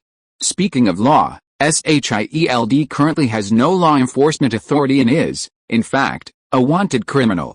Of course, Shen Fei wouldn't bring that up. I understand. Get back to work, Mike said before Callison interrupted him, motioning everyone back to their respective posts. Afterward, Callison took Shen Fei to his office on the plane to inquire about more specific information on Ghost Rider. Shen Fei shared everything he knew.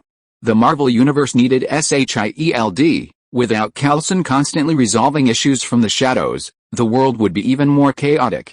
The Avengers weren't omnipotent. My advice is to ignore him. Of course, the specifics of how you want to act are still up to you, Shen Fei offered. I understand. I'm really sorry to bother you this time. I wasn't able to help much, I just provided some information. Having made this rare trip, Shen Fei didn't immediately want to leave, but instead wandered around the plane. Simmons was conducting research, while Fitz was refining the props used by S.H.I.E.L.D. agents. Without the various props supplied by S.H.I.E.L.D. headquarters, Fitz was the only one responsible for the modifications, even using old props. It seemed like finances were tight. S.H.I.E.L.D., on the other hand, was training alone in the training grounds. From a behind-the-scenes computer hacker to S.H.I.E.L.D. agent, S.H.I.E.L.D.'s transformation was remarkable. After awakening the power of the Inhuman, he directly became the most powerful member of Callison's team. Shen Fei did not disturb S.H.I.E.L.D.'s training. After watching for a while, he quietly left. This guy Fury will use his subordinates who are willing to die for him as much as possible. The current situation is not friendly to S.H.I.E.L.D. It will take time to restore S.H.I.E.L.D.'s credibility. However, at this critical moment, Fury directly handed over the inheritance of S.H.I.E.L.D. to Callison and then disappeared. According to Shen Fei's guess, Fury must be hiding somewhere for vacation at this moment. It's strange that it's not Melinda who's flying the plane. Shen Fei, who left S.H.I.E.L.D., originally wanted to go see Melinda, but when he walked to the cockpit and found that it was not Melinda, he left immediately. Looks like we're so short on manpower that Melinda has to go to the front lines, too. Never mind, it's time to get back and prepare for the next step. Thanos' arrival is getting closer and closer, so we need to strengthen our forces as soon as possible. He wanted to rest or wander around, and after Thanos was defeated, he could do whatever he wanted. But before that, he had to strengthen his forces. Apart from other things, this was a great opportunity to seize Thanos' Infinity Gauntlet. Callison, that, just as Shen Fei approached Callison and was about to say goodbye, Callison called him over anxiously. As the saying goes, even a centipede can't die, and even Hydra can be reborn through a shell. S.H.I.E.L.D. certainly wouldn't be so easily completely dismantled, it still had some potential forces across the country. This is the intel just sent from Texas. The bodies all look like this. Callison showed Shen Fei information recently sent from a local S.H.I.E.L.D. agent, a dozen blackened, decayed bodies in a bar. According to the intel, these people had been dead for less than 12 hours, and investigations revealed no fighting had taken place inside the bar. Texas, in the United States, is renowned for its unusually tough people, not to mention those who frequent bars. Given the circumstances, with no fighting and the bodies so strange, it's no wonder S.H.I.E.L.D.'s local agents would report back. What do you think? Callison asked bluntly after reviewing all the images and intelligence. I have to go to the scene. I can't see anything here, Shen Fei said bluntly.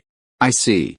Sky, Hunter, you two will accompany him. In the past, Carlson would have undoubtedly gone in person, but the situation was different now.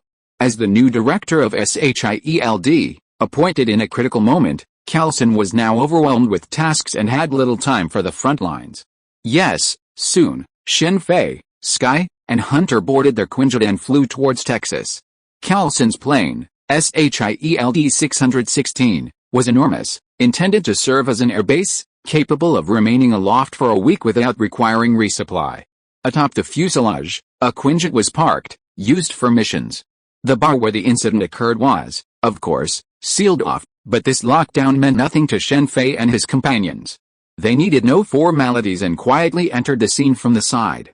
This situation illustrates the current state of S.H.I.E.L.D. If it were the old S.H.I.E.L.D., once their credentials were flashed, the police, no matter how unhappy, would have brought their team in openly, just like they did with the ghost they dealt with last time.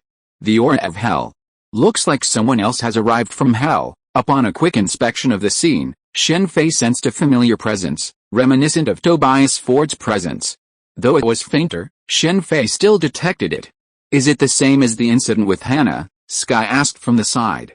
This time is different. Last time, it was Ford's obsession with leaving that briefly stopped him in reality. This time, someone from hell has arrived. We're in trouble. We must find Johnny Blaze as soon as possible, Shen Fei spoke as he headed outside. The scene reminded Shen Fei of some scenes from Ghost Rider, as well as the Samvanganza contract he had always desired. Thank goodness Carlson found me, otherwise I would have missed it. Although the Samvanganza contract contained only 1,000 souls, the energy contained within it far exceeded that of an ordinary 1,000 souls. If that weren't the case, the Samvanganza contract wouldn't have been left behind. Someone's coming from hell. Is it Mephisto? The three people in the Quinjet contacted Carlson. If it's him, that's great. I'm afraid it's some other demon weaker than him. Why? Isn't Mephisto supposed to be more difficult to deal with? Hunter asked, puzzled. Coming from hell to the human world isn't easy. The more powerful the demon, the greater the constraints they face in the mortal realm. With Mephisto's strength, he can't fully unleash it here. Which is why he needs to lure people into contracts and recruit subordinates. If he could truly unleash his full power, he wouldn't need subordinates at all. Shen Fei briefly explained the reason behind Mephisto's actions. Of course, it's possible he did it out of sheer boredom, but Shen Fei didn't elaborate. Knowing too much about some things isn't a good thing. This is Shen Fei. Anyone else wouldn't share this with Carlson and the others. Got it. I'll find Johnny as soon as possible. You wait over there. You're being so high profile, but that's quite impressive. Shen Fei soon discovered Johnny Blaze's whereabouts. It wasn't Carlson who discovered him through S.H.I.E.L.D. He'd just jumped out on his own. A large police force was chasing him, while our Ghost Rider was speeding across the water beneath a bridge on a flaming motorcycle. Shen Fei couldn't pull off such a feat. Is this a remake of Night Undying and Barehanded? Ghost Rider possesses the ability to transform any vehicle into a tool to suit him, whether it's living, horses, camels, or inanimate objects, cars, motorcycles, or trucks. It's somewhat similar to that guy in black who can transform any object he picks up into a noble phantasm.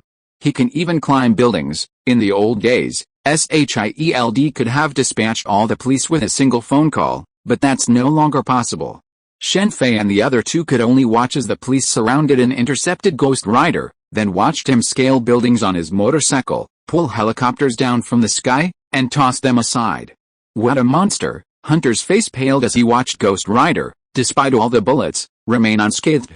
After Ghost Rider surrounded the police vehicles with flames and fled on his motorcycle, Shen Fei immediately dispatched Sky and the Quinjet to give chase. Follow him. Tracking the Ghost Rider at night was surprisingly easy. His body, along with the flames he left on the road, served as perfect landmarks.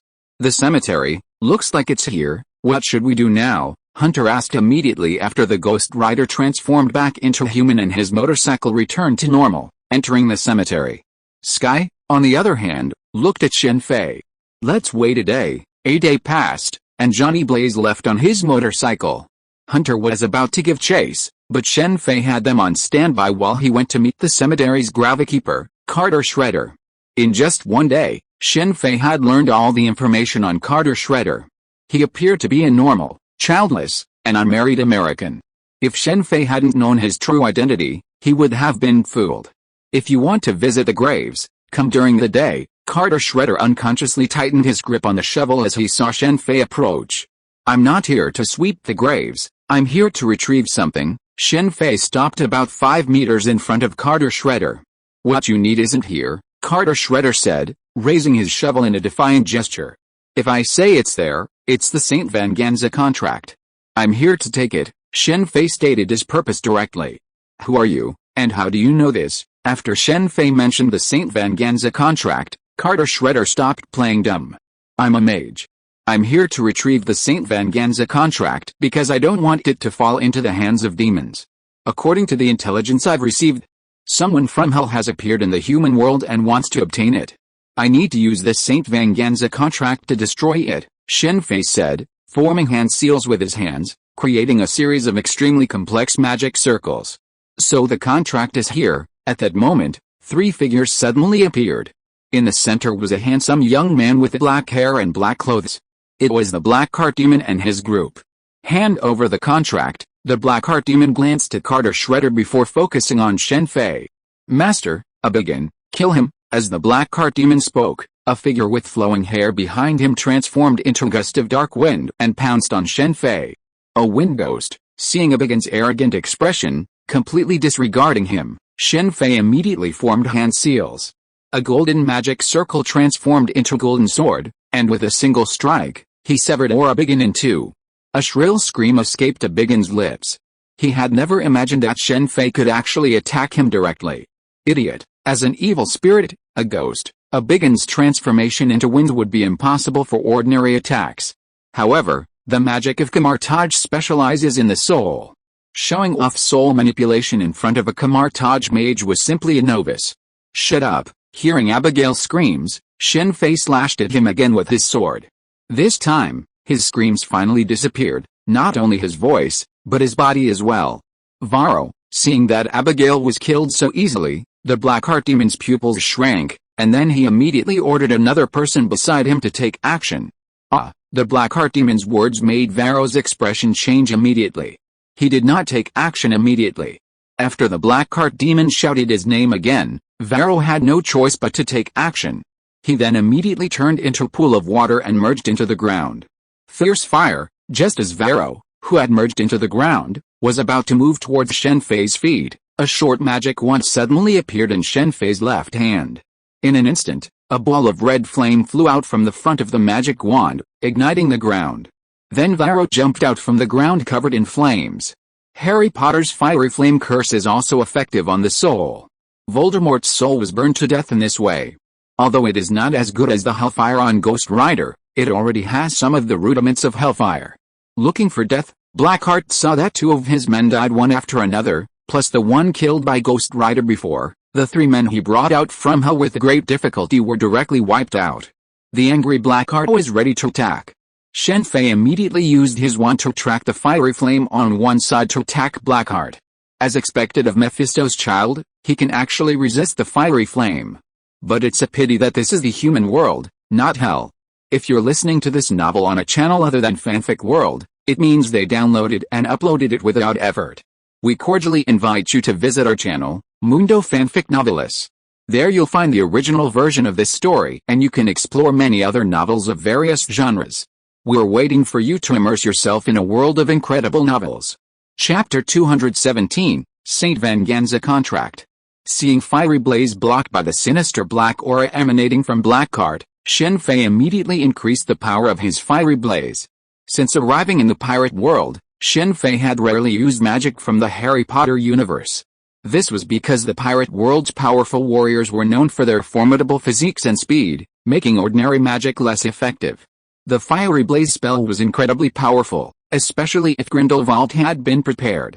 With a spell, Grindelwald could have easily destroyed all of Paris and provoked a war. There's a difference between a prepared wizard and an unprepared wizard. Of course, this applies to legitimate wizards. The wizards of Kamar-Taj don't follow the usual path.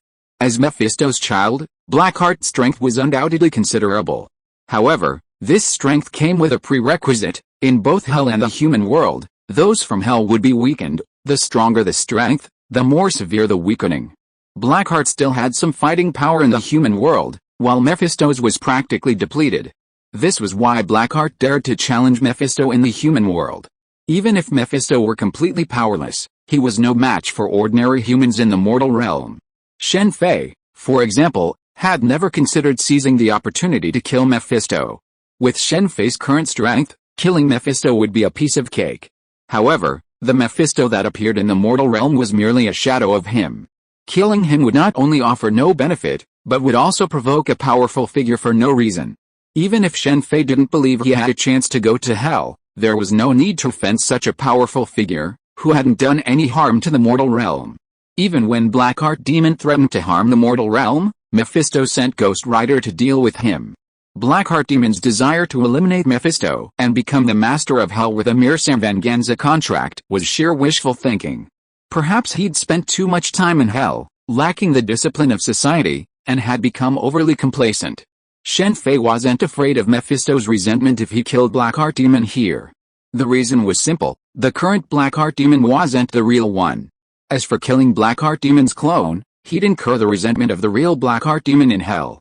Shen Fei didn't care. Not only could Blackheart return to the human world, but even if he did, it would likely be years later. Shen Fei's power wasn't constant, and Blackheart's limitations meant his mortal strength would be roughly the same as it was now. If he could manifest in person, there would be no need for the Saint Vanganza contract. Blackheart sought the Saint Vanganza contract so he could harness its power and construct a small projection of hell, thereby unleashing his own power. Blackheart's ambitions were immense. This small projection was only the beginning of his plan. His true plan was to use it to gradually channel the power of hell, transforming the human world into hell itself, ultimately devouring Earth. It was a similar idea to Dormammu's, but without Dormammu's immense power to directly invade, he could only achieve gradual change over time. His thinking was naive, no wonder Mephisto called him immature. If this were truly enough to transform Earth into hell, why would Blackheart begin his plan? Mephisto would have already done so. Not to mention the Sorcerer Supreme on Earth, even Odin wouldn't allow such a thing to happen.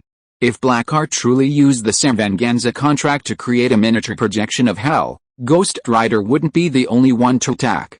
Damn human, Blackheart, surrounded by fiend fire, glared at Shen Fei with a furious expression, as if he wanted to hack Shen Fei to pieces.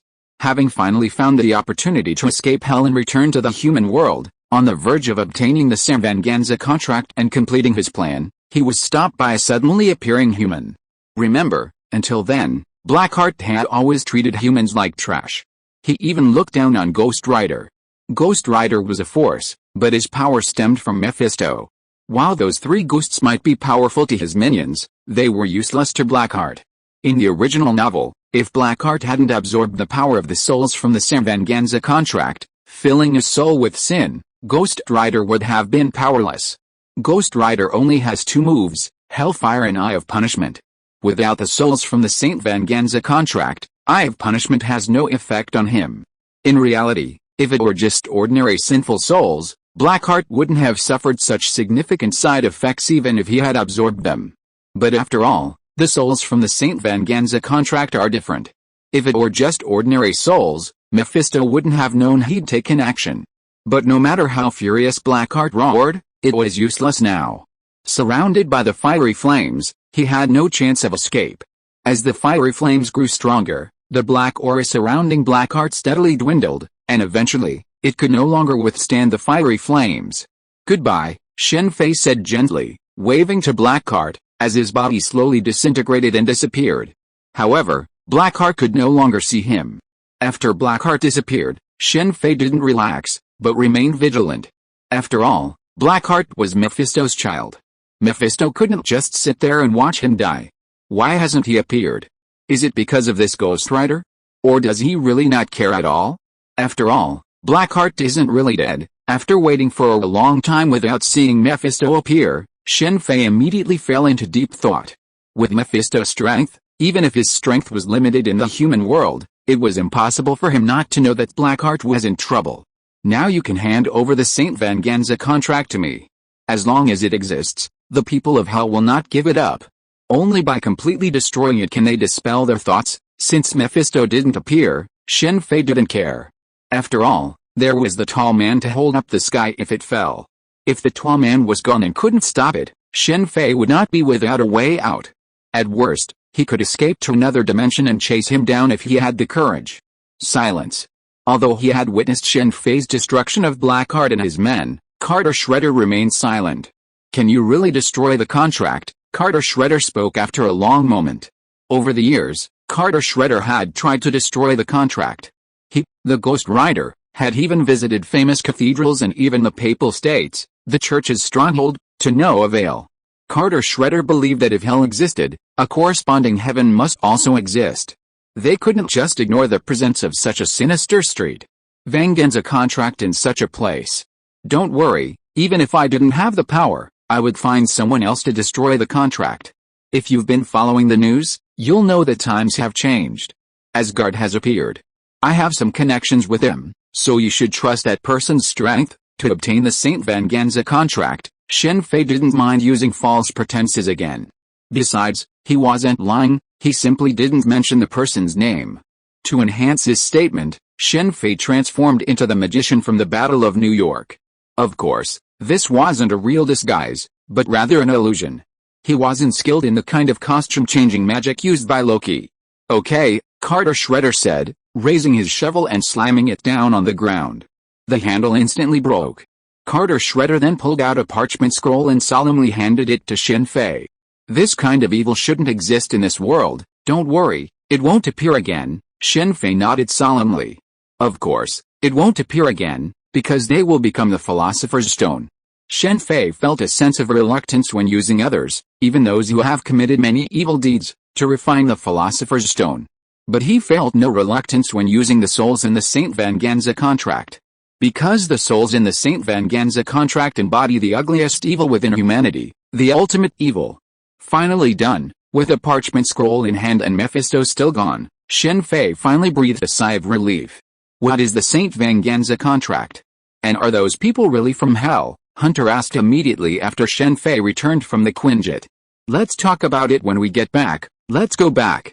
We're not looking for that Fire Skull Knight anymore. Shen Fei's decision to go back surprised Sky and Hunter. No need. I've already taken care of the matter. If you really want to find him, you can do it later. And, if you're going to find him, it's best to send someone who hasn't committed any crimes. With the Saint Vengeance contract in hand, Shen Fei didn't want to waste any more time. Leaving suddenly would be difficult to explain. He might just go back through the portal and leave the Marvel Universe with the Saint Vengeance contract. As long as he didn't have the Saint Vengeance contract, he wouldn't care even if Mephisto came looking for him. What's going on? Callison looked at Shen Fei with confusion on S.H.I.E.L.D 616. Are you going to tell me here? Shen Fei said, looking at the crowd around him. While he didn't mind speaking in front of so many people, some secrets weren't good for too many people. It's okay, Callison signaled Shen Fei to speak. The reason for this is very simple, that is, Shen Fei said as he told the identities of Blackheart and others, as well as the Saint Vengeance contract, Ghost Rider, and Mephisto. Of course, he did not say that Carter Shredder was also a Ghost Rider. The other party had handed over the Saint Vengeance contract to him. If he revealed his identity, wouldn't that allow S.H.I.E.L.D to monitor him? S.H.I.E.L.D style of doing things, even if Callison was the director, some things cannot be changed if they want to. Why did Mephisto stop Blackheart from getting the Saint Vengeance contract? Wouldn't it be beneficial to Hell to let him complete his plan? Simmons asked with a puzzled look. Because he doesn't want war. Earth and Midgard aren't unprotected. Neither the Sorcerer Supreme nor the one in the heavens will sit idly by and watch Hell invade. If war breaks out, Hell's victory isn't guaranteed, so you don't have to worry about Hell. Just don't be greedy and don't think about making deals with demons. And not everyone is qualified to do so. The Hydra people definitely wanted to make a deal with Hell, but unfortunately, no one from Hell paid any attention. Hearing Shen Fei's words, Hunter and the others finally breathed a sigh of relief. What exactly is the Saint Vengeance contract? This time, it was Fitz who asked. I don't know the details. I only have a general idea. It involves humanity's sins, Shen Fei said, giving a brief explanation of the Saint Vengeance contract. Since he wanted to obtain the Saint Vengeance contract, Shen Fei naturally searched for information on it in advance. There was little information on the Samvanganza contract in the ordinary world. Fortunately, Shen Fei had copied all the magic books from Kamar-Taj, which allowed him to find relevant information. Some legends in the Marvel Universe are recorded in common books. For example, the Ghost Rider story can be found in books like the Necronomicon and the Ancient Pact. Many books contain accounts of demonic events, though most people don't believe them. Johnny himself once found one in a book. The St. Van Gogh's Pact is a simple story set in a town called St. Van Gogh's, Texas, but now completely deserted. St. Van Gogh's was a peaceful, happy, and kind town with a population of about 1,000 people and a church. The townspeople were religious and faithful, leaving their doors open at night and stealing things on the streets, a common practice for the residents. Until one day, a stunningly beautiful woman arrived in town, instantly shattering the town's peace and happiness. She was single, and in those days, communication wasn't as convenient as it is in modern society. It's unknown which man first became enticed by this beautiful woman, raping her and then capturing and imprisoning her. Later, the entire town, even the church priest, joined in the assault, while the woman acted as if nothing had happened, as if no outsiders had ever been to the town. Legend has it that this beautiful woman was imprisoned for over a decade before finally dying a miserable death. After her death, she unleashed a most vicious curse, and the once peaceful and happy town of Samvanganza fell into an abyss. There are two theories about this beautiful woman. One is that she was a truly innocent woman who stumbled into Samvanganza by accident, and the other is that she was sent by the devil to tempt the entire town into corruption. By now, it's likely no one knows the truth. Even if the devil was sent, the town's situation would be unforgivable, as the devil only tempts the human heart. The true sin is caused by humans themselves. If this situation had occurred in any other town, the Samvanganza Pact wouldn't have been formed. However, the residents of Samvanganza were previously very kind believers. This kind of transformation from extreme goodness to extreme evil is what the devil loves most. After Shen Fei's account of the St. Vanganza contract, everyone present fell silent. Luckily, no one present was a believer, otherwise, their faith would have collapsed on the spot, or they would have fought Shen Fei to the death. There was actually another theory about the St. Vanganza contract, but Shen Fei didn't say it. It was that the St. Vanganza affair was a game between hell and heaven. Chapter 218 Untitled. In the Marvel Universe, Hell's inhabitants frequently appear, like Mephisto, Locke, Blackheart, and Ghost Rider, and there are more than one. However, Heaven's inhabitants are rarely seen. This isn't to say heaven doesn't exist. In fact, heaven and hell were similar in the past, with both appearing on Earth, much like the myths and legends of Asgard. The reason heaven's invisibility is due to the town of Samvanganza. A bet was made between heaven and hell, the stakes being the good and evil of human nature, and the residents of Samvanganza were used to secure this bet. Heaven believed that the residents of Samvanganza would never commit any evil, while hell believed that evil lurked within everyone, hidden only by some until the opportunity presented itself. What followed was just as Shen Fei, Calcin, and the others had described. Samvanganza, a town where doors were left unlocked at night and where no one stole anything, became complicit in the evil, ultimately falling into the abyss and becoming the evil spirits of the Samvanganza Pact. According to current psychology, this constitutes a collective crime, a phenomenon particularly prevalent in remote areas with limited transportation and communication. The residents of St. Vanganza, a town boasting nearly all believers, had actually committed such atrocities. Even the inhabitants of heaven, however displeased, had no choice but to resign and leave Earth. Humans are a truly peculiar species. One moment they can be as kind as a saint, yet the next they commit acts of wickedness that put even demons to shame. Similarly, some can be terrifying, murdering demons one moment, yet transform into saintly monks who sweep the floor without even a scratch. The measure of a person's guilt is never the number of lives they have killed, but rather their actions. Speaking of murder, St. Vanganza may have only killed one person, yet the sin caused by that act has degraded the entire town into the most evil spirits. Of course, this theory about the St. Vanganza contract wasn't invented by Shen Fei, but rather something he had found in some documents. Whether it's true or not can only be confirmed by questioning Mephisto. This theory isn't without flaws, however. Earth isn't without angels. Johnny Blaze, the Ghost Rider, is said to be an angel, a spirit of vengeance. This feud between heaven and hell can be dismissed as a mere legend. Shen Fei isn't driven to pursue the truth, he's not an archaeologist like Robin. Speaking of archaeologists, many Marvel scholars are going crazy these days, especially those studying Norse mythology. The idea that Asgard really existed, along with Thor, Odin, and others, completely disproves all previous accounts, is unbelievable. It's said that many are already preparing to revise these records, a massive undertaking. There's even a petition seeking a field trip to Asgard, but of course, the government has ignored such requests. The government still wants to visit Asgard, but unfortunately, it's impossible. As for submitting an application and who to submit it to, Thor simply ignores the government. Thor himself played a significant role in the government's approval of the Stark team's formation of the Avengers. Here's the thing. If you want to send someone to contact Ghost Rider, choose a kind person. Okay, I have things to do, so I'll be leaving now, Shen Fei said as he vanished from the side of Coulson and the others. Apparating. Shen Fei reappeared in midair. With a flick of the ring on his left finger, the black Ant-Man suit immediately spread from his finger to his entire body. A moment later, the Ant-Man suit was fully donned, and he vanished into thin air. With the advent of nanotechnology, Shen Fei no longer needed to worry about changing costumes. Giant World. With Shen Fei's current strength, while worlds like Giant, Fullmetal Alchemist, and Ready Player One couldn't offer any assistance, he would occasionally visit them, especially Giant World, where he had his second secret base. While the first secret base was undoubtedly on an alien planet, the Giant World base was undoubtedly more important. This base, located on an isolated island far from human habitation, housed almost all of Shen Fei's valuables, including the Mind Stone. Here, Shen Fei could research and develop without restraint. His number of Iron Man armors far exceeded Stark's.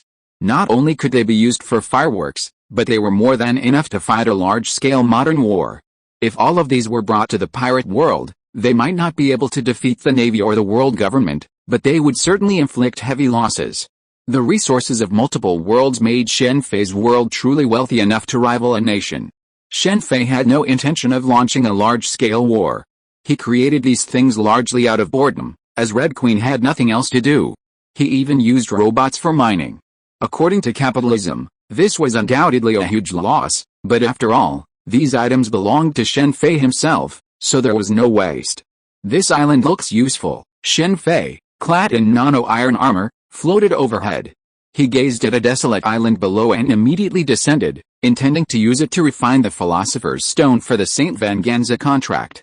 Shen Fei now possessed 3 sets of nano-equipment, the Nano-Ant-Man suit, the Nano-Iron Man armor, and the Nano-Armor. The Nanosteel armor primarily relied on flight to travel. While it could also fly, that required expending its own energy. It would be a waste not to use the technology that allowed it. After landing on the island, Shen Fei immediately carved a massive alchemy array. The St. Venganza contract contained the souls of over 1,000 people. If the array was too small, and the souls escaped, wouldn't that be a waste? After the array was completed, Shen Fei stood in the center, opened the St. Venganza contract, and untied the bindings on the scroll. After untying them, Shen Fei immediately shaved away from the center of the array. Whoosh! As the St. Venganza contract scroll slowly drifted toward the ground, the sunny weather around the island suddenly turned gloomy. The air was filled with a strange, sinister aura. In an instant, a large number of evil spirits rushed out of the scroll. With their appearance, the surrounding air seemed to drop below freezing. It's even more sinister than the soul within Fullmetal Alchemist's android, looking at the pitch-black, evil spirit that would have sent any ordinary person into a state of panic at the mere sight of it. Shen Fei immediately activated the Philosopher's Stone alchemy array. Endless crimson light emanated from the array, and the dancing evil spirits simultaneously erupted in a shrill roar that sent shivers through Shen Fei's body. After a long moment, the roars finally subsided, and a pebble-sized red gem appeared on the array. Its vibrant color was the most vibrant Shen Fei had ever seen, surpassing even Muzan Kibutsuji's Philosopher's Stone. Because the Philosopher's Stone contained the power of the soul, its size wasn't a factor, the key was its color. Ah! Shen Fei cried out involuntarily as he picked up the Philosopher's Stone, and his consciousness came into contact with the power of the soul within. Damn it! Shen Fei immediately severed his connection with the inner chamber and took several deep breaths. He had refined and used numerous Philosopher's Stones, but this was his first encounter with such a sinister power. Is this the true power of the St. Venganza contract? Through this encounter, Shen Fei realized that he had somewhat underestimated the power of the Saint Venganza contract. While the souls of ordinary philosophers' stones, saturated with negative emotions due to the unwillingness of those killed, were not incapable of purification, Shen Fei used the purified power of the philosopher's stones. He would not, like the androids, allow his soul to become impure. Han Him of Light relied on dialogue with the frantic souls of the philosopher's stones within his body to awaken the consciousness of hundreds of thousands of souls. He then allowed these regained consciousness to exert their own power, laying the foundation for the ultimate defeat of the man in the bottle. Shen Fei relied on his power to purify those souls, allowing him to absorb the power within. Even Muzan Kibutsuji's philosopher's stone hadn't caused Shen Fei any problems. However, the philosopher's stone, forged through the Saint Venganza contract, nearly entangled him in the various negative forces within. Purification was impossible in this situation. Is this complete corruption? Shen Fei had previously been somewhat confused about complete corruption, but now he understood the complete corruption of the soul.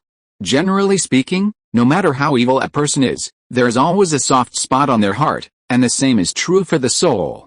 It truly is the power generated by the fall of a saint. The residents of Saint Venganza, due to their devout faith, were considered saints in that era. Once such a person falls, their power is far more powerful than that of an ordinary person. Because of its immense power, the philosopher's stone possessed immense strength. Although Shen Fei had only glimpsed its power, he was certain that the power of this refined philosopher's stone was far greater than that of a mere 1,000 people. Even 10 times that, or even 10,000, wouldn't necessarily achieve the same effect. Does this amount to fully unleashing the potential of a single soul? The mystery of the soul, though Kamar-Taj's magic is based on it, isn't entirely understood. Just like a person's lifespan doesn't fully exhaust their soul's power, people are different, and so are their souls. Just like ordinary earthlings are completely different from Asgardians, with an average lifespan of over 5,000 years, their souls are undoubtedly different. Shen Fei once considered using Asgardians to refine the philosopher's stone, intending to see the difference between people of different lifespans, but he quickly dismissed the idea. There were certain boundaries, Shen Fei's own self-imposed constraints, that he absolutely wouldn't cross. Otherwise, capturing Loki or going to the Frost Giant realm to capture a few Frost Giants wouldn't be a big deal for Shen Fei right now. It seems I can only use it as a consumable. Shen Fei was a little disappointed that the philosopher's stone, forged by the Saint Venganza contract, couldn't be used for cultivation, but he wasn't too disappointed. After all, it could be used as a universal energy source to power the philosopher's stone.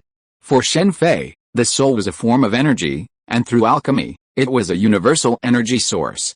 The philosopher's stone, forged by the Saint Venganza contract, could last Shen Fei a long time if used purely as a consumable. Due to the properties of the philosopher's stone, Shen Fei would only use it when necessary. It's a pity this island is completely ruined. The damage caused by the Saint Venganza contracts over 1,000 souls wreaking havoc nearby, even for a short period, was immense. The few remaining green landscapes on the island had completely withered. It seems I'll just have to wait for time to recover. If an ordinary person were to come to this island at this moment, they would likely fall ill and collapse quickly. The world government has come to collect the money. How rude of you, Shen Fei exclaimed, irritated as he saw the member of the world government spy organization, CP, appear before him. He didn't show it, for this man had been sent by the world government to collect the Shichibuke's fees. The privileges of the Shichibuke weren't to be used casually, they had to be purchased, a price no less than a nation's treasury. Isn't the world government running out of money trying to use the Shichibuke system to enrich themselves?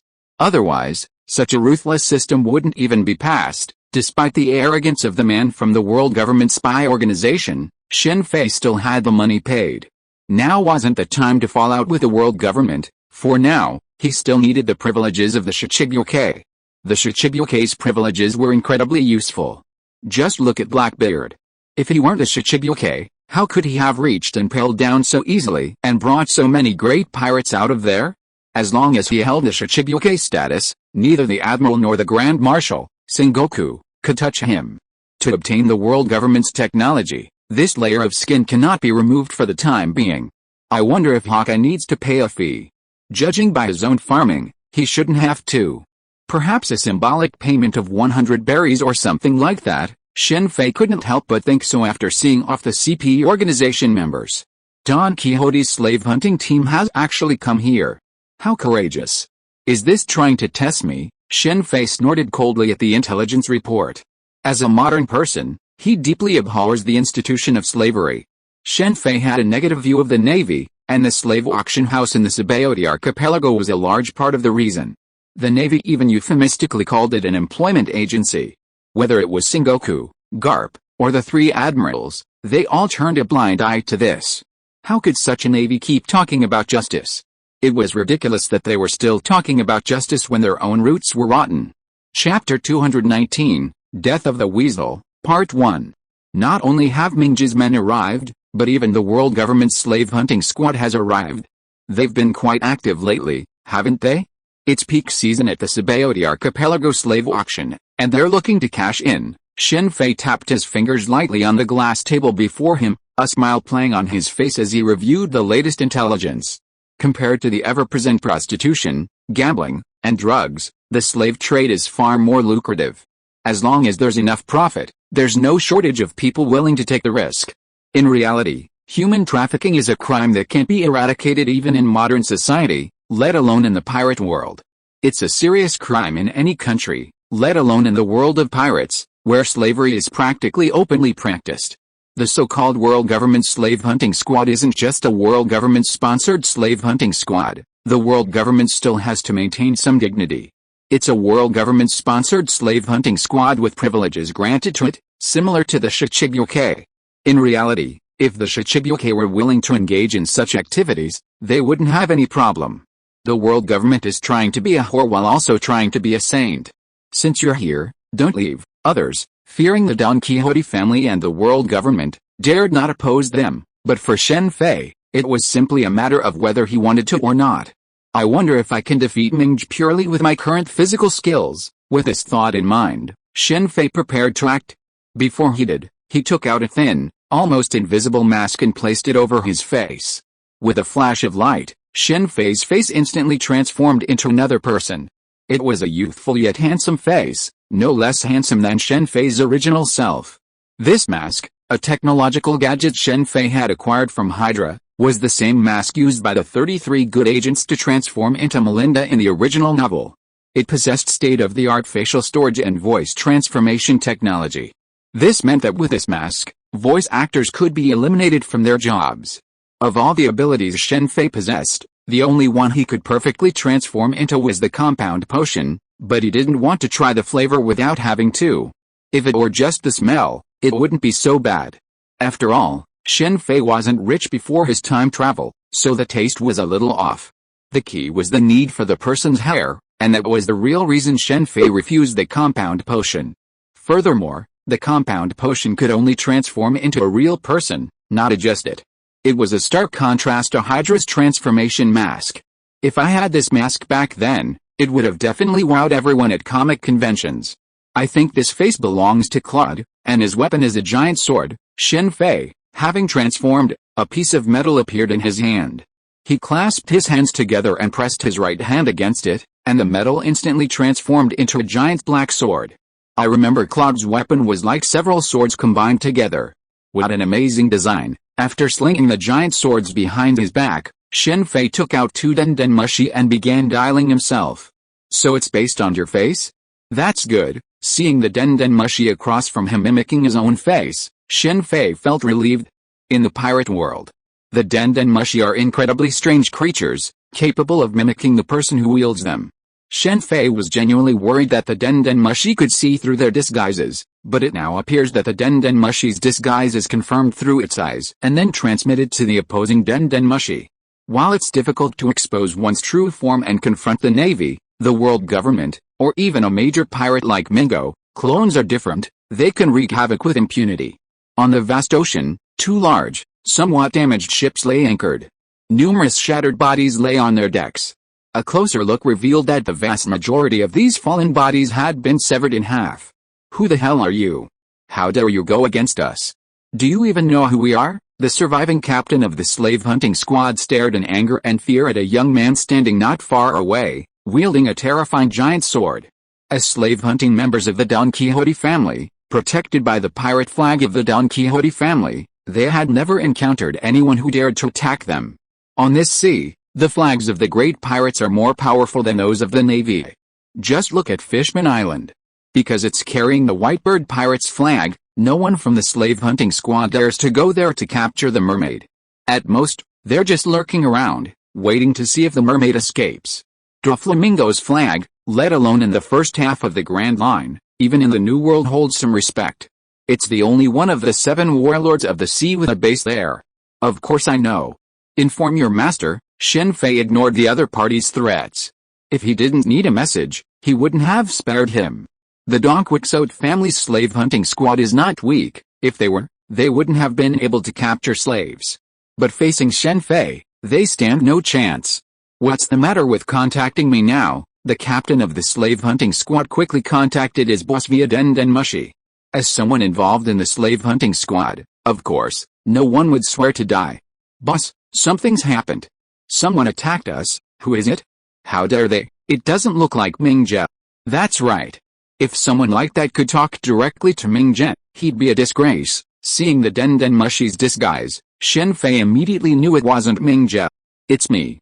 Tell Doflamingo to stop the human auction immediately, or don't blame me for being rude. Without waiting for a reply, Shen Fei hung up the Den Mushi and slashed the slave hunting captain in half.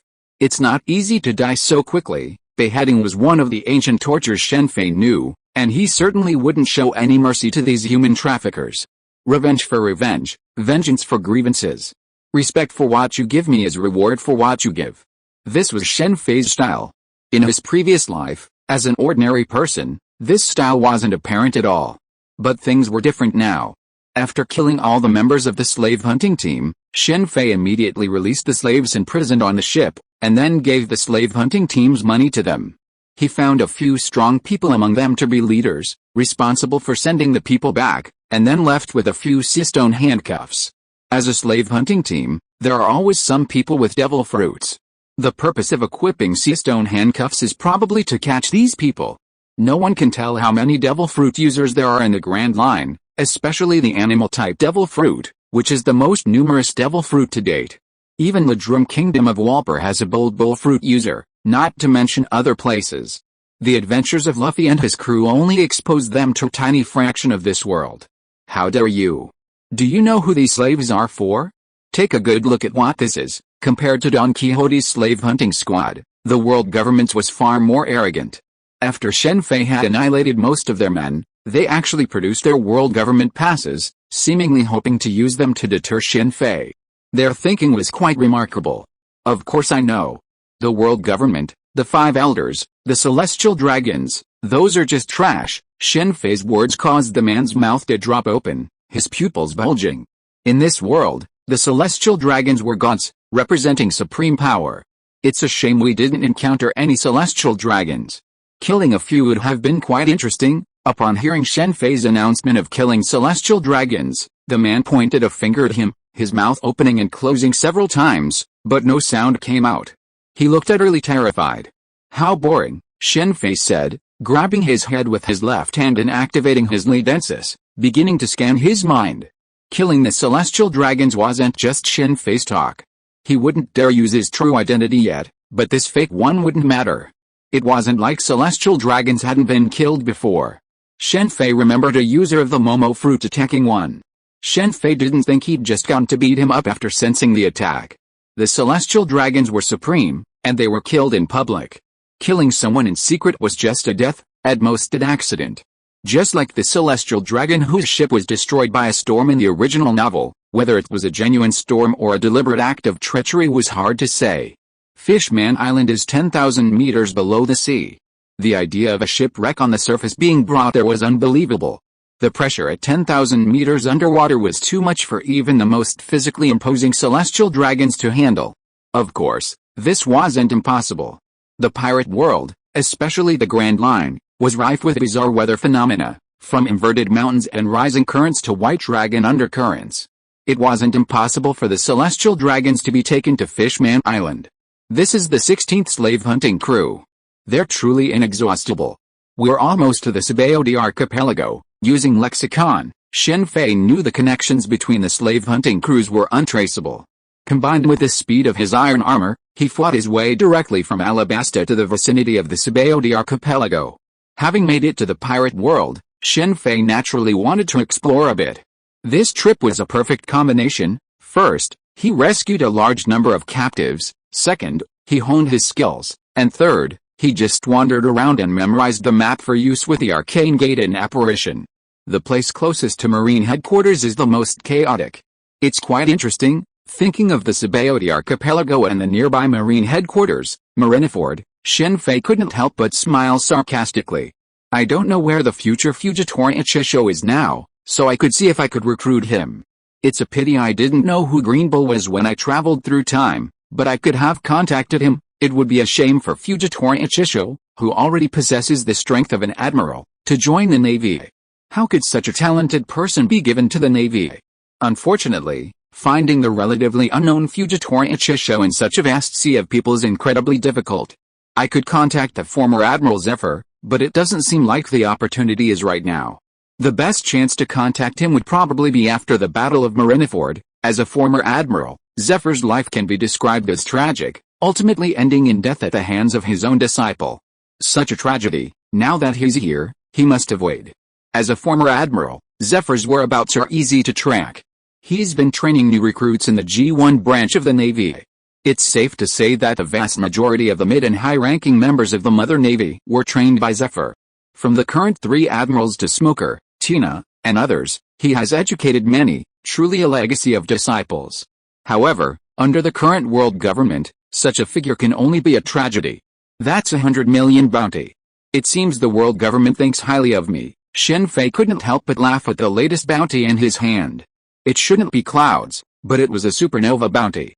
Along the way, he'd killed numerous world government slave-hunting teams, including Mingos, and eliminated several heinous pirate groups.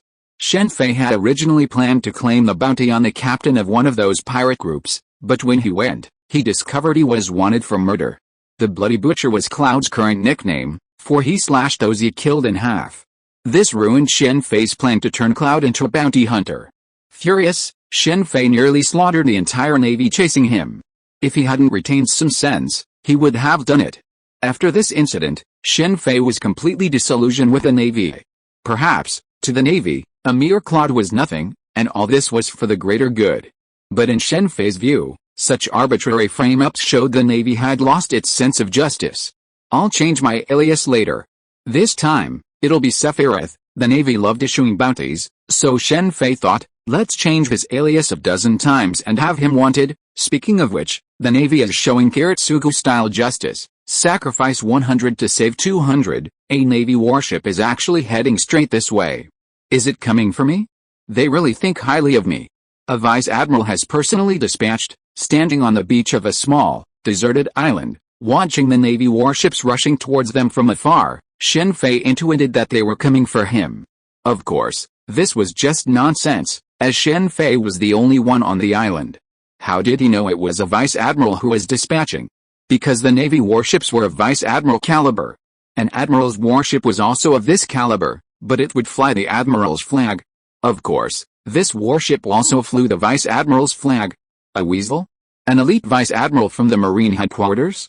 Looks like the world government is putting a lot of pressure on them. Normally, even if they were supernovas, it was rare for an elite vice admiral from the Marine headquarters to take action against them. Just like Ace. No vice admiral level figure had ever taken action against him before entering the New World. Chapter 220 The Death of the Weasel, Part 2. Vice Admiral Weasel?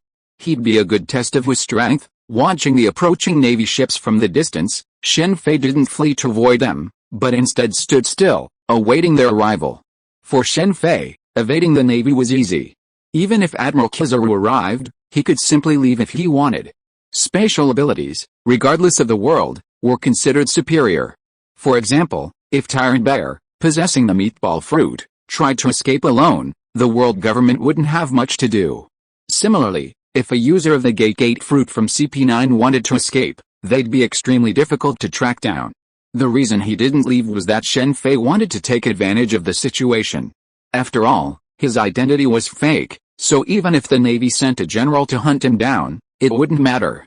If he couldn't defeat them, he couldn't escape. With spatial abilities, it was easy to escape unless he was determined to fight to the death. What a mohawk, Shen Fei said, raising his greatsword as he looked at Weasel, standing alone at the bow of the approaching warship. After a moment's deliberation, the greatsword slashed forward. As it descended, a crescent-shaped blade of sword energy, tens of meters long, slashed forward. The powerful energy ripped a crack several dozen meters deep in the sea surface in front of Shen Fei. Shen Fei had devoted considerable effort to swordsmanship. Of course, he had no ambition to become the world's greatest swordsman, but that didn't stop him from practicing. He had acquired this skill from the Revolutionary Army. Facing Shen Fei's attack, Weasel, standing at the bow of the warship, immediately drew his longsword from his waist and slashed at Shen Fei's incoming sword energy. Boom! The two powerful sword energies collided mid-flight, unleashing a powerful force. The resulting shockwave sent waves nearly 10 meters high across the sea, roaring in both directions. The naval warship Weasel was aboard was tossed up and down by the waves. The Navy's quality is pretty good, even in such a situation, they can still hold their posts. Looking at the Navy on the warships bobbing up and down with the waves, Shen Fei nodded slightly in his heart. They are indeed the Navy of the headquarters of the Navy, and their strength is much stronger than the Navy of the Four Seas. After blocking Shen Fei's attack, Weasel appeared in the air with a shave, and then appeared about 10 meters to the left of Shen Fei with a moon step. I was wondering who it was. It turned out to be Vice Admiral Weasel of the headquarters of the Navy. How come you have time to come to me today? Looking at the landing Weasel, Shen Fei did not launch an attack immediately, but greeted it with a smile. Claude, you have killed innocent people indiscriminately and committed many evil deeds. You deserve to die. I am arresting you on the orders of the world government. Weasel glanced at Shen Fei coldly and said loudly. Killing innocent people? How interesting. I remember I only killed members of the slave hunting squad. So, they're sponsored by the world government. No wonder the slave auction house in the S.H.I.E.L.D archipelago is open and above board. It turns out the world government approved it. So, the so-called naval justice is the legalized slave trade. Oh, sorry, I forgot. In the Navy, it's not called the slave trade, it's called an employment agency. Finding jobs? Shen Fei's voice rose. Loud enough for the sailors on the distant warships to hear. Perhaps because the people of the pirate world focus all their skill points on physical skills, their intelligence isn't a big deal. Even Sengoku's strategy for the Battle of Marineford was considered a brilliant general. His strategy would have been at least several times stronger than Sengoku's. The Revolutionary Army lacked even a single revolutionary ideal. They only wanted to overthrow the world government and the celestial dragons, but they had no plan for how to do so. In reality, the vast majority of these so-called revolutionaries were persecuted by the celestial dragons, forced to unite out of despair. And the people they recruited were also mostly persecuted by the celestial dragons. He had no intention of recruiting ambitious individuals from the sea. While there were many figures like Fujitora Aisho, the revolutionaries had no intention of recruiting them. Shen Fei was currently maintaining a trading relationship with the Revolutionary Army, rather than joining them, because he knew such revolutionaries would never achieve anything. Nonsense, Shen Fei's words made Weasel's face turn grim. Before Shen Fei could continue, Weasel attacked. With a single movement, he appeared in front of Shen Fei, his renowned sword slashing directly at him. As an elite vice admiral of the Marine headquarters, Weasel's weapon was no ordinary item, it was one of the best 50-grade swords. In the pirate world, so-called swords were actually katana, double-edged swords, though not uncommon, they were extremely rare. Even the greatsword wielded by Shen Fei, now posing as Claude, was only bladed on one side. Facing Weasel's charge, Shen Fei immediately raised his greatsword and blocked his attack. Did I hide a sore spot, Vice Admiral Weasel? The Navy is nothing but pawns of the celestial dragons, maintaining the rule of the world government. That cloak of justice behind you truly disgusts me. Swords clashed, neither yielding, each countering the other with their own strength. For a moment, they were evenly matched. Shen Fei continued his outburst, facing the Weasel within arm's reach. Dang, dang, dang. In response to Shen Fei's sarcasm, the Weasel swung his famous sword, striking Shen Fei repeatedly, each strike a fatal blow, seemingly aiming to sever him instantly. You're getting mad out of shame, Shen Fei continued, retreating with the force of the Weasel's attacks. I hear the slave auctions are bustling in the S.H.I.E.L.D archipelago lately. Vice Admiral Weasel must have captured a lot of slaves to sell. I bet it's quite a few. Shut up. Shen Fei's words seemed to completely enrage the Weasel. He clutched his sword in both hands and charged at Shen Fei recklessly. Shut up. Isn't what I said right? Everyone knows that the slave auctions are a way for the Navy's top brass to earn extra income. I've also heard that the 3 admirals, Marshal Sengoku and the Navy hero Garp, are the masters of several slave auctions on Island 1 in the S.H.I.E.L.D. archipelago. Shut up. Vice Admiral Weasel roared again. I've exposed you, and you're furious. Shen Fei looked down on the revolutionaries led by Long because they couldn't even throw a simple mud at them. Even though Admirals Sengoku, Garp, and the other 3 were truly noble men, their lack of integrity gave Shen Fei the means to discredit them. Of course. The revolutionaries didn't discredit the Navy because they didn't consider it a true enemy. After defeating the world government and the celestial dragons, the world still needed the Navy to maintain order. While Long and the others had good ideas, they were unfortunately too presumptuous and idealistic. The world government's 800 years of rule, coupled with a complete lack of oversight, has led to widespread corruption within the Navy. While it might have been fine with Sengoku and others at Marine headquarters, many officers in other branches, including those in the 4 seas, have been corrupted.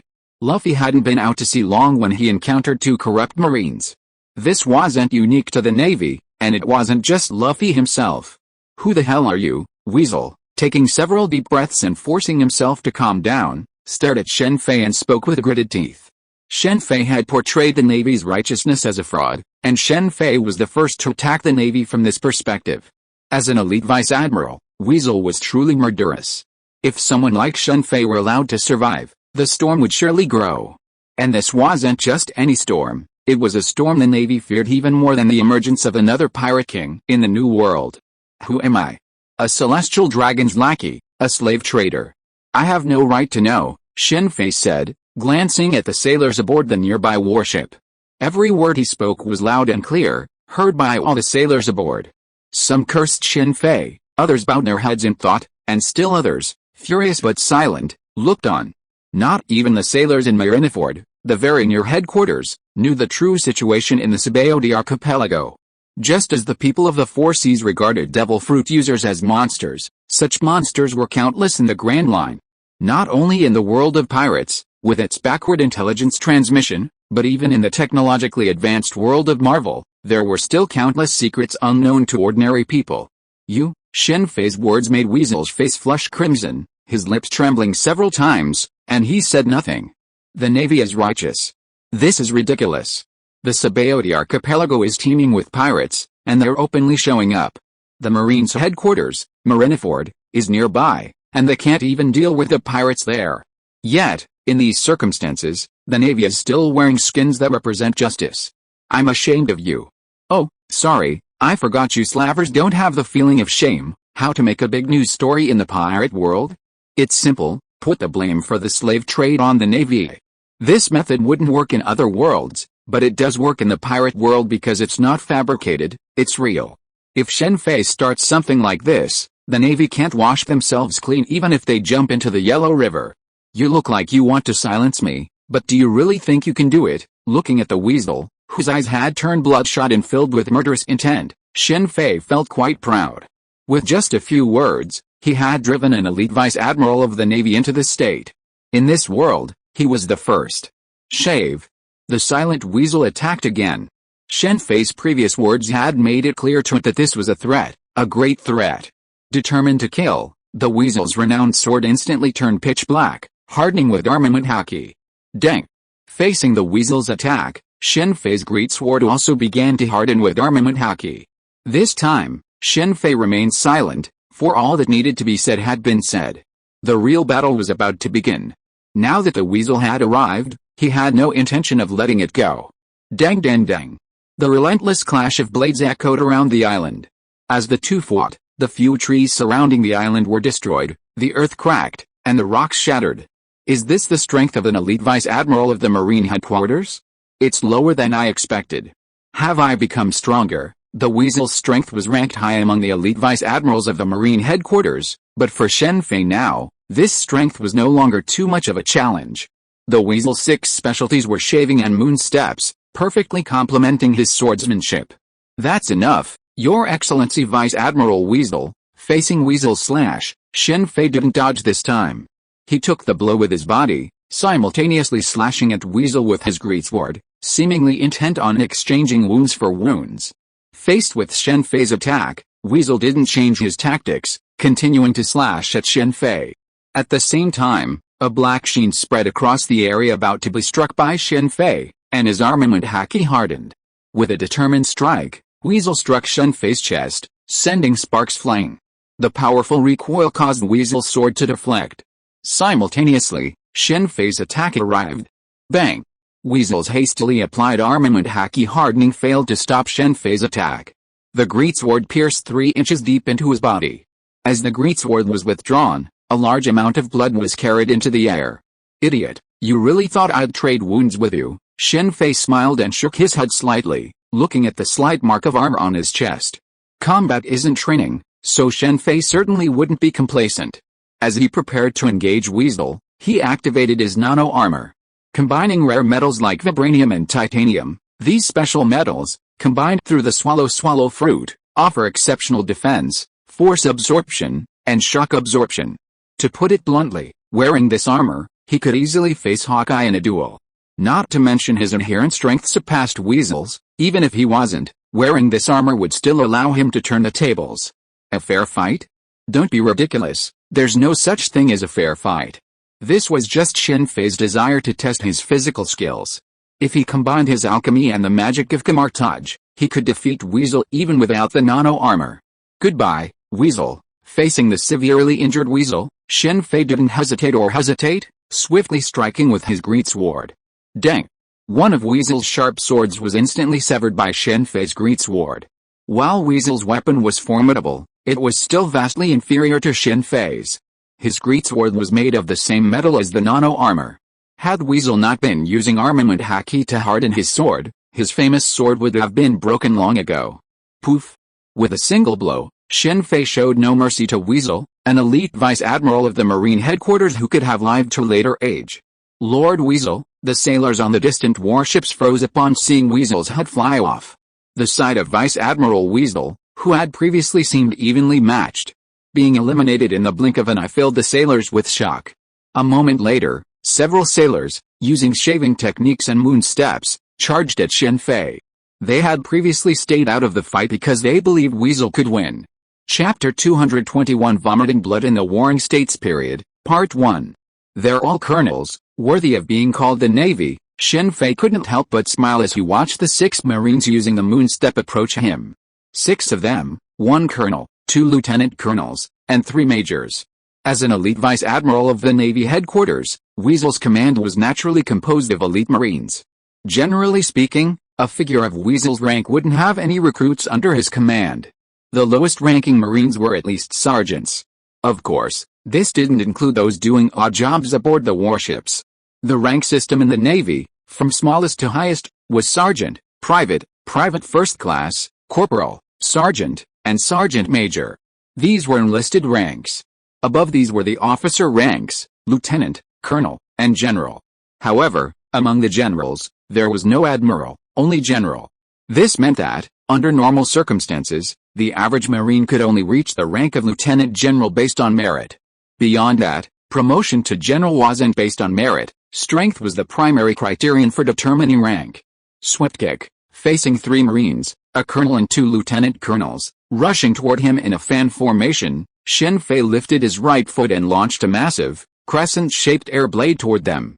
Facing Shen Fei's attack, the 3 men immediately raised their weapons, all wielding swords, to meet the incoming air blades. Clang, crack. The colonel bore the brunt of Shen Fei's air blades, the first to come into contact. The instant they made contact, his sword, hardened with his armament color, instantly broke, and the air blade struck directly into his chest. The air blade, penetrating deep into his sternum, sent a shower of blood scattering through the air as his body plummeted to the ground. Clang, clang. Because the colonel had blocked the air blade's full force, the air blade's impact on the 2 lieutenant colonels was significantly weakened, forcing them to block it with their swords. While the air blades were blocked, the immense force still sent them flying backwards over 10 meters. Go back and tell those celestial dragon lackeys I'll expose their true colors. Shen Fei looked at the 2 lieutenant colonels who had landed, and the 3 majors who had gone to collect Vice Admiral Weasel's body. With these words, he took off in midair with his moon step. Killing every sailor aboard this warship was certainly within Shen Fei's power, but that meant his earlier conversation with Vice Admiral Weasel wouldn't be passed on, which would have been in vain. Shen Fei wondered how the 3 admirals, Sengoku, Garp, and others would react to this. Although much of this was a sudden inspiration during his conversation with Weasel, Shen Fei couldn't help but admire his own quick thinking. If it had been someone else, it would have only angered Sengoku and the others. But for Shen Fei, he was sure to make Sengoku and the others mad with anger, ideally, death. With this in mind, Shen Fei left the island, opened the Mystic Gate, and traveled to a secret base in the Calm Belt. This secret base is located on an uninhabited island in the Calm Belt. Its remote location means that even if someone were to pass through the Calm Belt, they generally wouldn't go there. All dangerous animals have been cleared from the island, leaving only harmless ones. Add to that a villa and the beach, and in the Marvel Universe, it would be a private island for a wealthy individual. Now, he's a figure with his own private beach. I wonder how the Navy will react to if these words are spread publicly. Judging by Weasel's previous attitude, I'm really looking forward to it. With this thought in mind, Shen Fei immediately ordered Red Queen to carry out his orders. As a graduate of the 9-year compulsory education at the flower planting house, Shen Fei wasn't exactly exceptional, but he did know a few things. I hope you won't blame me, Sengoku, Garp, Kizaru, Aokiji, Akainu, Shen Fei said, a rather eerie smile on his face. In modern society, the best way to destroy someone's reputation is, of course, to expose them online. In the pirate world, human flesh searches aren't possible, but Shen Fei has another solution: flyers. Kamar-Taj's secret gate, if used skillfully, could completely destroy a person without bloodshed. While Shen Fei felt a pang of guilt for vilifying Sengoku and Garp, that slight regret faded immediately when he thought of the celestial dragon's actions. Shen Fei had originally had a favorable impression of Garp, but the battle at God Valley had instantly changed his mind. Regardless of Garp's motives, he had indeed saved the celestial dragons. In Shen Fei's view, any individual or faction in the pirate world would be superior to the celestial dragons, whether Rox, Kato, Charlotte Linolin, or anyone else. Even if anyone else had Shen Fei's ideas, they wouldn't have the execution to do so. But Shen Fei was different. With a secret gate, he could instantly travel to and from any point in the pirate world he desired. Now is not the time. Wait a little longer.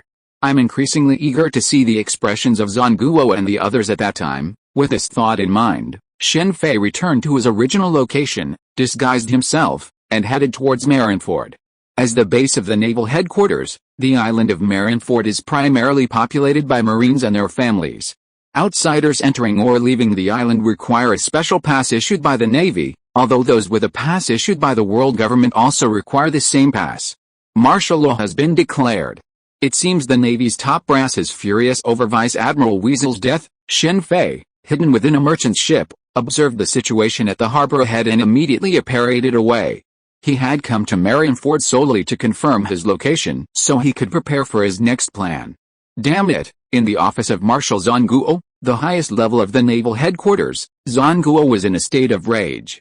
This was the first time the wise general lost control of his temper and punched the desk in front of him, shattering it into pieces. This anger was fueled, in part, by Vice Admiral Weasel's death and in part by the intelligence brought back by the Navy.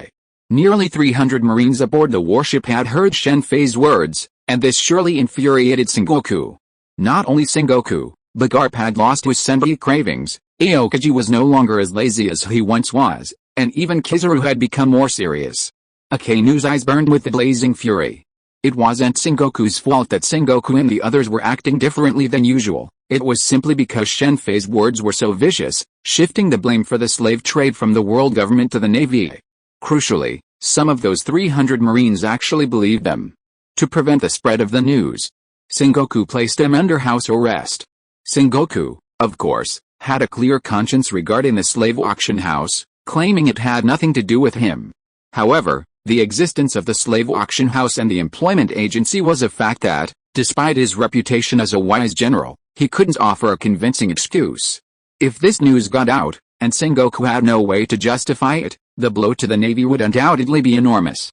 In serious cases, it could even shake the Navy's very foundation. One can imagine Sengoku's fury. "We can't go on like this, Borsellino. He's in your hands. Resolve this matter as quickly as possible," Sengoku ordered, taking a few deep breaths and calming himself. "Understood," Kizaru said, standing up and heading out. Shen Fei's smear campaign angered even Kizaru, a general who only cared about clocking in and out on time. Coupled with Shen Fei's killing of Vice Admiral Weasel, it could be said that Shen Fei had stirred up a hornet's nest in the Navy. The S.H.I.E.L.D. archipelago, also known as the Bubble Islands, is a truly remarkable archipelago. While they're called islands, they're actually trees. Each island is a mangrove. 10,000 meters below them lies Fishman Island. Beyond it lies the Red Port, heavily guarded by the Navy and the world government. It's the only tunnel connecting the first half of the Grand Line to the New World. It's quite remarkable to say the least. There are 79 independent islands, roughly half occupied by the Navy and half by pirates. Each side maintains its own separate boundaries, and the Navy won't cross borders to capture anyone unless absolutely necessary. This tacit understanding persisted until the arrival of Luffy, the man who aspires to become Pirate King, shattered it. "Bloody Butcher Cloud, what's this guy doing here?" Shen Fei, posing as Cloud, arrived at the port of the fourth island in the S.H.I.E.L.D. archipelago and was spotted the moment he stepped off the dock. The S.H.I.E.L.D. archipelago is home to a large population of bounty hunters and slavers, and pirates attempting to pass through must face this test. However, no one, whether bounty hunter or slaver, dared to confront Shen Fei. Notoriety has its benefits. 300 million. Killing Vice Admiral Weasel gave me a 200 million increase. Glancing at those staring at him but afraid to strike, Shen Fei headed towards his predetermined target. Since he'd come to the S.H.I.E.L.D. archipelago, Shen Fei naturally wanted to meet Pluto Rayleigh, and also visit Shiaki's extortion bar. With a swipe of Shen Fei's greatsword, the figure before him was cut in two, roaring loudly on the ground. With so many powerful factions in the S.H.I.E.L.D. archipelago, there were always those who, unbelievably, wanted to capture or kill Shen Fei.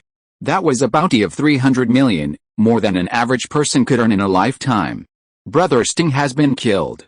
He's truly a man not to be messed with. Upon seeing this, many of the people following Shen Fei disappeared. Some didn't dare to take action, but they wanted to take advantage of the situation and wait for the opportunity. So they followed Shen Fei, hoping someone would take action and then take advantage. After seeing Shen Fei take action, some gave up, but others persisted and followed him. Does Shiaki's bar seem to be a real deterrent? After advancing and entering Island 13, Shen Fei noticed that the people following him hadn't followed him in. This situation, coupled with Shen Fei's observation of the surroundings, gave him a better understanding of Shiaki's extortion bar.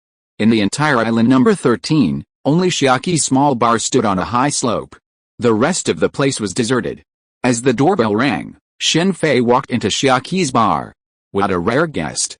"What would you like to drink?" Shiaki, who was behind the counter, immediately lit up her eyes when she saw Shen Fei, and mixed a glass of wine for him. "It smells good." Looking at the drink in front of him, Shen Fei had no interest in drinking it. "I want to know all the information about island number 1, Shen Fei directly stated his purpose.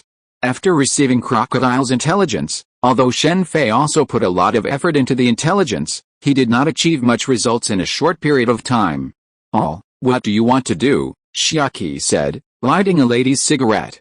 "This is my own business," Shen Fei said lightly. "I advise you not to do this. I'll give you a piece of news for free. Admiral Kizaru of the Navy is ready to attack you. You'd better leave this island as soon as possible," Shiaki said softly after slowly blowing out a smoke ring. "Admiral Kizaru?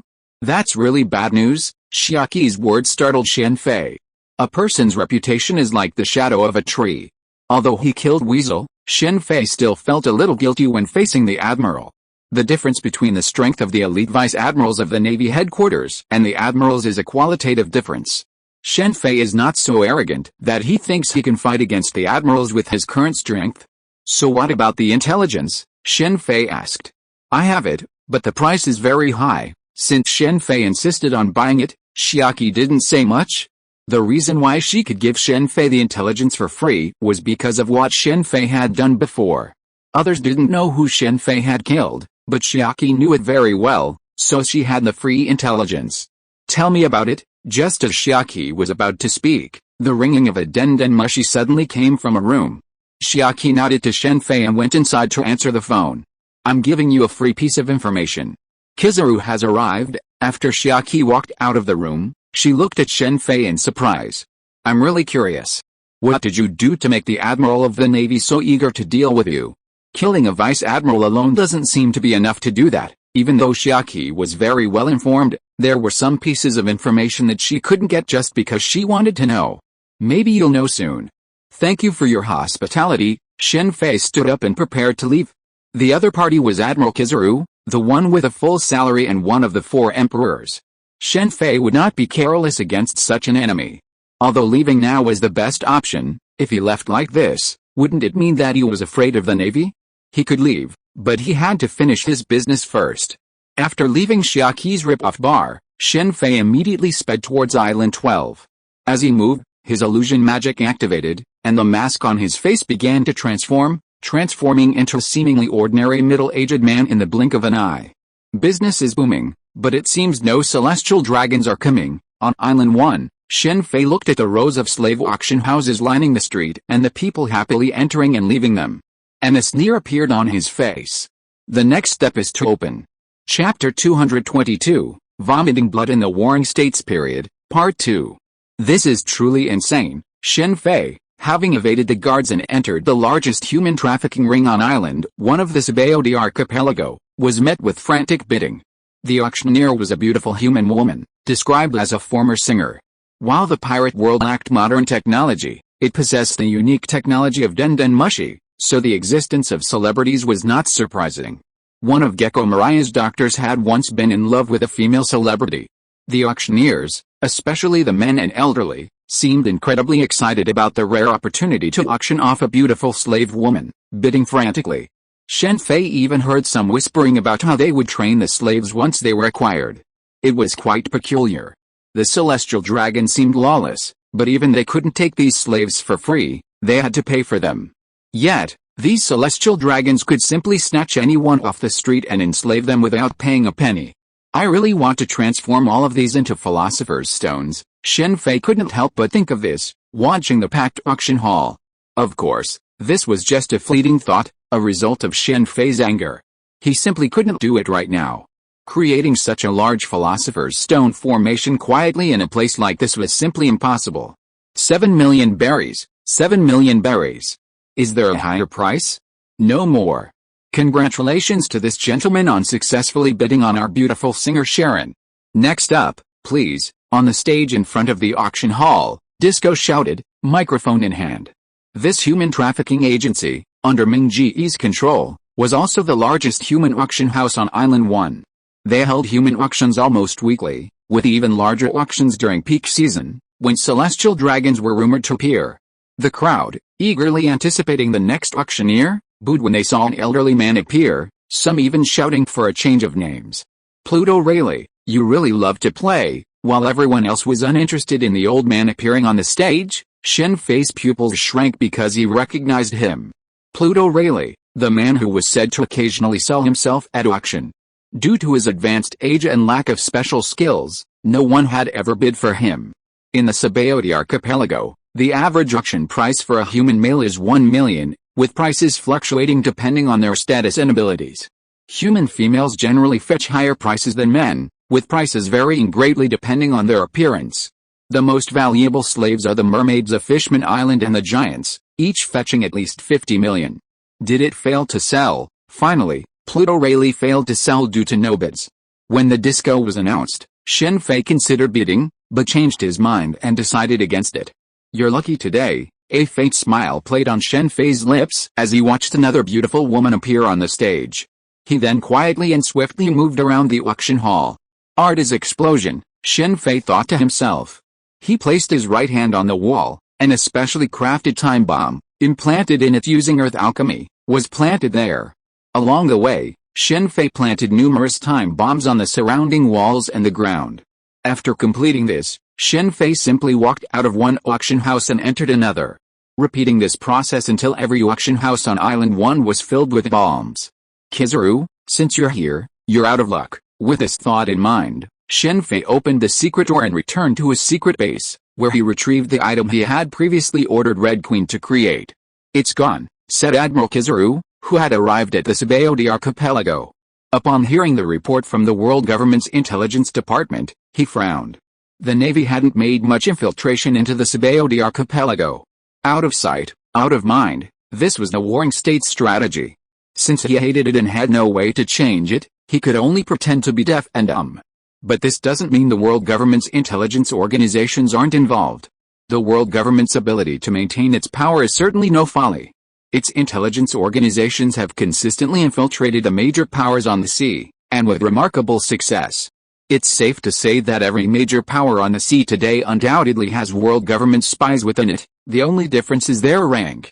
The Whitebird pirates are the easiest to place spies in. They simply recruit a few pirates, call Whitebird Daddy, and Whitebird welcomes anyone who acknowledges him as their father. Back then, the users of the Momo fruit were incredibly powerful, causing considerable trouble for the world government. They even dared to attack the world government's aristocrats, the celestial dragons. Later, the world government used spies and counter-espionage tactics to dismantle their power and capture them. "Admiral Kizaru, get out!" Just as Kizaru was trying to find Cloud, he heard someone outside yelling, "Get out!" Such a brazen challenge made Kizaru frown. Then, his body transformed into golden glow. He vanished from the room. When he reappeared, he was already in the air outside, his gaze fixed on the direction of the sound. Kizaru was currently on Island 6 of the S.H.I.E.L.D. archipelago. "That's Admiral Kizaru. How could he be here?" Admiral Kizaru's sudden appearance startled the surrounding pirates. Upon seeing Kizaru in the air, the pirates on Island 6 were stunned for a moment before scattering in all directions. The once orderly Island 6 was thrown into chaos. The title of Admiral truly held a terrifying power. Kizaru paid no heed to the chaotic pirates below. Bang! At that moment, from behind Kizaru, a sea-stone bullet shot towards the back of his head at lightning speed. Just as the bullet was about to strike Kizaru, he shifted a meter to the right, dodging the bullet. What a shame. I thought he'd take it head-on. He's not a fool after all. In the distance, Shen Fei, sniping Kizaru with a Barrett sniper rifle through a secret portal, sighed inwardly after Kizaru dodged. Sea-stone bullets, while somewhat complex to manufacture for the world government, were a minor issue for Shen Fei. He had intended to use a trick on Kizaru, but alas, his plan was unsuccessful. "General Kizaru, did that Sengoku guy send you here to recover the slaves I released and captured by the world government?" Just as Kizaru turned his gaze towards the bullet, the same voice echoed through the air. As soon as the voice emanated, Kizaru's body instantly transformed into a streak of golden light and vanished into the air. When he reappeared, he was in front of a Den Mushy speaker on the rooftop of Island 1. As expected of Kizaru, he's incredibly fast. Shen Fei, hiding to the side, was startled by the sudden appearance of Kizaru.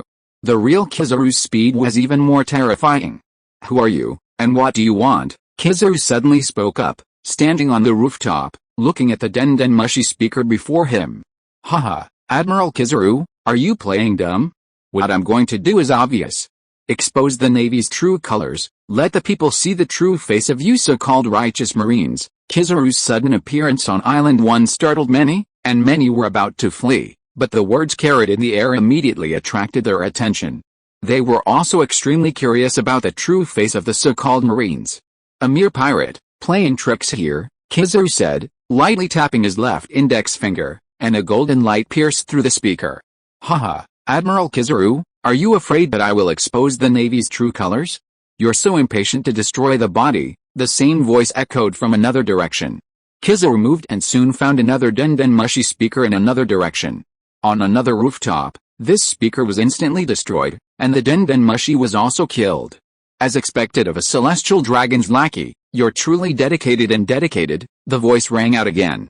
Just as Kizaru was about to search for the Den Mushy, the roof beneath him suddenly exploded. A massive bang echoed across Island 1. The shockwave quickly engulfed Kizaru, the powerful explosion completely destroying the entire house. A moment later, streaks of golden light appeared in the sky, and Kizaru's figure condensed in the air, his body still spotless. "Nature-type devil fruits are truly disgusting," Shen Fei muttered to himself, watching Kizaru, unharmed in the air. Kizaru's elemental transformation with the Pikachu fruit was a beam of light. Using a bomb to destroy this light was simply impossible. Even though they were all nature-type devil fruits, their elemental transformations varied, with the sand fruit, for example, not being as powerful as the Pikachu and thunder fruits. In the air, Kizaru pointed his left index finger in a single direction, and golden light shot out from his finger, piercing through several buildings and destroying a den mushy speaker at the base of a wall. Looks like we're going to cause chaos. Gazing at Kizaru in the air, Shen Fei immediately launched his next plan, detonating the bombs he'd previously planted in various auction houses. It's worth mentioning that the buildings housing these auction houses were exceptionally well built, with excellent soundproofing. Even with a commotion outside, the auctions continued as usual. Boom, boom, boom. As Shen Fei pressed the remote control, a series of massive explosions erupted in the largest auction house on Island 1. As the auction house collapsed, cries of pain and help filled the sky above. Shen Fei's bombs weren't intended to kill everyone inside directly, but rather to destroy the surrounding walls, crushing the scoundrels inside. Because of the bombs, the surrounding walls, the ceiling, and even the stone pillars all crashed toward the center. Boom! With a resounding explosion, a gaping hole was blasted through the collapsing auction house, and from within leaped a burly, sullen-faced, burly man. After emerging, the man looked around arrogantly, as if looking for trouble. But then, upon catching sight of Admiral Kizaru in the air, his expression suddenly changed. And he quickly ran back. So that's him. Upon seeing him, Shen Fei immediately recognized him as one of this year's supernovas. Admiral Kizaru, your Navy clients are injured, and you're just going to stand by and watch? These people are all patronizing your Navy Employment Agency. If they all die, the Navy Employment Agency will lose a lot of clients. The voice continued to echo as usual, but the next moment, a golden light pierced through space, destroying an entire room. Kizaru, the attacker, looked extremely grim, especially when he saw the destroyed slave auction house. Many people crawled out and cried to him, "The Navy, help, the slaves have escaped, Admiral Kizaru. Hurry and capture them. Otherwise, that Sengoku guy will dock your wages. These are the slaves you finally captured and are about to sell." As this voice rang out, a large number of slaves fled from the destroyed slave auction house. Some of them, upon seeing Admiral Kizaru in the air and learning his identity, tried to call for help. However, as the voice rang out, the slaves, ready to call for help, looked at Kizaru in horror and turned and fled. This scene made Kizaru's right hand clench unconsciously. In all his years, Kizaru had never encountered such a difficult opponent. Even with his observation haki fully activated, he couldn't find any trace of the enemy. The Navy is the mastermind behind the human trafficking ring, and yet they dare to call themselves justice. The word justice behind you is crying, "Do you know what you're doing?" This time, Kizaru didn't destroy the den mushy speaker. Of course, let the people know the truth about the Navy, the truth about the world government, the truth about the celestial dragons, the so-called descendants of the Creator, God, is nothing but a joke. By the way, I have prepared a grand welcome ceremony for you. I hope Admiral Kizaru will like it. As the voice disappeared, a series of horrific explosions sounded throughout Island Number 1, and all the human trafficking houses disappeared in the explosion. Those captured slaves, now your chance has come. Run away quickly. Remember, you must not let the Navy or the world government find you. The ones who captured you are the Navy. Do you know, you are looking for death? It may not be me who will die. Look up. After hearing this, Kizaru immediately raised his head and looked at the sky. At this time, a large amount of paper appeared in the sky, like snowflakes falling from the sky, covering the entire S.H.I.E.L.D. archipelago. Admiral Kizaru, we'll see each other again someday. By the way, before I leave, I'll give you a piece of advice. Leave the Navy as soon as possible, or you won't even have the chance to regret it when we take action, asshole. Looking at the slaves fleeing everywhere and the wealthy nobles who were calling for help, Kizaru really wanted to use his Yosakuni no Magatama to attack the surrounding area and find Shen Fei, who was hiding nearby. However, Kizaru's reason outweighed his anger and he didn't use his ultimate move. Chapter 223, Vomiting Blood in the Warring States period, and thank goodness it wasn't Aokiji who came. Shen Fei, leaving the S.H.I.E.L.D. archipelago, felt relieved. The three admirals of the Navy, three nature-type espers, could handle any combat situation. Aokiji on the sea, Akainu on land, and Kizaru in the air. During the Battle of Marineford, if Aokiji hadn't been there, facing Whitebird's tidal wave, the outcome would have been unpredictable. A single tidal wave would have killed or injured at least 80% of the 100,000 elite Marines. If it had been Aokiji who arrived at the Sabaody archipelago this time, Shen Fei's easy escape would have been much more difficult. With Aokiji's strength, freezing the entire island would have been a piece of cake. It's time to begin our next plan, Shen Fei thought, opening the mystical portal and descending into the skies above Marineford. The next moment, the scene that had unfolded in the Sabaody archipelago was repeated over Marineford, with countless pieces of paper drifting like snowflakes. Sengoku is in big trouble this time. On the first island of the Sabaody archipelago, Pluto Rayleigh, who had been sitting on the rooftop of a building on the outermost perimeter, observed the events within. He clutched his small wine flask in his left hand and the paper that had fallen from the sky in his right, letting out a deep sigh. Meanwhile, Kizaru, standing in midair, also clutched the paper that had fallen from the sky in his right hand, his expression even more grimacing than before. Marshal Sengoku, this is big trouble. Kizaru glanced at the people below who had curiously picked up the paper. After seeing the contents, most of them looked at him with complicated expressions. Kizaru realized that this incident was beyond his ability to handle. From the falling papers, Kizaru knew that everyone in the Sabaody archipelago had probably seen the contents. Connect me to Marshal Sengoku, Kizaru thought to himself, immediately using the small den mushi on his left arm to contact Marine headquarters. Damn it! Who dared to do this? How dare he? Kizaru's den mushi didn't connect, because at that moment, the Marine headquarters had collapsed. Shen Fei's scapegoating tactics were so powerful that even Sengoku, the Navy admiral known as a wise general, saw the contents of the paper and directly destroyed the Marine headquarters with a single punch. Fortunately, Admiral Aokiji was also at the Marine headquarters at that moment. In the critical moment, he used his cryonomy to freeze the entire Marine headquarters, giving the staff time to evacuate and preventing any casualties. However, in the end, the Marine headquarters was still not saved. They couldn't let Aokiji continue using his abilities to maintain the already collapsed Marine headquarters. The papers Shen Fei scattered everywhere had very simple contents. Many of them were just the words he had previously spoken to Weasel, printed out on paper, and he added a lot of scapegoating. If there's no Shishin to take the blame in the pirate world, then only the Navy can. Furthermore, Shen Fei exposed the truth about the capture and execution of the pirate king Roger. Roger wasn't captured by the Navy at all, but surrendered himself because he was seriously ill and dying. Garp was simply flattering himself. As the saying goes, no picture, no truth, a mere appearance leads to a broken heart. To strengthen his persuasiveness, Shen Fei also published a photo on the back of the paper, showing the Navy escorting a slave transport ship.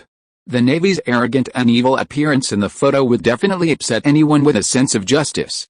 As for where the photo came from, with Red Queen around, it wouldn't be too difficult to fabricate a few such photos.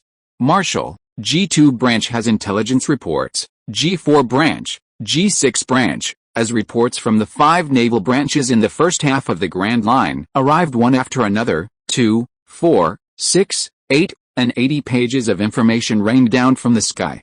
Zanguo's face darkened, and a mouthful of blood spurted out, a spurt comparable to that of a heartbroken man. Even the wise General Zanguo couldn't bear Shen Fei's devastating blaming scheme. Under Shen Fei's scheme, the human trafficking centers in the Sabaody archipelago were all run by the Navy behind the scenes, euphemistically labeled as employment agencies. Shen Fei never mentioned the true owners of these trafficking centers. Add to that Shen Fei's description of the Sabaody archipelago on the paper, and anyone who saw these people would inevitably suspect the Navy. You claim they have no connection to the Navy, then why is there such chaos so close to Marine headquarters, with so many pirates, human trafficking centers, and even employment agencies? If the Navy truly wanted to explain themselves, they had only 2 options. One was to shift the blame to the world government and the celestial dragons, claiming they were simply following orders. The other was to silently shoulder the blame. Sengoku obviously couldn't do the first option, as the world government would undoubtedly disapprove, unless Sengoku rebelled. In that situation, Sengoku could only silently accept the blame. Sengoku, many of the Navy down there are asking if what's written there is true. At the temporary Marine headquarters in Marineford, as Churu spoke, everyone's eyes flickered to the sheet of paper containing the first issue of The Truth of the World, which lay on Sengoku's desk. With the Navy's strength, they weren't afraid of a powerful enemy. Honestly, even a combined attack from the 4 emperors would not have frightened them. But this time, even the wise Sengoku couldn't come up with a good solution. Isolating Vice Admiral Weasel's returning men, as they had done previously, was impossible. Previously, there were only 300 of them, but this time, nearly everyone knew about the first half of the Grand Line, including many of the world government's member states. Many nobles from various nations have already called to question the world government. I paid so much heavenly gold to secure the Navy's protection, but your Navy, while ostensibly providing protection, is actually seizing slaves. This requires an explanation. The 5 elders of the world government were also furious about this matter. Some things can be done, but they can't be spoken or exposed. The situation has been suppressed for now. All the leaflets have been confiscated, but we must find a way to completely eliminate them.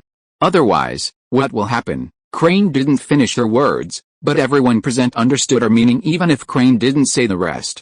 The situation could be suppressed in the short term, but if it dragged on, the depressed Marines would likely leave in large numbers, a threat that would shake the Navy's foundation. Borsellino, how are things going over there? Have you found anything? Sengoku said, turning his gaze to Kizaru.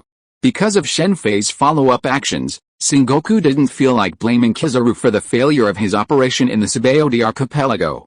Similarly, the incident on Island 1, which resulted in the mass casualties among the wealthy and nobles, hadn't caused much of a stir, having been suppressed by the world government.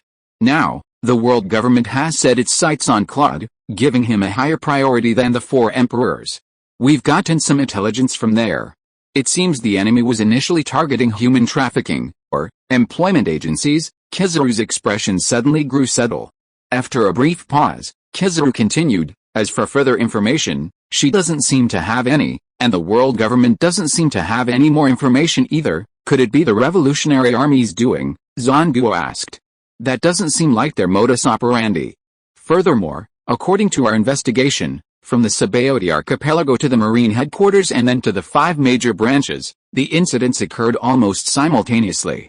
The enemy must be a powerful organization, likely targeting the Navy and the world government. Crane slowly stated the conclusion reached by the General Staff. The distance from the S.H.I.E.L.D. archipelago to the Marine G-10 branch, located near the entrance to the Grand Line, was so great that even Crane, no matter how skilled he was, could not have guessed that Shen Fei had been acting alone from beginning to end. So, all the clues now lie with this Claude, Zanguo said, glancing at the wanted poster for Claude on the table. Yes, but according to the world government, he disappeared in the S.H.I.E.L.D. archipelago. Investigate, at all costs, find his whereabouts. You stay at headquarters and stand by. Zanguo slammed his right hand onto Claude's wanted poster and barked out orders. Zanguo had always considered himself righteous, dedicated to maintaining world peace, but now, with this flyer, he was made a laughingstock. How could this not infuriate Zanguo? If Shen Fei's avatar, Claude, appeared before Zanguo at this moment, Zanguo would definitely teach Shen Fei a lesson about the Buddha's warring states. Jack, what should we do now? All the slaves have escaped, and the auction house is destroyed. On Island 1 of the S.H.I.E.L.D. archipelago, a human auction house had become a ruin. A man sat in the rubble, a look of despair on his face, shouting into Denden Mushi in his hand. This man was the auction house's host, Disco. Hiya, hiya, hiya, you shouldn't come to me about this. You should go to our Marshal Sengoku. He's the master behind your actions. Hiya, hiya, hiya. Doflamingo's distinctive laugh echoed through the Denden Mushi. Jack, now is not the time to joke, Disco shouted again. Just destroy it and rebuild it.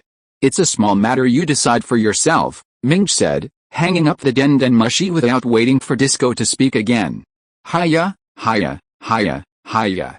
I didn't expect someone to be so audacious.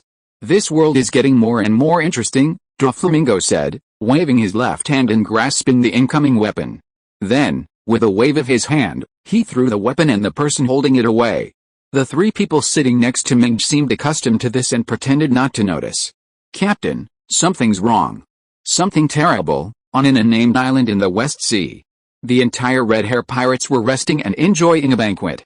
Not long after, someone ran over, holding a flyer, shouting.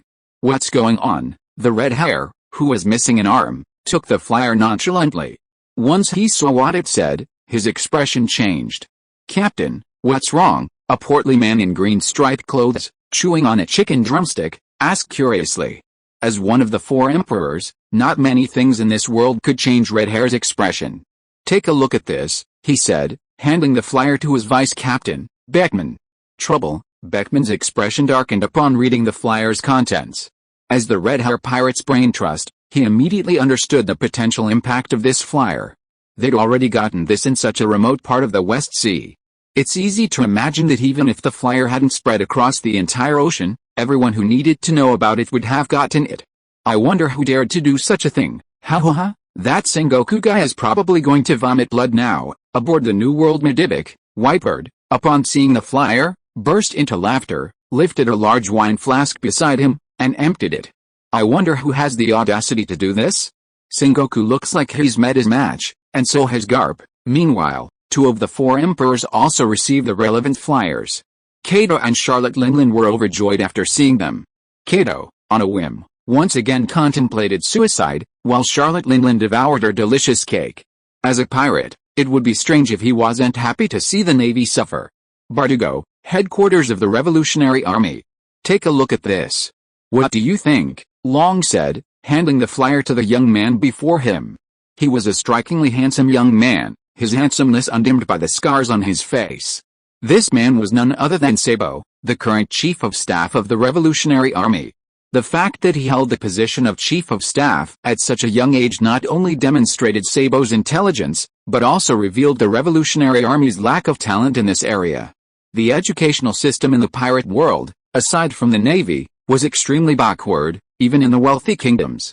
The vast majority of educational resources in this world were controlled by the wealthy and aristocracy, and ordinary people were considered fortunate to be able to read. Shen Fei speculated that this was likely a conspiracy by the world government, who wanted to prevent another incident like the O'Hara incident. Of course, that was one reason. Another reason was that the entire ocean was filled with islands, making travel difficult and establishing schools extremely challenging. "Someone is trying to cause chaos within the Navy," Sabo said after reading the flyer. "There's already some chaos within the Navy, and pirates have been rampant recently," Long said, sharing some of the information he had gathered. As a former Navy officer who nearly became an admiral, Shen Fei naturally had many subordinates within the Navy. "What should we do next? Let's wait and see." After discussing it, Long and Sabo decided not to take any action for the time being. They didn't even take the opportunity to raise a banner and attract some Navy members to join them. Long and his men really don't have any action plan. The current situation was the most suitable time for the Revolutionary Army to act, but the Revolutionary Army did nothing, which made Shen Fei somewhat disappointed. "I'll add fuel to the fire." Seeing that his actions only caused a small-scale commotion, Shen Fei felt a little dissatisfied. Even though he knew that such things needed time to ferment, he was still dissatisfied. So Shen Fei once again dropped leaflets over the Navy. If you're listening to this novel on a channel other than Fanfic World, it means they downloaded and uploaded it without effort. We cordially invite you to visit our channel, Mundo Fanfic Novelis. There you'll find the original version of this story and you can explore many other novels of various genres. We're waiting for you to immerse yourself in a world of incredible novels. Chapter 224 Punk Hazard Island. Reacted quickly? We were almost discovered. At the Marine headquarters in Marineford, Shen Fei had just launched the leaflets when he saw several golden rays of light rushing towards the sky, directly destroying the shells he had launched that contained a large number of leaflets. As the missiles were destroyed, a large number of leaflets were scattered in the air. Looking at the large number of leaflets falling from the sky, Kizaru appeared in midair, but did not stop the leaflets from falling. Instead, he carefully observed the surroundings, apparently trying to find the person who launched the leaflets. Fortunately, I was cautious. Originally, it was a simple matter for Shen Fei to send out leaflets. He would open the secret door above the target and then throw out a large number of leaflets. He had done this before in the 5 Marine branches, but when it was the Marine headquarters' turn, Shen Fei remembered Admiral Kizaru there and made hollow shells. If it were anyone else in Marine headquarters, Shen Fei wouldn't have cared. Garp, Sengoku, Aokiji, and Akainu could undoubtedly use Moonstep to soar, but by the time they reached the surface, Shen Fei would have been finished. But Kizaru was different. His phantom fruit granted him incredible speed. "What did you find?" Marshal Sengoku demanded as soon as Kizaru, who had discovered nothing in the air, returned to the ground. He had just used the prestige of the world government and the Navy to temporarily suppress the incident, and now it was happening again. How could Sengoku not be furious? Fortunately, he had a buffer from the previous incident, so this time, Sengoku didn't spit out blood or smash anything. No one. Kizaru shook his head slowly. Sengoku's expression darkened at Kizaru's words. He feared he would never smile again until the person behind this was found. Over the past few days, even if Sengoku hadn't specifically investigated, he knew that many within the Navy, and the entire senior management, were looking at him in the Navy with a strange look. Even if Marine Headquarters had issued a gag order, there was no way to completely resolve the matter. Even if you silenced them, others could still communicate through eye contact. Besides, if Sengoku actually caught a Marines discussing this, wouldn't that confirm the contents of the flyer? Shen Fei's scheme was completely overt. In any other world or country, this would be completely ineffective, but in the world of pirates, it was different. The credibility of the world government and the Navy was lacking. Marine Headquarters is actually being rebuilt. What's going on? Someone went to Marine Headquarters to cause trouble and even destroyed it. Shen Fei, from a considerable distance away in Marineford, observed the situation at Marine Headquarters through a telescope and was filled with surprise. Sengoku, Garp, the 3 admirals, and numerous vice-admirals were present, though not all of them were necessarily present. With such a lineup, even if someone caused trouble, it would be impossible to cause such extensive damage, unless they were a 4-emperor-level figure. Shen Fei still didn't know that he was the one who had instigated the destruction of Marine Headquarters. Marine Headquarters, Marineford, Temporary Marshal's office. With a loud bang, the desk in front of Zonguo collapsed, sending documents flying everywhere. In front of him, Garp leisurely ate his sundae. It was a generous gesture. Despite Shen Fei's harsh words against him, despite his initial anger, he now ate and drank as if nothing had happened. What the hell are these guys trying to do? Zonguo lost his temper this time because Shen Fei had spread the leaflets much further. Besides Marine Headquarters and the 5 major branches, many kingdoms along the first half of the Grand Line also received them, including the Kingdom of Alabasta. The 5 elders of the world government called Zonguo again and berated him. Don't assume the world government's immense power and seemingly indifferent attitude doesn't mean they don't care about anyone. In reality, the world government holds the member states in high regard. Did the Navy refuse to enter a member state without permission? Disrespecting the nobles of a member state is also prohibited. Even the Shichibuke are forbidden from attacking a member state.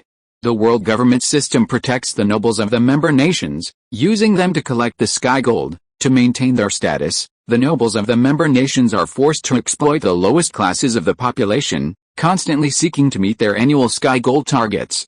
In the Sabaody archipelago, on Island 13, at Shiaki's extortion bar, Pluto Rayleigh and Shiaki stood in front of the bar, watching flyers drift down from the sky. Rayleigh casually caught one, seeing the content was identical to the one above, and immediately said, "What are these guys trying to do?" "Just to annoy the Navy and Sengoku. I don't know what they're trying to do, but I need to clean up here," Shiaki said, sounding slightly annoyed as she surveyed the pile of flyers scattered across the ground. Island 13 was her territory, and she would ultimately be the one to clean up these flyers, or perhaps Rayleigh would do it. "What are you trying to do?" If Shen Fei could stand before Pluto Rayleigh, Sengoku, and the others, he would undoubtedly tell them that he had no intention of doing anything but simply stirring up trouble, to cause trouble for Sengoku, Garp, and the Navy. If we really want to say that there is a purpose, it is to make Fujitora, who will be recruited by the world later, smile, so that Green Bull and the other 2 will not run into the Navy. Shen Fei did not believe that after he slowly exposed the truth about the Navy and the world government, these 2 would still run into the Navy. The current harvest of the leaflets is that there are many deserters in the Navy, and there will be many problems in recruitment. Although the impact is still small now, if the warring states cannot solve it, the Navy may not have any new recruits in the future. People who want to join the Navy are more or less just, otherwise why bother to join the Navy, just become pirates. But if the justice of the Navy is like this, these people who want to join will definitely think twice. This is cutting off the source of the fire. It's a shame I'm not strong enough. If I had the power of a 4 emperors, perhaps I could emulate the Golden Lion and go around Marine Headquarters. Maybe once I'm strong enough, I could pretend to be Roger and go out. I wonder if that would scare some people. Soaring high in the sky, Shen Fei thought about how Roger would definitely scare everyone if he suddenly appeared. As for why Roger didn't die back then, it was simple: he had eaten the parahuman resurrection fruit not long ago. In this age where even the time fruit and time travel can occur, what else is impossible? Is that Pongal Castle? It's really impressive. Standing nearly 1,000 meters above the Red Earth continent, Shen Fei looked down through a telescope at the Red Earth continent's sacred site, Mirajoa. There are two ways to cross the Red Earth continent. One, of course, is through the world government's official Red Port, but this route requires approval. Unless you hold a high position, the approval process will be extremely time-consuming. The other way is to go through Fishman Island, 10,000 meters below the sea. But for Shen Fei, there is a third way: fly over the Red Earth continent. After observing Pongal Castle for a while, Shen Fei resisted the urge to launch a few Jericho missiles at it and flew over Punk Hazard Island. It seems to be heading this way. Looking at the pointer on his left wrist, Shen Fei flew forward. On the Grand Line, even in mid-air, the pointer was essential for navigation. Traditional methods of navigating directions were completely useless. Besides pointers, special animals like the compass bird could also help with navigation. Zanguo probably had no idea that after causing chaos and turmoil in the first half of the Grand Line, Shen Fei would recklessly head for the New World. At this time, the Grand Line was in chaos due to Shen Fei's second large-scale leaflet drop. This meant that pirates now had something to criticize when confronting the Navy. Previously, the Navy had always used justice as an excuse when pursuing pirates, but now the pirates had that excuse too. Some powerful pirates even used Shen Fei's leaflets to criticize the Navy, completely demoralizing them.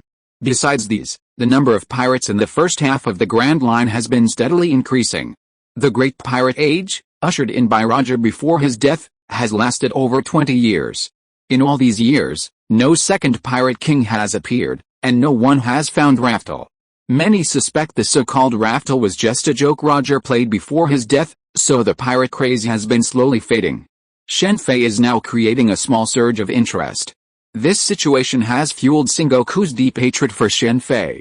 It's likely that he didn't know Shen Fei, otherwise he would have personally taken action. Punk Hazard Island, later known as Ice and Fire Island, offers a one-stop service at the 9 heavens of ice and fire. Of course, that was in the future. Aokiji and Akainu haven't dueled on this island yet, so there's no longer any such thing as Ice and Fire Island. Punk Hazard Island is now Poison Gas Island, where you can experience the protection of the 9 heavens of poison gas. Originally, this island was a crucial scientific research facility of the world government, headed by Vegapunk. The reason for this situation is Caesar's poison gas experiments. Most people wouldn't imagine that Punk Hazard, now a poison gas island, still has people. Perhaps the most dangerous place is also the safest place. There's someone over there. Punk Hazard is not small. After arriving on the island, Shen Fei began using his observation haki to sense life on the island. While powerful, observation haki isn't invincible. Rayleigh's ability to instantly sense every animal on the island and determine their strength is extremely rare. Furthermore, humans are different from animals. Animals don't hide their vitality, making it easier to determine their strength. However, humans are different, they hide. Shen Fei learned this technique from Long. This is especially true in large crowds. That's why Kizaru didn't use his observation haki to find Shen Fei on the Sabaody archipelago. Speaking of concealment, Khorasan's ability, whether it's a shield or the silence fruit, is incredibly powerful. Even at such close range, even Mingo couldn't sense Trafalgar Law. This ability, if used for assassination, would be nothing short of divine. Flying Dragon, deep within Punk Hazard Island, Shen Fei quickly spotted a massive red dragon dancing in the center. It was a species cultivated by Vegapunk, with a technological level 500 years ahead of the world. While some exaggeration is certainly present, it's undeniable that Vegapunk is truly formidable. Look at Frankie. He simply gained access to a laboratory he left behind long ago, yet he transformed himself into General Frankie. Vegapunk was the first to propose the concept of bloodline factors, which led to the creation of artificial devil fruits. The artificial zoan-type devil fruits, so highly anticipated by Caesar, Doflamingo, and Cato, were, in reality, just a project Vegapunk abandoned. So it's here, following the strangely shaped individuals guarding the island, Shen Fei quickly discovered Caesar's secret underground research base. It doesn't look like Luo has officially broken up with Mingjia yet. Is he undercover? Shen Fei knew from the strange physical anomalies on the island that Luo was definitely collaborating with Mingzhe. Some had their right arms transformed into tiger claws, others had their lower bodies transformed into animals, and so on. With no animal-type devil fruit users left, only the Opnono could perform such operations. Such bodies would be perfectly acceptable in the pirate world, but if they appeared in the Marvel world, they would be instantly transported to a research facility. After finding the laboratory, Shen Fei immediately deployed the mirror dimension. Monet, Luo, these two standing together, don't they look quite like each other? As Shen Fei watched Luo and Monet sitting and talking in the mirror dimension, a thought suddenly occurred to him. So, was Monet created by Luo using the Opnono, or was he born with a species? Monet was a birdman, a species Shen Fei had never heard of in the pirate world. But just because you haven't heard of it doesn't mean it doesn't exist. The pirate world is full of bizarre races. The appearance of a birdman, probably a winged one, isn't a big deal. After all, even the three-eyed tribe exists. Monet seems to be the only natural type user under Mingzhe's command. It's a shame his death was so unjust. No, not the only natural type. Caesar was also a natural type. Caesar's current achievements are largely due to the devil fruit he consumed. Otherwise, with Caesar's scientific prowess, there's no telling when his experiments would fail and he'd be dead. But with a natural type devil fruit, he can survive any experiment that goes awry. Caesar's experimentation with devil fruits isn't unreasonable, but it's a waste. With the power of the gas fruit, it's easy to create a powerful expert outside. This is a poison-type natural-type devil fruit, only slightly inferior to the poison fruit of Impel Down. In a world of pure physical skill like pirates, poison is incredibly powerful. One of the three calamities of the Beast's pirates was famous for his poisonous abilities. Drought Jack even used poison to kill the cats and dogs on Zoo Island. I almost forgot about these two nature-type devil fruits. Chapter 225 Punk Hazard Island, and Snow Fruit. Doflamingo has quite a few powerful devil fruits under his command. The Snow fruit is considered a lower-ranked fruit than Aokaji's freeze fruit. And look at the users under Doflamingo's command. They even possess the buggy childlike fruit. And that doesn't even count the devil fruits Doflamingo lost. If you include the flame fruit, Doflamingo has lost three powerful devil fruits, the golden fruit, the operation fruit, and the flame fruit. Sadly, Monet's Snow fruit died in this laboratory before it could even demonstrate its power, forcing the Snow fruit to be phased out shortly after its appearance. The Snow fruit is a rare cold-type devil fruit. Look at the fire-type devil fruits. There are many such as the flame fruit, the magma fruit, the temperature fruit, the heat flame fruit, and so on. SHHH, Vegapunk, I'm going to surpass you, Caesar laughed, his fingers tapping rapidly on the instrument in front of him. The screen ahead showed a corner of the laboratory, displaying dozens of children of vastly different heights and builds. One of Caesar's current research areas was the human giantization experiment, a project that had allowed him to defraud Charlotte Linlin of a substantial sum of funding. It was somewhat absurd, but while Caesar was the experimenter, he had little faith in the research itself. The children being used were simply a whim, a test of their success.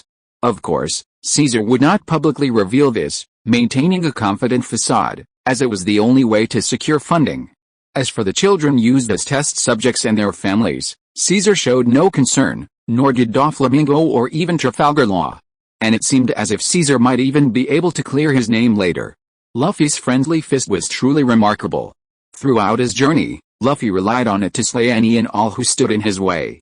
Shen Fei felt a deep sympathy for the children, but he had no desire to rescue them just yet. To be frank, exposing this place at this stage would at most force Caesar and the others to relocate their base, but it wouldn't cause any further trouble for Doflamingo. Because of the world government and the celestial dragons, the Navy couldn't possibly take action against Doflamingo. It was like the Navy knowingly watching the thief steal the country. So, rather than forcing Doflamingo and the others to relocate their base, which would require him to search later, it was better to let them stay here. Finally found it, in a hidden area beneath the underground tunnels of the Punk Hazard Research Institute, Shen Fei finally found what he was looking for, a pink devil fruit. This pink devil fruit was one of his reasons for coming to Punk Hazard, as it was a fully artificial zoan-type devil fruit, the Shenlong fruit created by Vegapunk. The devil fruit that Momonosuke consumed allowed him to fly. Although this flying devil fruit is very weak, It is indeed flying devil fruit. There are two possible reasons why it looks so weak. First, it is an artificial devil fruit after all, not a real devil fruit. Second, Momonosuke is too weak. Is this an artificial devil fruit that Vegapunk created using Kato's devil fruit? Both are in the form of a dragon, but Kato's is the real one. He can fly on the clouds, call the wind and rain, and breathe fire and condense lightning. Kato's title as the strongest creature mainly comes from the dragon fruit he consumed. Unsurprisingly, it should be a zoomorphic mythical beast. Zoomorphic devil fruits are generally not very good, but the ancient and fantasy types derived from them have power that has surpassed natural types to some extent. I wonder if this artificial devil fruit could unleash its full power if consumed by a more powerful figure. Even if it's only 50%, no, 30%, of Kato's Shenlong form, it's nothing to be sniffed at. Both are artificial devil fruits, but the difference between Caesar's and Vegapunk's is worlds apart. Even this devil fruit is considered incomplete by Vegapunk, leaving it there without a care. You can imagine how powerful Vegapunk is. I wonder if Vegapunk can create an artificial parahuman devil fruit. Even Germa's judge can do it, so he should be able to do it too. The Vinsmoke family's children were all test subjects for artificial parahuman devil fruit users. Of course, these artificial parahumans were incomplete and required the use of canned food produced by Germa to complete the transformation. Caesar, this guy is such a loser. He has Vegapunk's bloodline, but his so-called artificial Zoan-type devil fruit has only gotten this far. After spending a few days at the research institute and seeing almost everything, Shen Fei felt a little disappointed. Artificial Zoan-type devil fruits sounded so impressive, but once he actually figured out how to create them, Shen Fei was deeply disappointed. This artificial devil fruit fell far short of his expectations, and its power was vastly inferior to that of the original. The first problem was the low success rate. Doflamingo and Caesar had been creating artificial devil fruits for over a year, but Kato's army of Zoan-type devil fruits only numbered a few hundred. The second problem was that artificial Zoan-type devil fruits were extremely difficult to control. Unlike real devil fruits, which could be quickly acquired and used after ingestion, during Luffy's battle on Judicial Island, 2 members of the CP9 were able to use their powers shortly after ingesting their fruits. However, artificial devil fruits require considerable training before they can be used. The third issue is consumption. Normal devil fruits enhance the user's abilities, with Zoan-type devil fruits increasing their strength, defense, and stamina. However, artificial devil fruits, while increasing strength and defense, also deplete stamina. These are the main issues, but there are also more minor issues, such as the inability to awaken, which could lead to 2 incompatible consciousnesses. When Luffy first arrived in Wano country, one of Kato's espers had a similar condition, a human and a lion. Combined with other issues, Shen Fei's motivation for artificial devil fruits suddenly dissipated. Of course, this was primarily due to Caesar's artificial devil fruits, but Shen Fei was still very interested in Vegapunk's. With Caesar's current research into artificial Zoan-type devil fruits, Shen Fei could create one, even without the bloodline factor. Alchemy already has androids and synthesizers. Combined with the Opno fruit, Shen Fei could easily create a Zoan-type devil fruit, with far fewer side effects than Caesar's. Putting aside other issues, the pollution alone far surpasses Caesar's artificial Zoan-type devil fruit. After witnessing Caesar's prowess, Shen Fei deeply doubted Caesar's claim to be a scientist second only to Vegapunk. Artificial Zoan-type devil fruits have been manufactured for years, and Caesar has constantly sought ways to improve them. However, after all these years, the current methods remain virtually unchanged, meaning Caesar has made virtually no progress. This situation certainly made Shen Fei question his capabilities, much like how Shen Fei doubted Vegapunk's technological advancement, which was 500 years ahead of the world, and Rob Lucci, the supposedly 800-year-old leader of the world government CP9. He doubted their accuracy. Of course, Shen Fei's trip wasn't without reward. He had obtained a method for creating a bloodline factor. While it might only be a rudimentary one, for Shen Fei, it was a worthwhile journey. According to Vegapunk's research, the primary factor behind the magical powers of devil fruits lies in the bloodline factor. With this bloodline factor, combined with Shen Fei's Operation Fruit in alchemy, creating a weakened animal-type devil fruit would be a piece of cake. A crucial component in creating a bloodline factor is the substance contained in sea stone. Sea stone's uses extend beyond simply combating espers. This substance is also found in the clouds of Sky Island, where it's widely used For example, in crafting tools, roads, and even houses.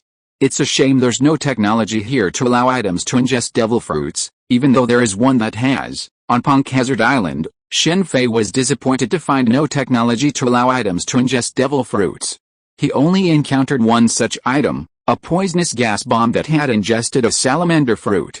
Because it was originally a poisonous gas bomb, the salamander possessed some of the nature-type devil fruit's abilities, rendering it invulnerable to physical attacks like swords. Truly, the world is vast and full of wonders. After Shen Fei obtained the method of manufacturing bloodline factors, he left Punk Hazard Island after seeing that there was nothing else to learn here. Shen Fei did not go back, but continued to move forward, choosing the route that Luffy took in the original novel. There are 7 routes in the first half of the Grand Line, but there are only 3 in the New World.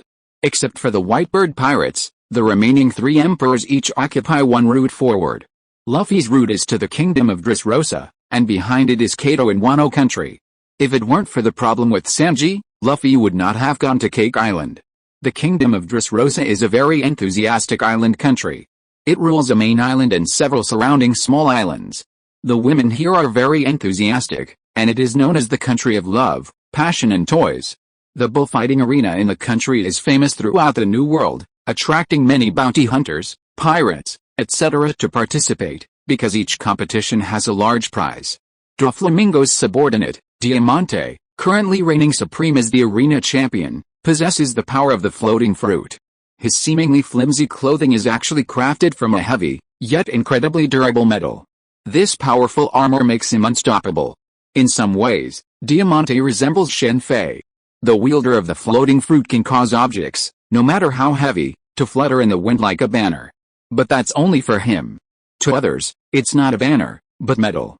Before Diamante, the arena's most powerful figure was undoubtedly Kyrus, who had fought undefeated for 3,000 battles and became the son-in-law of the previous King Riku. Sadly, he's now a toy. The only one Sucrose hasn't signed a contract with. The childlike fruit is truly perverse, capable of influencing the subconscious. Because of the childlike fruit's power, no one considers this magical existence abnormal.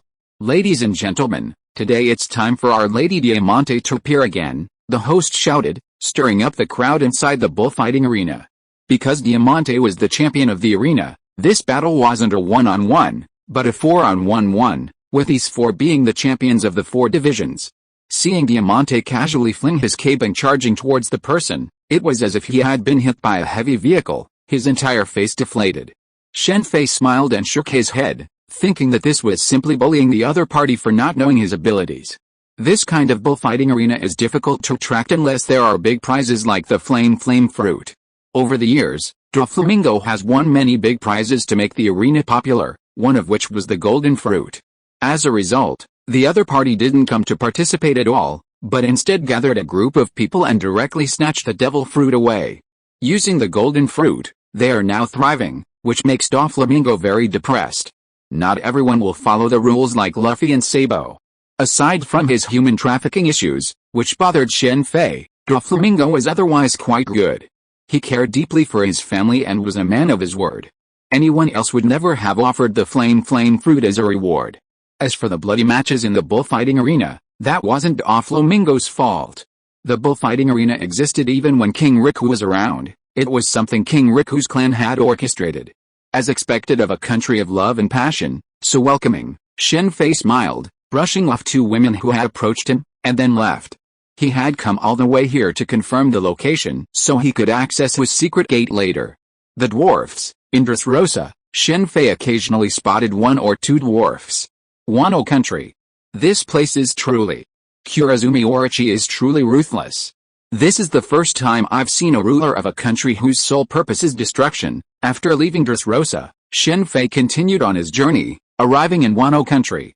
On the way, Shen Fei had wanted to look for Zoo Island, where there was a red road sign with inscriptions on it, which was essential for reaching Raftel. Shen Fei had no idea about Raftel, but that didn't stop him from looking for someone to trade it with. Given the importance of the red road sign, exchanging it for 1 or 2 devil fruits, even parahuman devil fruits, wouldn't be a problem. End of this chapter. Thank you very much for reaching the end. Don't forget to like. Looking for more exclusive content and immediate access? subscribe to our Patreon. Remember, every like, subscription, or donation encourages us to continue. Thanks to everyone, see you in the next video.